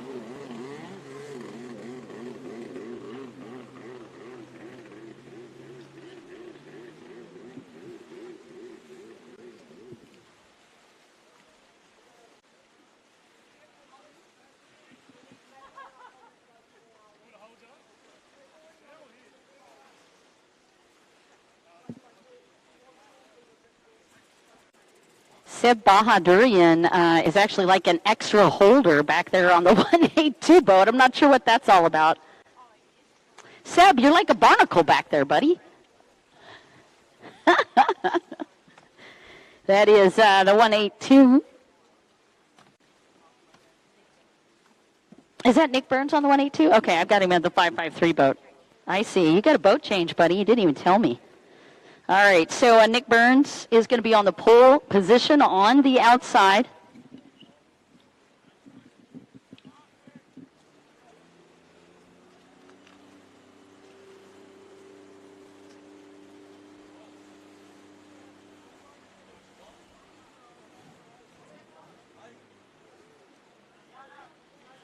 All right, looks like Rob Bray is going to have the pole position on the inside. Nick Burns pole position on the outside.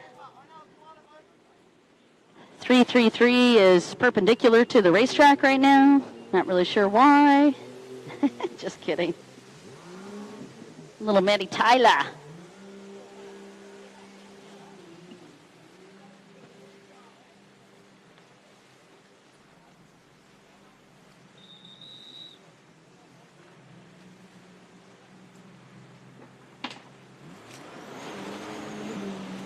Solid start for Rob Bray and Nick Burns, both with a real clean run.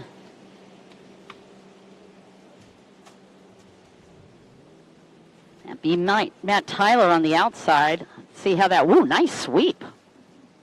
So Matt, I do believe that was Matt that moved a little bit faster on that outside split. Man, that's a pretty boat. That black and red with the custom hood is just spectacular. Will that convert to a hole shot? Gonna have to match it up with Rob Bray from the inside. And Rob gets the hole shot. Beautiful setup.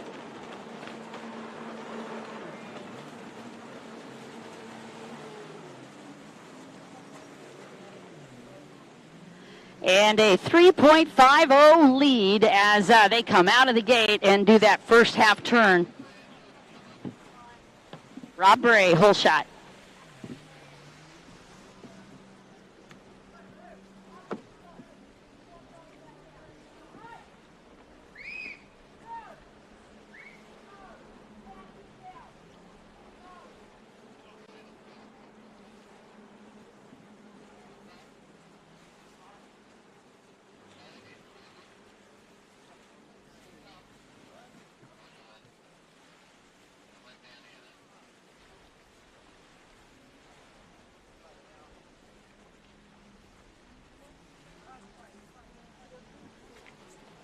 All right, once again, Rob Bray with the lead.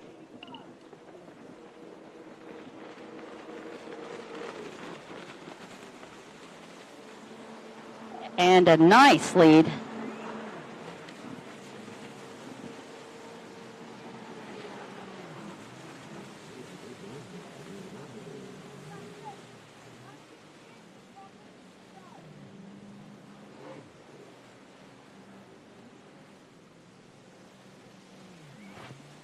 All right, once again, the top three, Rob Bray leading, but 1-1-3. That is going to be Justin Cook up in second. And I do believe it's Matt Tyler in third on the triple threes. And Nick Burns was still working underneath the hood, so hopefully he'll be able to get that boat back out on the water. All right, again, that is your top three. Rob Bray with a wicked hole shot, followed by Justin Cook in second, and again, Matt Tyler in third.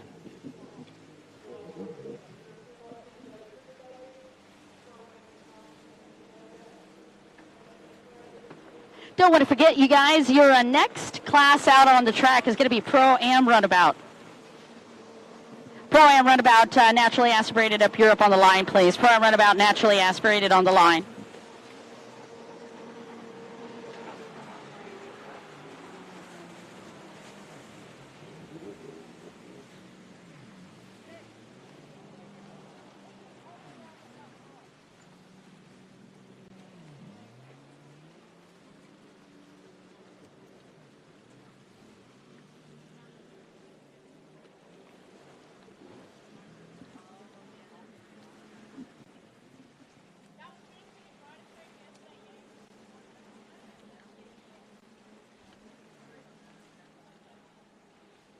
Rob Bray just smoking that outside split. I have noticed a lot of the riders in the runabout division have been working the outside.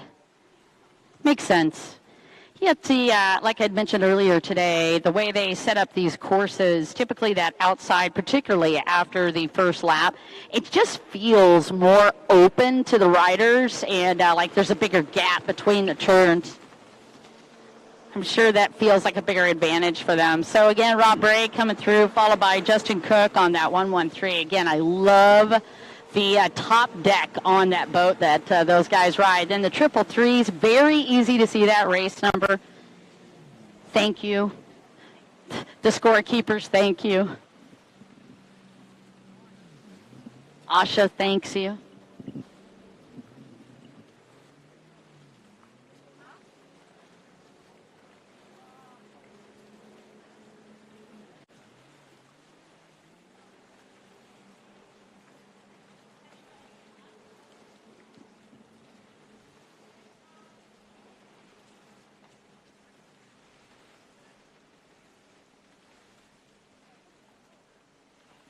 Again, your top two riders, it looks like top three riders are going to be taking that outside.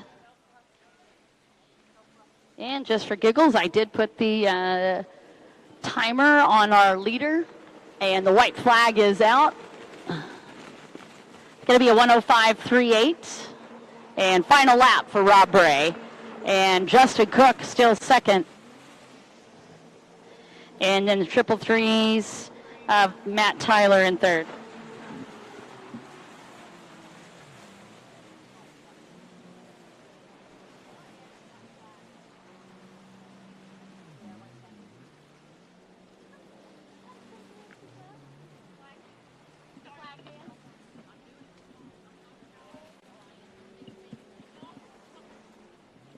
Again, white flag's out. Rob Bray leading.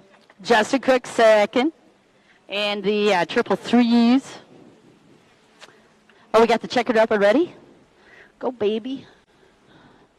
That's such a pretty color. Black and white. Especially when you've done a ton of laps. Boy, I tell you what, the endurance race today, those guys were hunting that flag.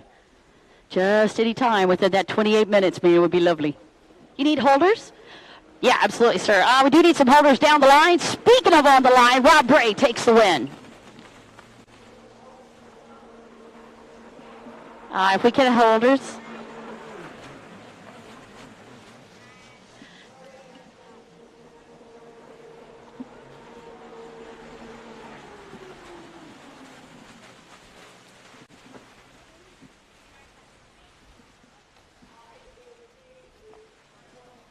All right, you guys.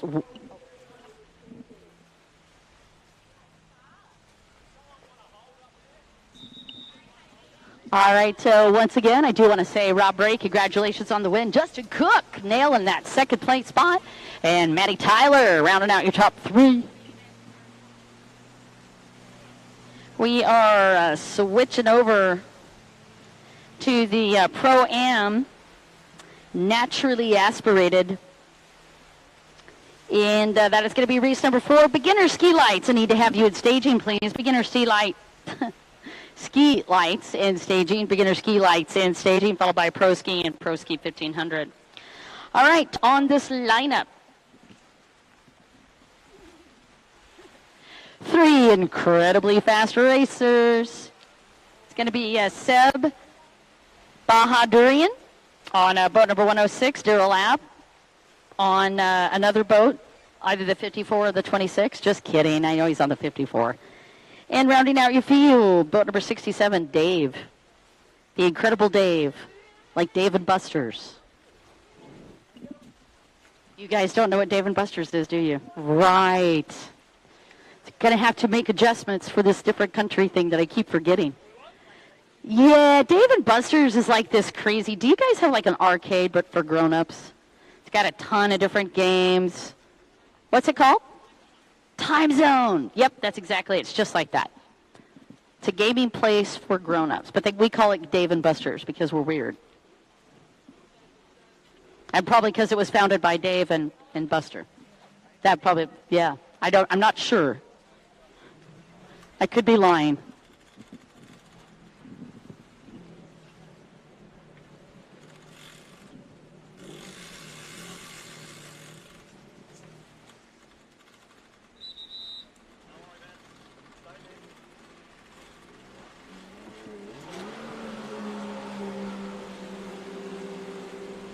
Good start for Daryl Apps on the outside.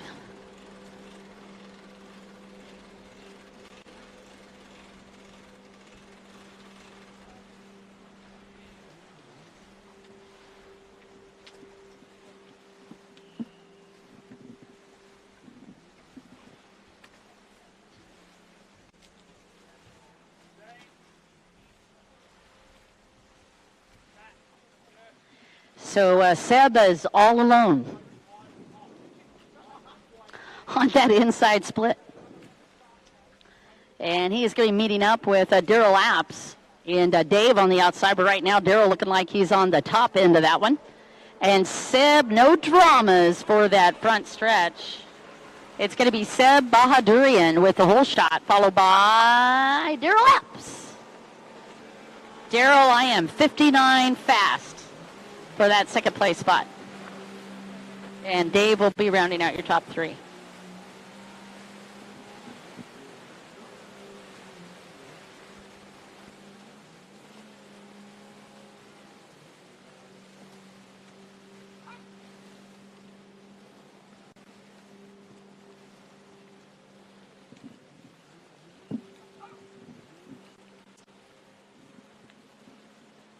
Again, we're watching pro amateur naturally aspirated. So if I were to break down what the heck that means.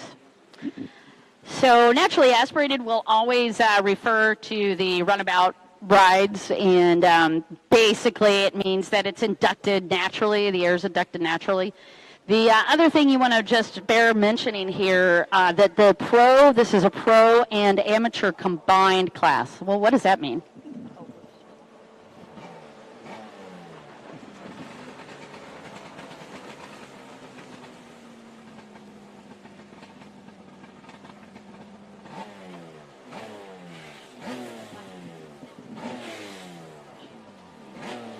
Okay, cool.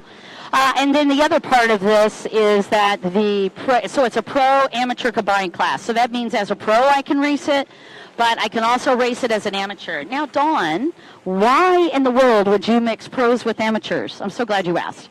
So quite often, particularly in the regional racing, what they'll do is they will combine pros and amateurs if they have smaller numbers in the classes, but it is actually an excellent opportunity for the amateur racers to mix it up with some of the pro racers. That allows them the chance to see what it's like when you're working strategy with a pro rider, and believe me, there is a big difference when you get up into the pro divisions. These guys know how to play defense.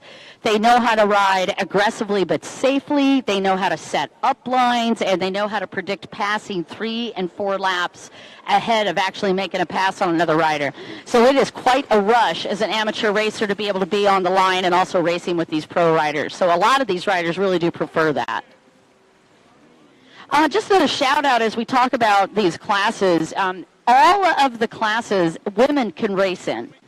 So I know it sounds unfair, but not only do we have women-specific classes, but let's say, if I wanted to race in Pro Open, I could race against Bailey Cunningham. I'm not saying I ever would, because he's way too fast for me, but if you wanted to, the women could race in the men, and that is actually not a disadvantage for them either. So anyway, a little bit of update on racing.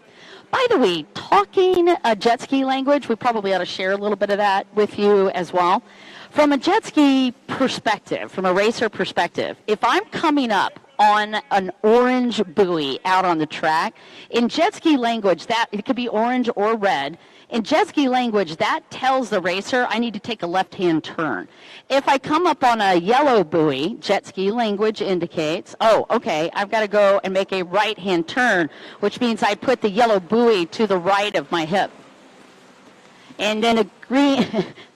Oh, and we are on white flag already. Wow. Seb Bahadurian, you rocket ship. Final lap. Now, if I'm coming up on green or blue buoys, that's going to indicate that I'm in a split section or an option section, and so I've got to pick a lane or pick a channel. Good job, Rob. That was awesome, man. Did you want to do another interview, or are you resting? Are you knackered? Or shattered? Is it shattered? Oh, it's knackered. All right, I'm speaking Aussie. Oh, buggered. Wait, I feel like you're getting me in trouble. I could say buggered? All right, good. I got the clearance. I got to watch you guys. I've been cussing without even knowing it earlier. Uno mas.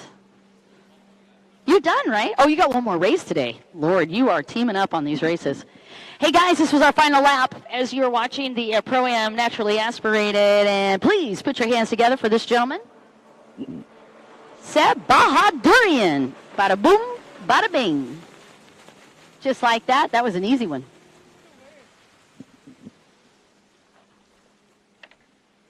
Up next, I am going to need your beginner ski lights, please. Oh, look at you. You're already down on the line. You get 5 stars. You're awesome, awesome, awesome. Beginner ski lights. It's going to be race number 5. And then I need Pro Ski and Pro Ski 1500, please, on deck.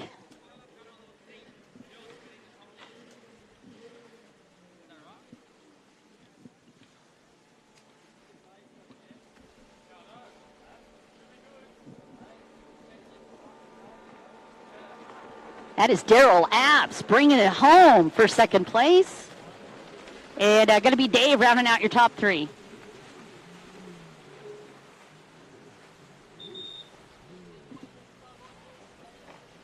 All right, beginner ski lights out on the lineup right now.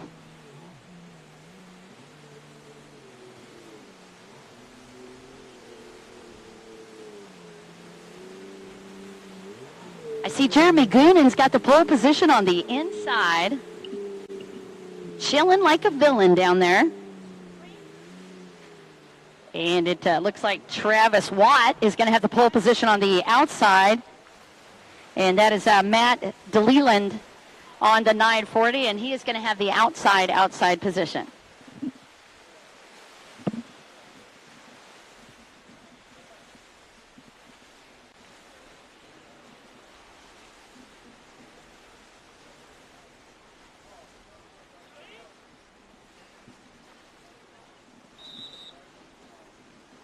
Two card is up. Man, that is a fast start. Uh-oh. Jeremy Goonan's boat actually died on the line there. Fake. We're going to let them restart on that one.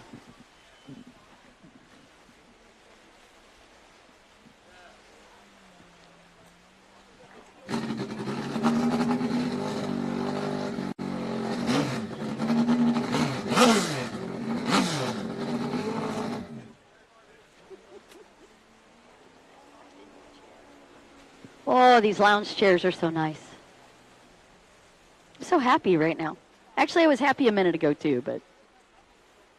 Oh, now you're trying to feed me. I'm never going to leave Australia if you guys keep doing that. Then I'm going to have to explain to work. It's just going to be ugly. It's just one muffin, she said. We're not letting you stay. Been a bad malfunction. I hate when that happens. Jeremy Goonan got a great start, and so did Matt DeLeland.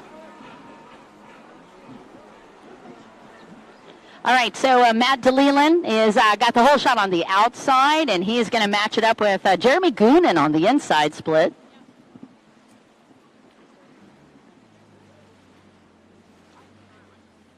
All right, so once again, Jeremy Goonan and Matt DeLeland are your top 2.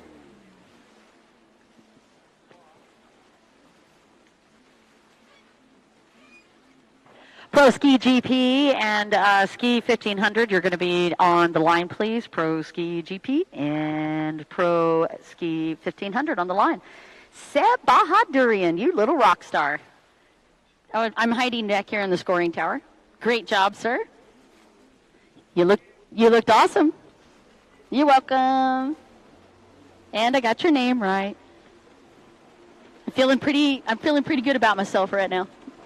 Ladies and gentlemen, whole shot for Jeremy Goonan. Bada boom, bada bing.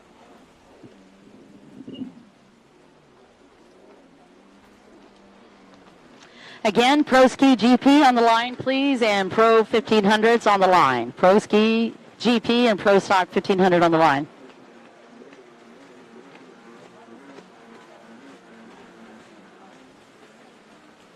All right, so Matt DeLeland and Jeremy Goonan are your top 2. Travis Watt rounding out the 3rd place spot.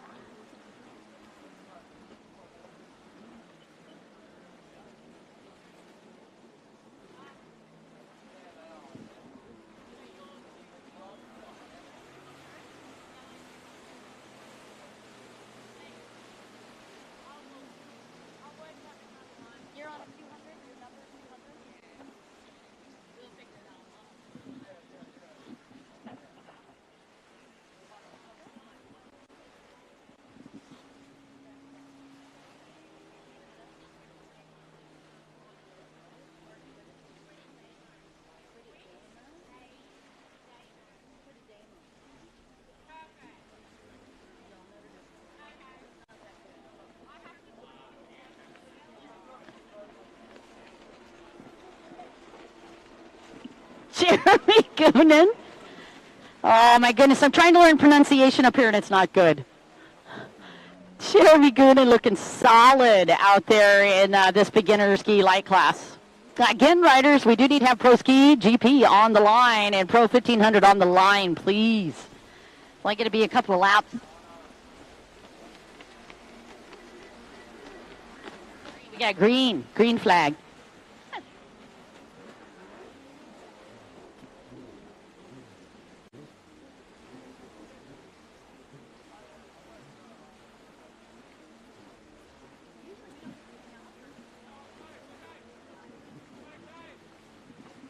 All right, you guys, again, you're watching Beginner Ski. If you are interested in jet ski racing, this is the place for you. I loved how they set this up at the beginning of the race weekend where they let the beginner riders go out and not only do a practice, but then they put the riders out on the track individually to make sure that they knew the track. I wish somebody had done that with me when I first got started racing. What an incredibly nerve-wracking experience it is to be on the line with a bunch of people. So anyway, they do practice or look laps, and then they put them out individually, making sure that they know the track on their own. And then once they qualify in all three of those areas, and only then do they do the closed course racing. So again, white flag is up for Jeremy Goonan and Matt DeLeland, and also Travis Watt.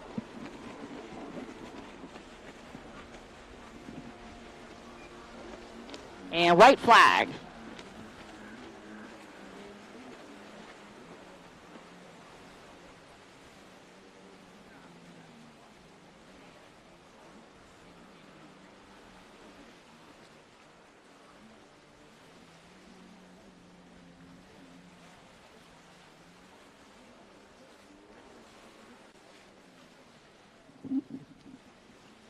They also do that in the runabout classes where they have the beginner layout. It's really, to me, just a great way to take the stress out of it. Please put your hands together for these three beginner riders when they come back through. Again, we're just on that final lap. And Jeremy Goonan is leading, followed by Matt DeLeland on that big 940 boat. I stole your hat. That's where it's at. I'm just kidding.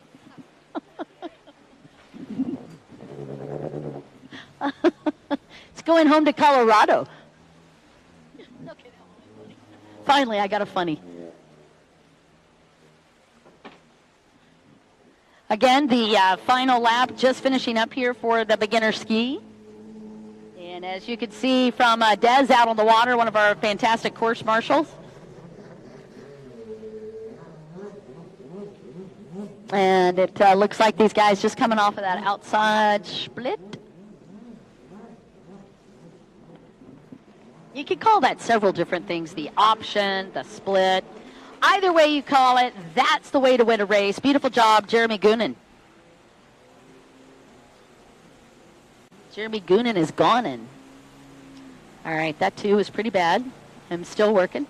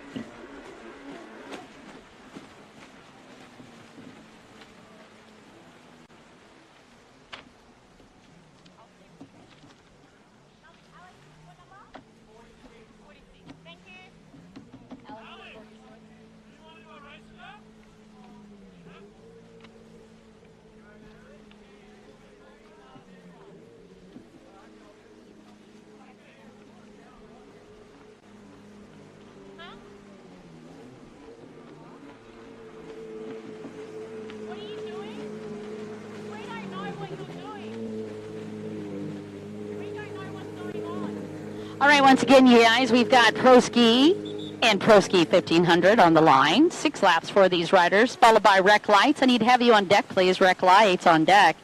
And Pro Runabout GP. You're going to be our final race of the day.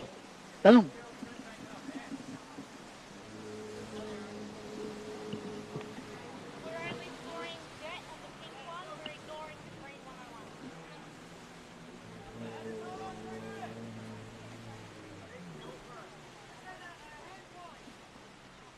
Jeremy, that is so cool that you want to come out here and practice. I salute that. All right, so for you guys that are watching, we are going to have a pair of 101s out on the track. However, we will only be scoring one of the 101s, and that's going to be Jet Kavanaugh in the pink wetsuit. However, I just got to give a big shout out and props to Jeremy Goonan for jumping back out there and practicing. I think that's brilliant.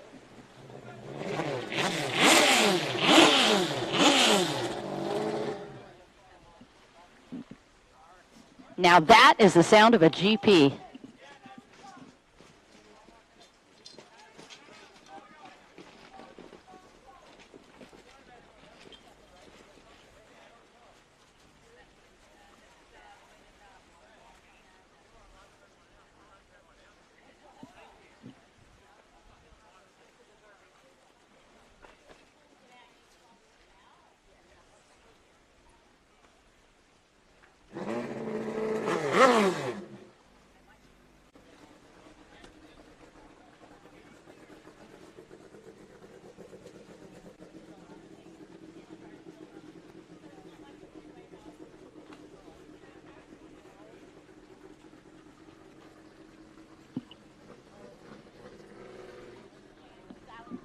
Yeah, so okay, just a quick update, you guys.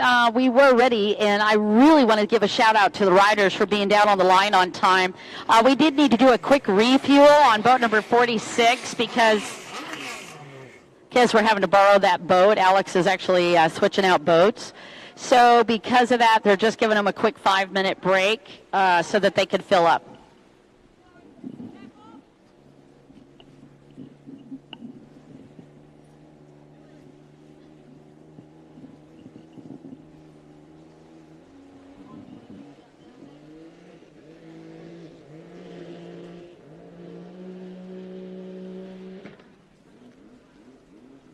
Oh, man, I love that sound of a boat just hitting the accelerator. Whoop, whoop, whoop, whoop.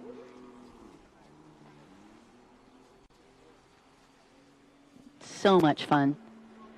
And if you guys are watching us on the live stream right now, really everything that's happening is going like it should be. We are doing great on time. What you're looking at on the line is the Pro Ski division.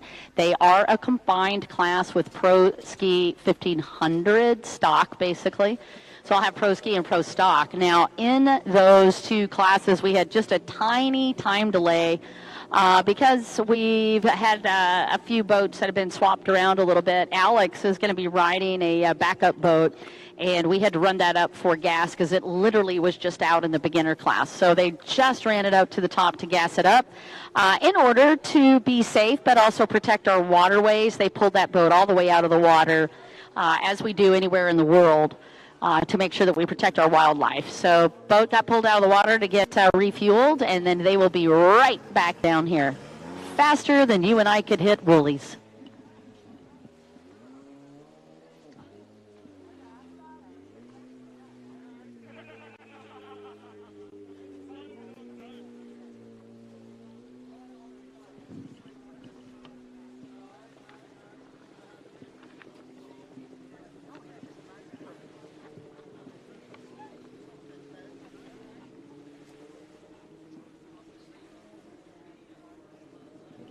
All right, I can do the lineup for you. It looks like Grant Busby is going to be on the pole position on the inside. Matt Barber is going to be right next to him also on the inside.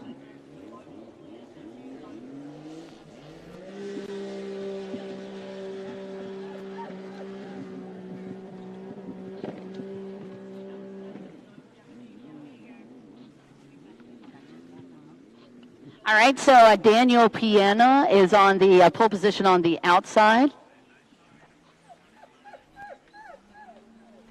Oh, Lee is lined up right next to him on that outside. And Jeff also out on the outside. Oh, sorry, Jet Kavanaugh, my bad. And Jeremy Goonan, a gentleman, again, that has been racing in the beginner class, has come out here to practice with the pros. Jeremy, you are awesome. Jet, are you ready to go, buddy? Vroom, vroom.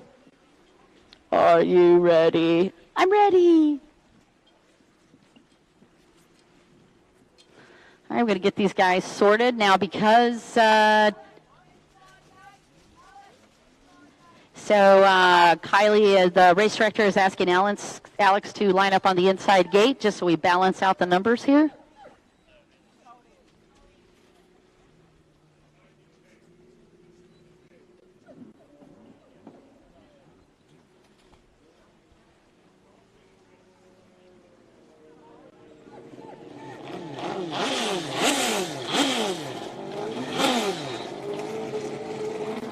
All right, Alex Ewings, man, I tell you what, you are in a family of racers. Uh-oh. Premature acceleration, not good in any sport. We're going to pull him back, get him resorted. Oh, that is just the worst feeling when you barely get out of the gate. You're just all kinds of discombobulated.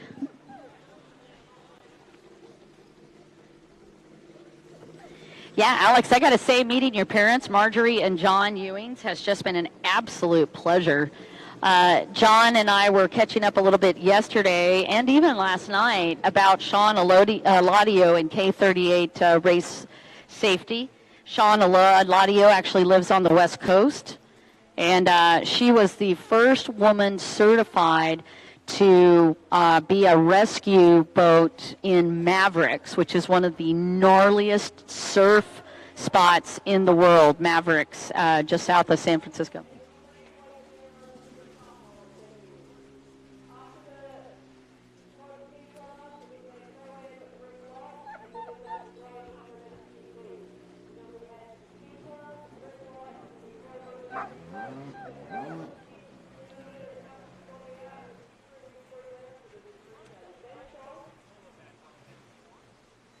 Exactly.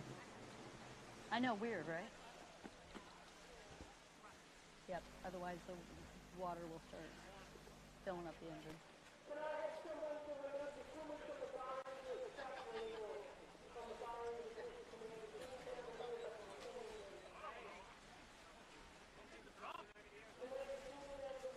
Oh no, they're going to pull them out again?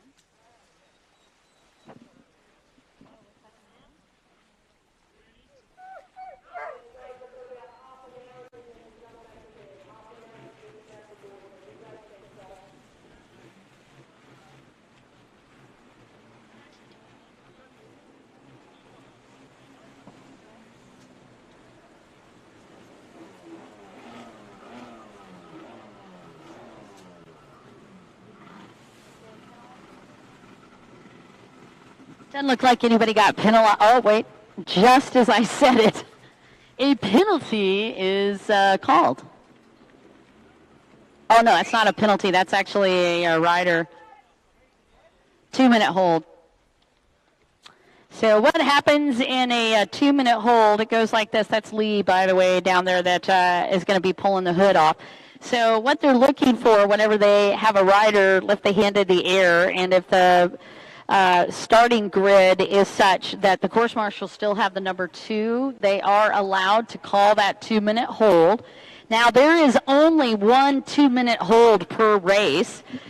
So that means if a rider uses just 30 seconds of it and then we go back to the starting grid, there's actually still a minute and a half left on the clock for that particular start. If, however, Lee needs that entire 2 minutes, there will be no other 2 minutes or no extra time granted to any other rider. So there's a little bit of background on AJSBA rules for a 2-minute hold.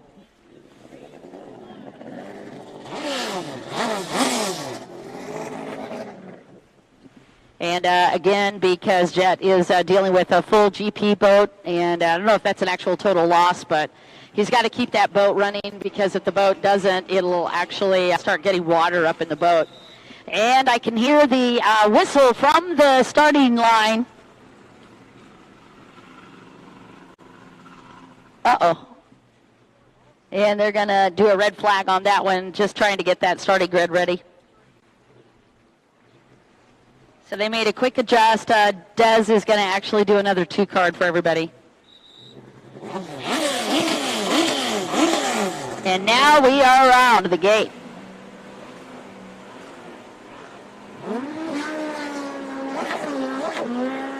So Jet is going to have to go to work.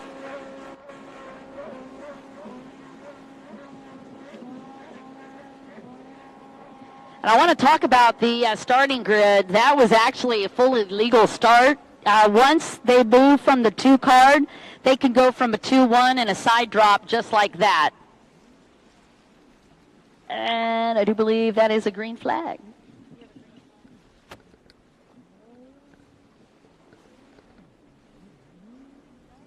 All right, we got a green flag from the tower. That means we are good to go.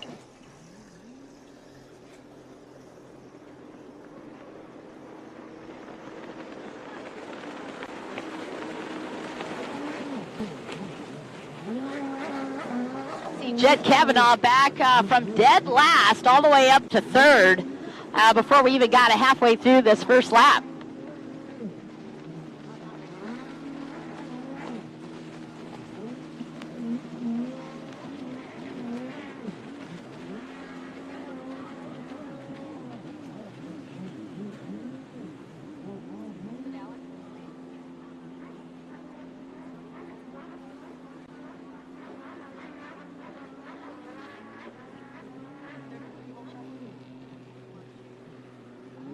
Matt Barber. All right, Matt Barber hole-shotted. Jet Kavanaugh in third, and I'll double-check for your second-place rider. But again, hole shot going to one of the 1,500 boats, Proam Ski Stock 1,500. That's Matt Barber with that hole shot. Just goes to show.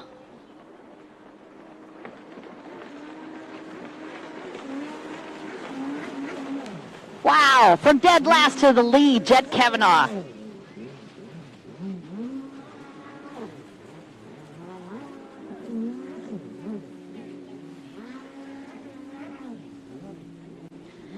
All right, Jet Kavanaugh, again, from dead last all the way up to the lead. He is on the 101 boat, followed by Matt Barber in second, and boat number 33, that's Daniel Piana. And your third place spot. Wow, wow, wow, wow, what a conversion.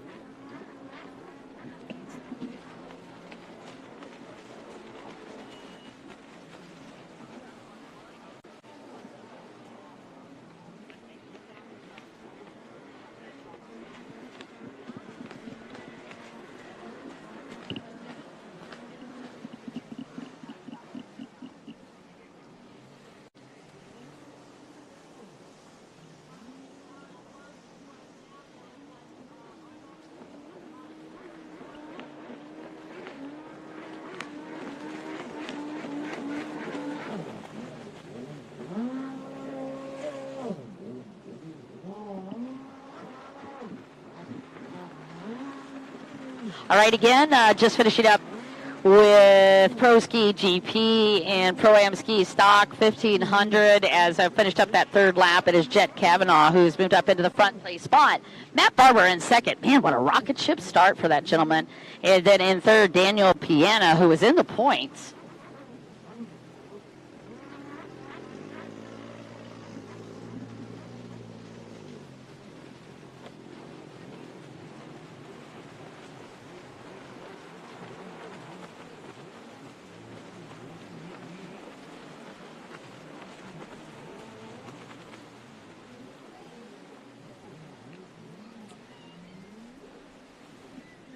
Again, your top four, Jet Kavanaugh, Matt Barber, Daniel Piana, and then boat number 72, that's Lee Ferris, right up in the mix in fourth place. And is that Alex? I think that's Alex in fifth.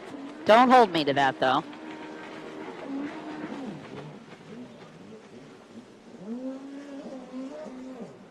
Jet Kavanaugh just scooching through, working lap traffic.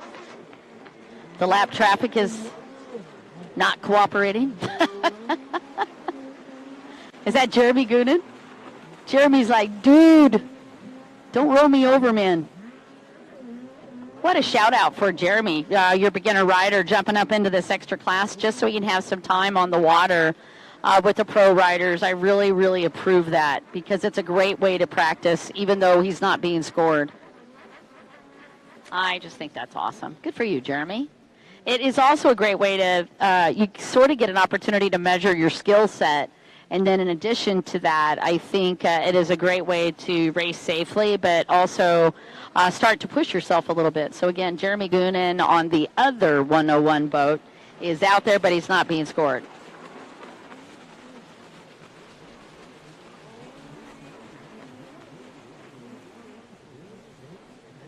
Watching two different classes combined. These are the open boats, the Pro Ski GP, man, pretty much nothing holding these guys back except their wallet.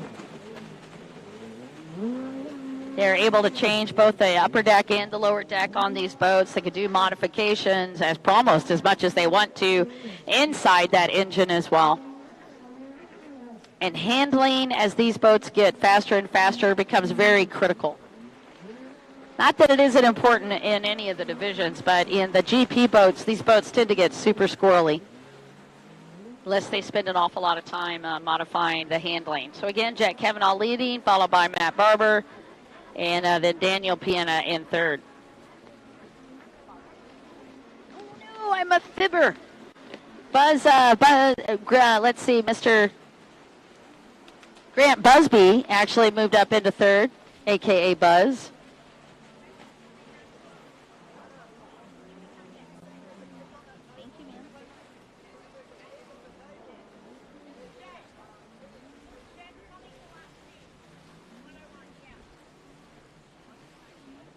Working on our way through a ton of laps here. It's lap number 6.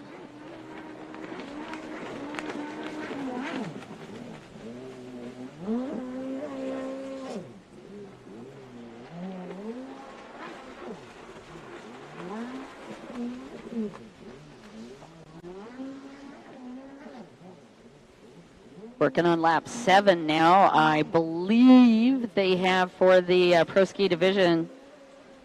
Oh, I've actually got this down as 6 laps. So they're just giving them bonus laps now. Yeah, well, for Pro Ski and Pro Ski, you had 6 laps. Pro Ski 1500, you had 6. 7's fine, though. Yeah, we're cool. As many as you want to give them. I'm down.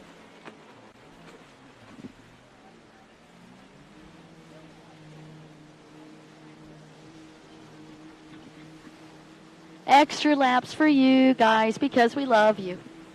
Again, you're watching Pro Ski. Jed Kavanaugh is currently leading in Pro Ski and Pro Ski 1500.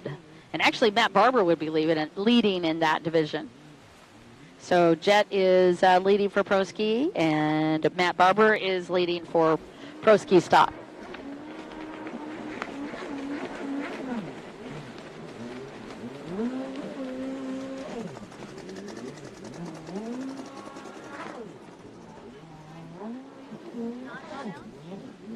So white flag is out, so there will be 8 laps for these guys on this final moto. So we really put them to work.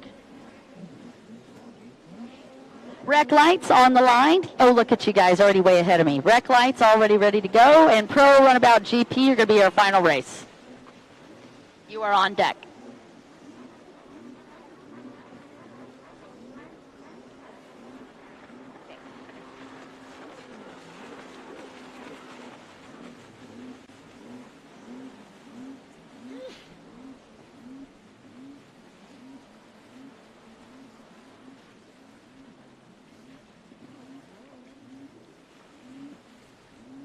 Again, Pro Ski 1500 stock and Pro Ski GP. This is our final couple of buoys for him. And man, Jed Kavanaugh, what a story for this young man in that 101 boat with the pink wetsuit. Came from dead last and change even. Didn't have the boat started when the rest of the boats took off, and he just crossed the line as the winner in that class. Beautifully done for Jed Kavanaugh, followed by Matt Barber in second. And Grant Busby, a.k.a. the Buzz, is going to be third.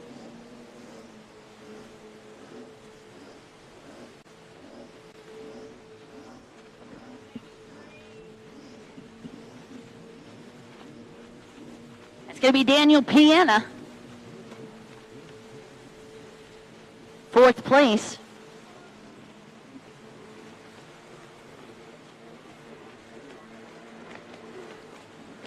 And Alex Ewing in 5th.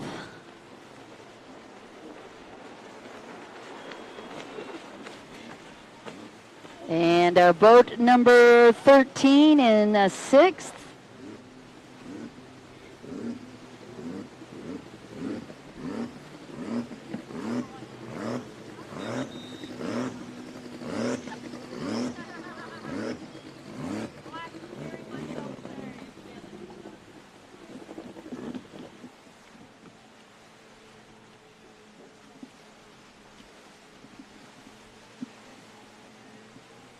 All right, next race down on the line, Proam Rec Lights, and it is going to be boat number 521, Lee Vandermeer.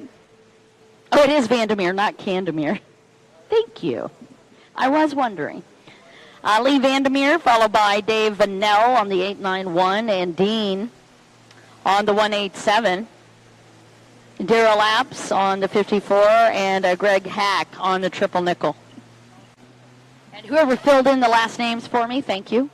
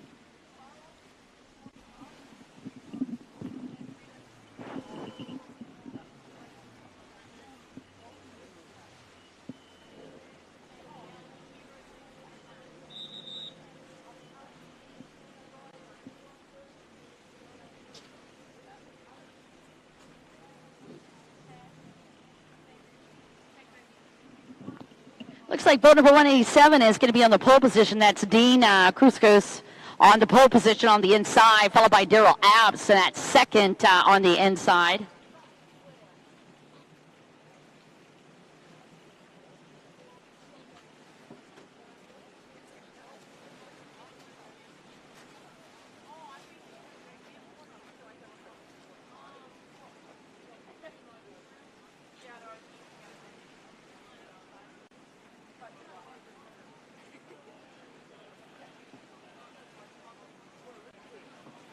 See the triple nickel on the outside, right in the middle there. That's Greg Hack.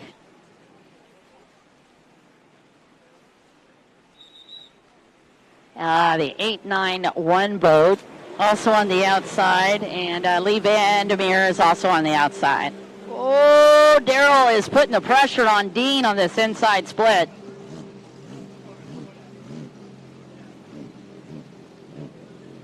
Dean smart about it, didn't get pushed at all. Dean Kruskos still holding that inside line on the inside split, but Daryl Abbs with a little more horsepower coming into that first turn, and Daryl Abbs going to have the whole shot on the inside. Let's see who he is going to be meeting up with.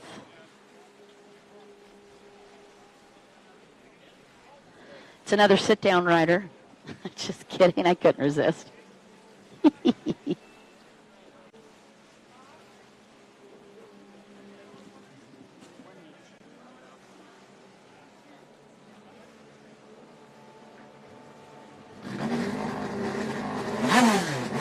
And Daryl Abbs with the whole shot, followed by 891.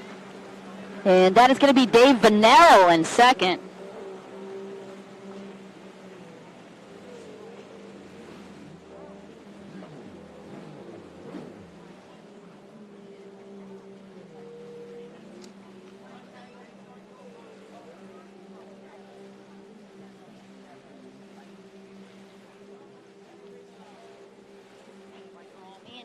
All right, here's your rundown. On boat number 54, that is Daryl Apps with a whole shot. Boat number 891, Dave Vanell in second. Boat number 187. Well, I am showing 187 as Matt Tyler So I hope that's still Matt Tyler. In third, boat number 521, Lee Vandermeer in fourth, and the triple nickel, that is Greg Hack, rounding out your top 5. And our final race of the day is going to be Pro Runabout Grand Prix, and I need to have you guys down the line. Pro Runabout Grand Prix on the line. Hey, guys, don't forget, Lake Glenmaggie Canteen is up there behind you. So if you want a little snack,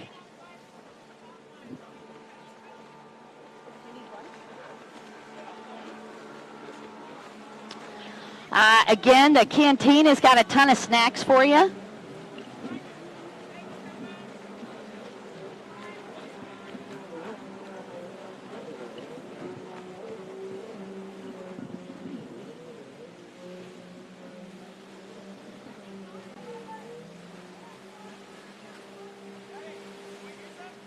All runabout riders, if you would head over to Kylie Elmers, the race director, down on the line, please. All runabout riders in the Proam Pro Runabout GP Open class, if you could please head to your race director on the beach, Kylie Elmers.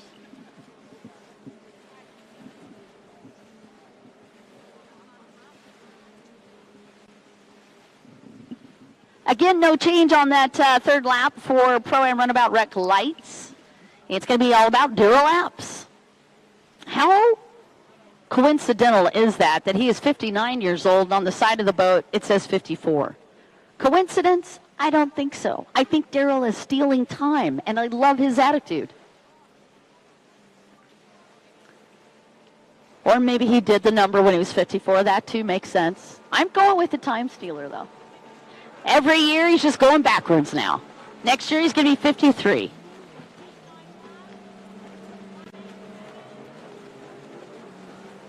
.891, that is Dave Vanell in second. 187 is Matt Tyler in third. No change, by the way. Oh, is that Lee? Oh, it's Dean. It's on the 187. So I'm just a big fat liar. Lie today. Dean Kruskus is on the 187 boat in third. My bad. Let me just correct this.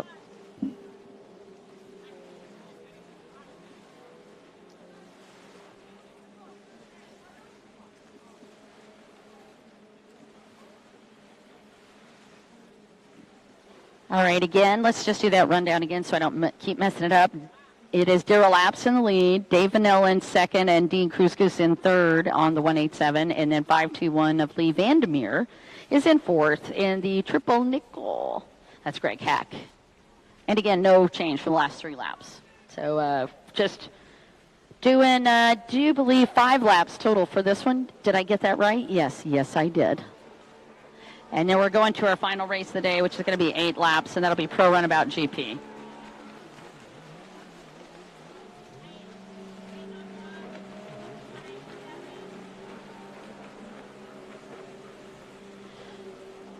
And a minute 15 for Daryl. A minute 15 for that last lap for Daryl lap.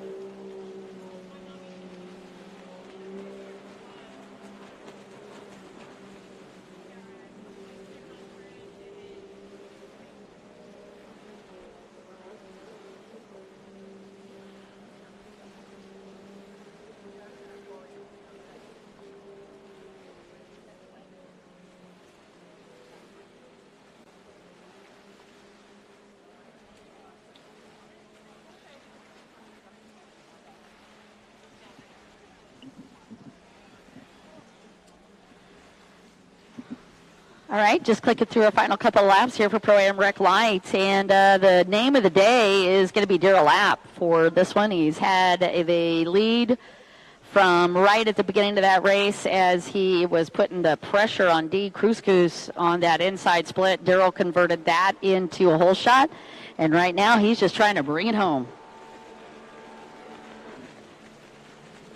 And congratulations to Daryl Lapp.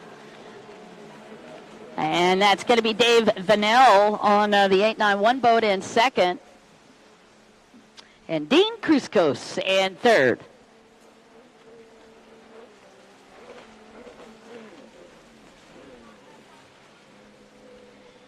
.521 Lee Vandermeer for fourth. And Greg Hack rounding out your top 5 in a great race for Rec Lights.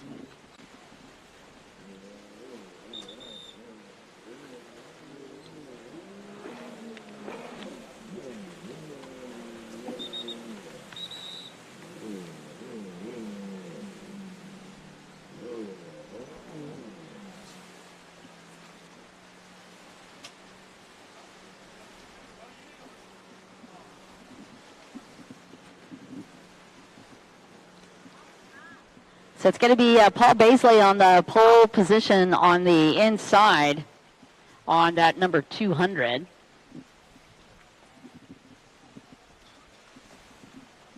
And Bailey Cunningham's going to be on the pole position on the outside.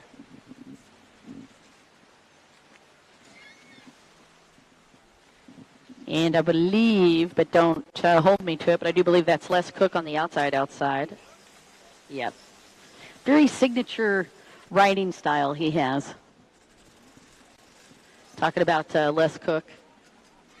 Man, I got to tell you, still one of the best moments of my announcing and just hanging out and racing career was watching Les Cook light the water up at the World Finals with that 4-stroke. The first time we ever got to hear that, and I mean, up in the tower, it sounded like a jet engine had just lit up on the water. One of the coolest things I've ever seen. And they were just doing drag racing. They were just doing a single boat at a time drag racing, but man, it was so cool.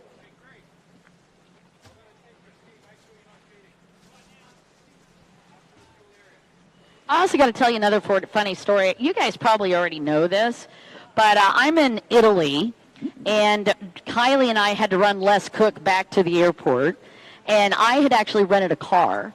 So I was sitting here talking to Les. I'm like, oh, no, I'll go ahead and drive the car. And Les is like, no, I'll drive the car back to the airport. And as we get in the car and we get going, I was like, I'm actually a great driver. And he goes, I used to be a drive instructor. I'm like, you know what? You need to drive the car. I don't think you should ever argue with a drive instructor.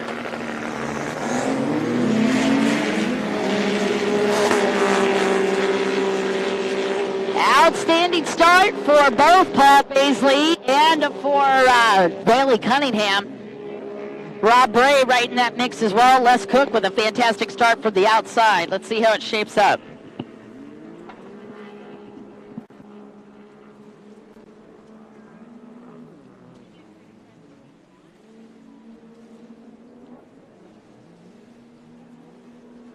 Baisley on a mission on the inside split. Got the whole shot from the inside. Let's see if he can convert to a whole shot overall. And oh, yes, he did. Baisley followed by Cunningham.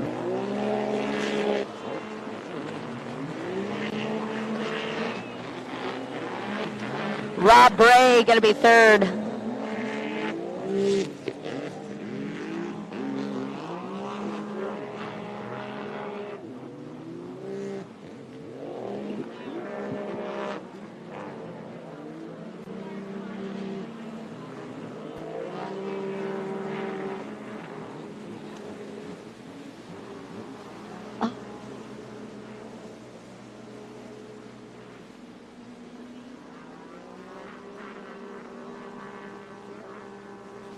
All right, once again, Paul Baisley just rocket shipped it from that inside split, converted into a whole shot, followed by Bailey Cunningham. But 105 is Rob Bray in third. And the 113.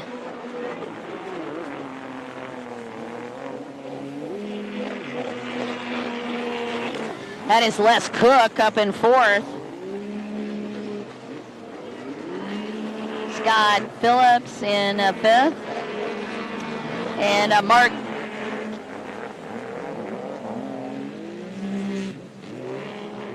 I wonder if Mark Q is in that sixth place spot. But again, Paul Baisley, Bailey Cunningham, and Rob Bray are the story of the day, followed by Les Cook on fourth.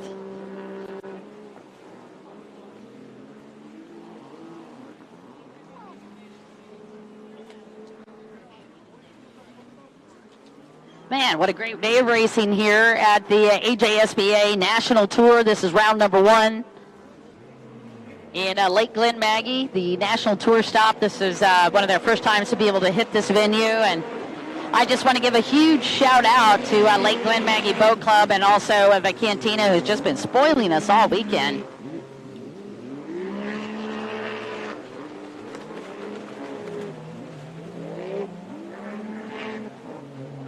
And Paul Baisley with a 3.69 lead in front of Bailey Cunningham.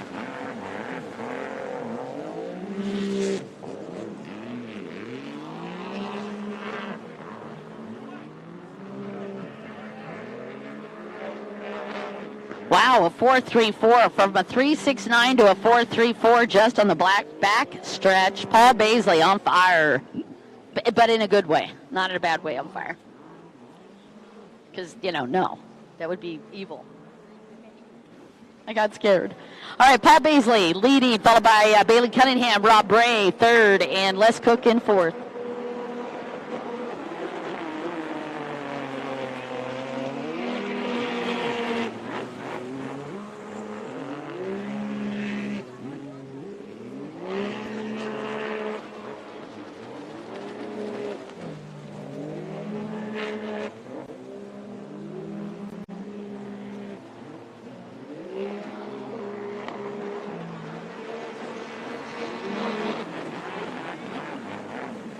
Being quite a back and forth between Paul Baisley and Bailey Cunningham, and I got to imagine the points are pretty close. We are going to be doing prize giving or the awards presentation, whichever way you'd like to say that, about 30 minutes post-race. We've got to let these guys all get through tech. But about 30 minutes after this last race, we should be going to the prize giving.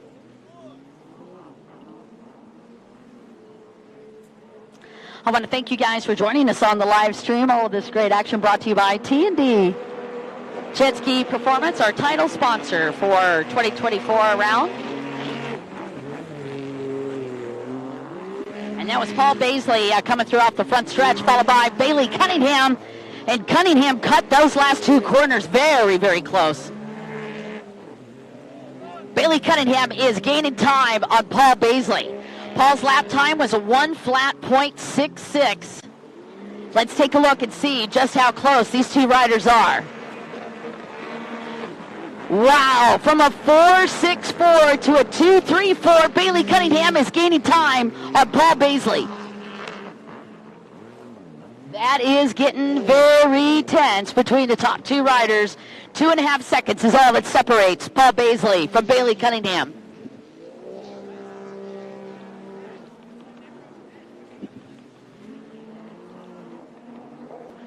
1.10 is all that separates them. And then once they hit that front stretch, Paul Baisley gained a bit of time left, back to a 2.47. But make no mistake, Paul Baisley has to be perfection on these final couple of laps because Cunningham is not giving him any gap between those two riders. When you've got 2.5 seconds, that is not enough time for Baisley to make any mistakes, and he knows it. He is being very, very cool and collected, particularly watching these two riders on this back stretch. You can see how tense it is.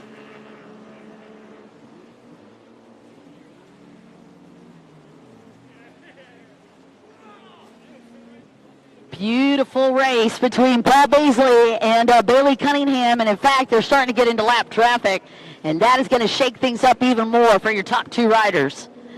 Both of them just hit the front stretch. You're watching Paul Baisley on boat number 200 come through. And Cunningham got just a smidge back on the lap traffic. He's at a 3.53. Separating him from Paul Baisley. Paul got a chance to take a breath.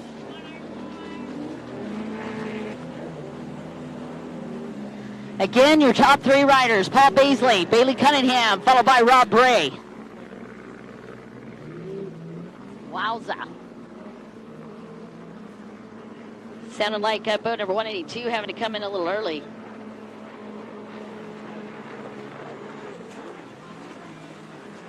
That is Les Cook up in third.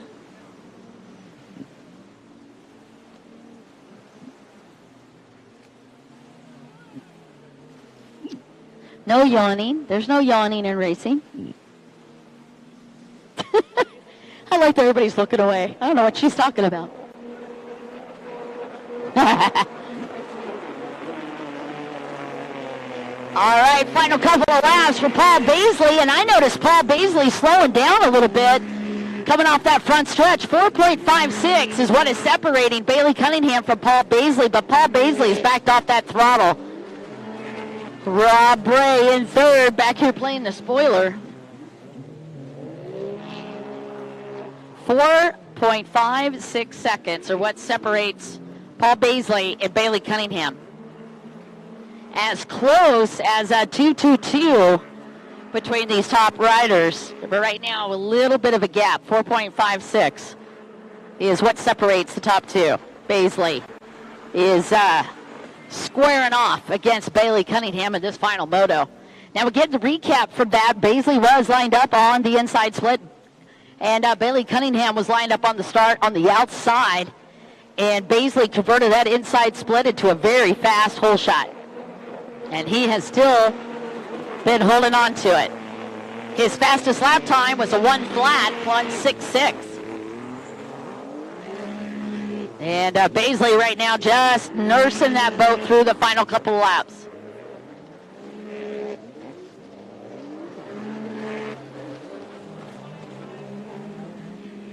And look how solid Rob Bray has been and how consistent. Now, mind you, as a lot of these riders have, Bray has been in multiple motos today. And that does take a toll on the rider and the boat. But still, very, very consistent ride from Rob Bray, the gentleman on boat number 105, back in third.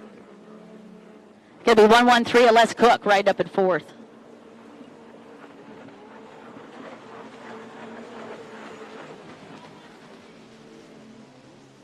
So again, your top four, Paul Baisley, Bailey Cunningham, Rob Bray, and Les Cook.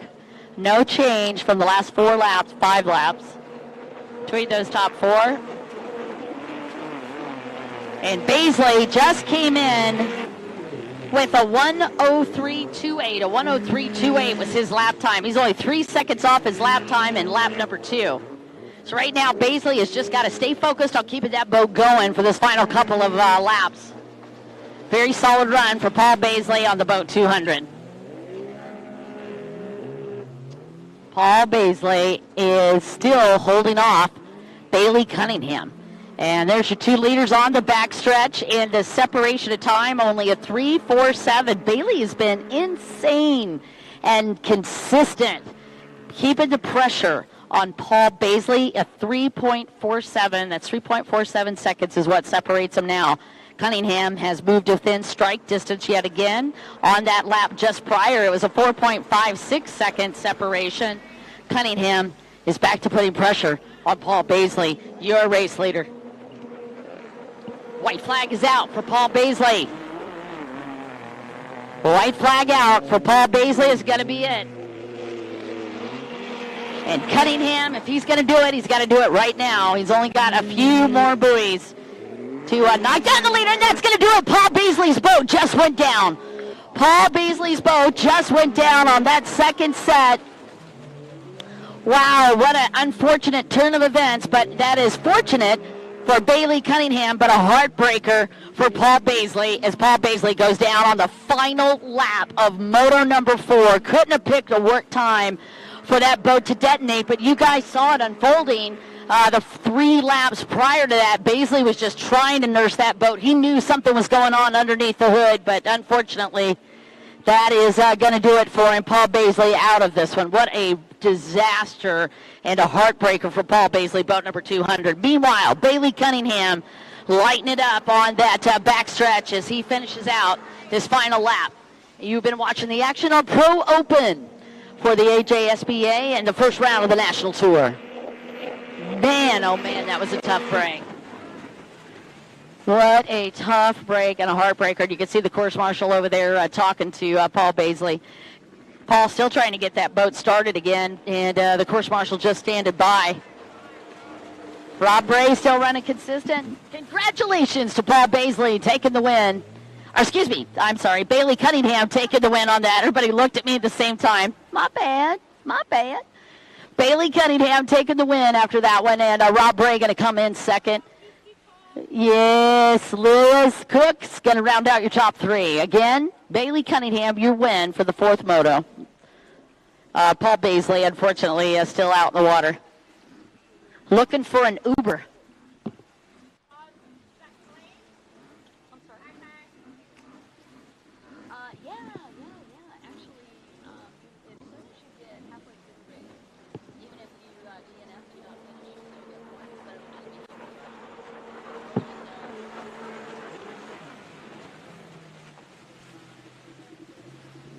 Yeah, so I had a question from the crowd, actually.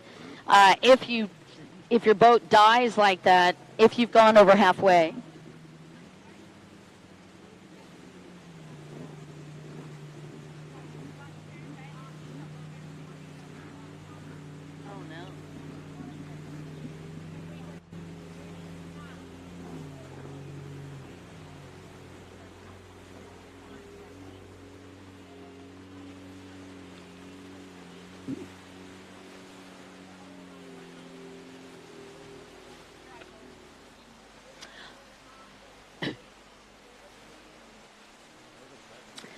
All right, you guys, back out to the track, and just a quick update. That win did go to Bailey Cunningham on that fourth moto, followed by Rob Bray and then Les Cook. That's going to be your top three in moto number 4. Paul Baisley will get points because he did go over the halfway mark on the number of laps. But what will happen is he's going to end up, whatever the final number count is, I believe it was either 5th or 6th, will be what he'll end up as far as points on this fourth moto. So again, just a real tough break for the gentleman on the number 200 boat. In addition, we did hear unofficially that Bailey Cunningham did pick up a penalty buoy. We'll let you know more about that as we get the update. And give us 30 minutes or so, and we'll be taking you over to the prize giving or the awards presentation. I want to thank you so much for joining us both on the live stream and also live here at the race site at Lake Glenmaggie. Really do appreciate you guys and all the great work you did. Special thanks to all of our race directors, Kylie Elmers, Lisa Dermott, Grant Busby, and of course Mike Cruz-Coast. We appreciate you guys so very much for all the work you did. Also a big shout out for our course marshals as well, Maddie Ferguson, Dez, also single names because he's that famous. Johnny, I believe, was one of our course marshals. Let's see, Dave and George Marcus as well.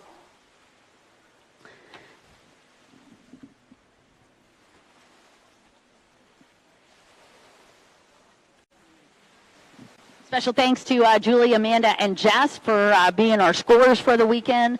One of the toughest jobs ever. We love you guys. And also a special thanks to our video crew, Hydro GP, for all the great production of the live stream. Also a shout out to Lake Glenmaggie Canteen and Boat Club. We appreciate all you do. And of course, our title sponsor, T&D Jet Ski Performance. I'll be back when we get ready for the prize giving. My name's Dawn Dawson, and it's been such a pleasure to hang out with you guys. I'll see you at the awards in just a little bit.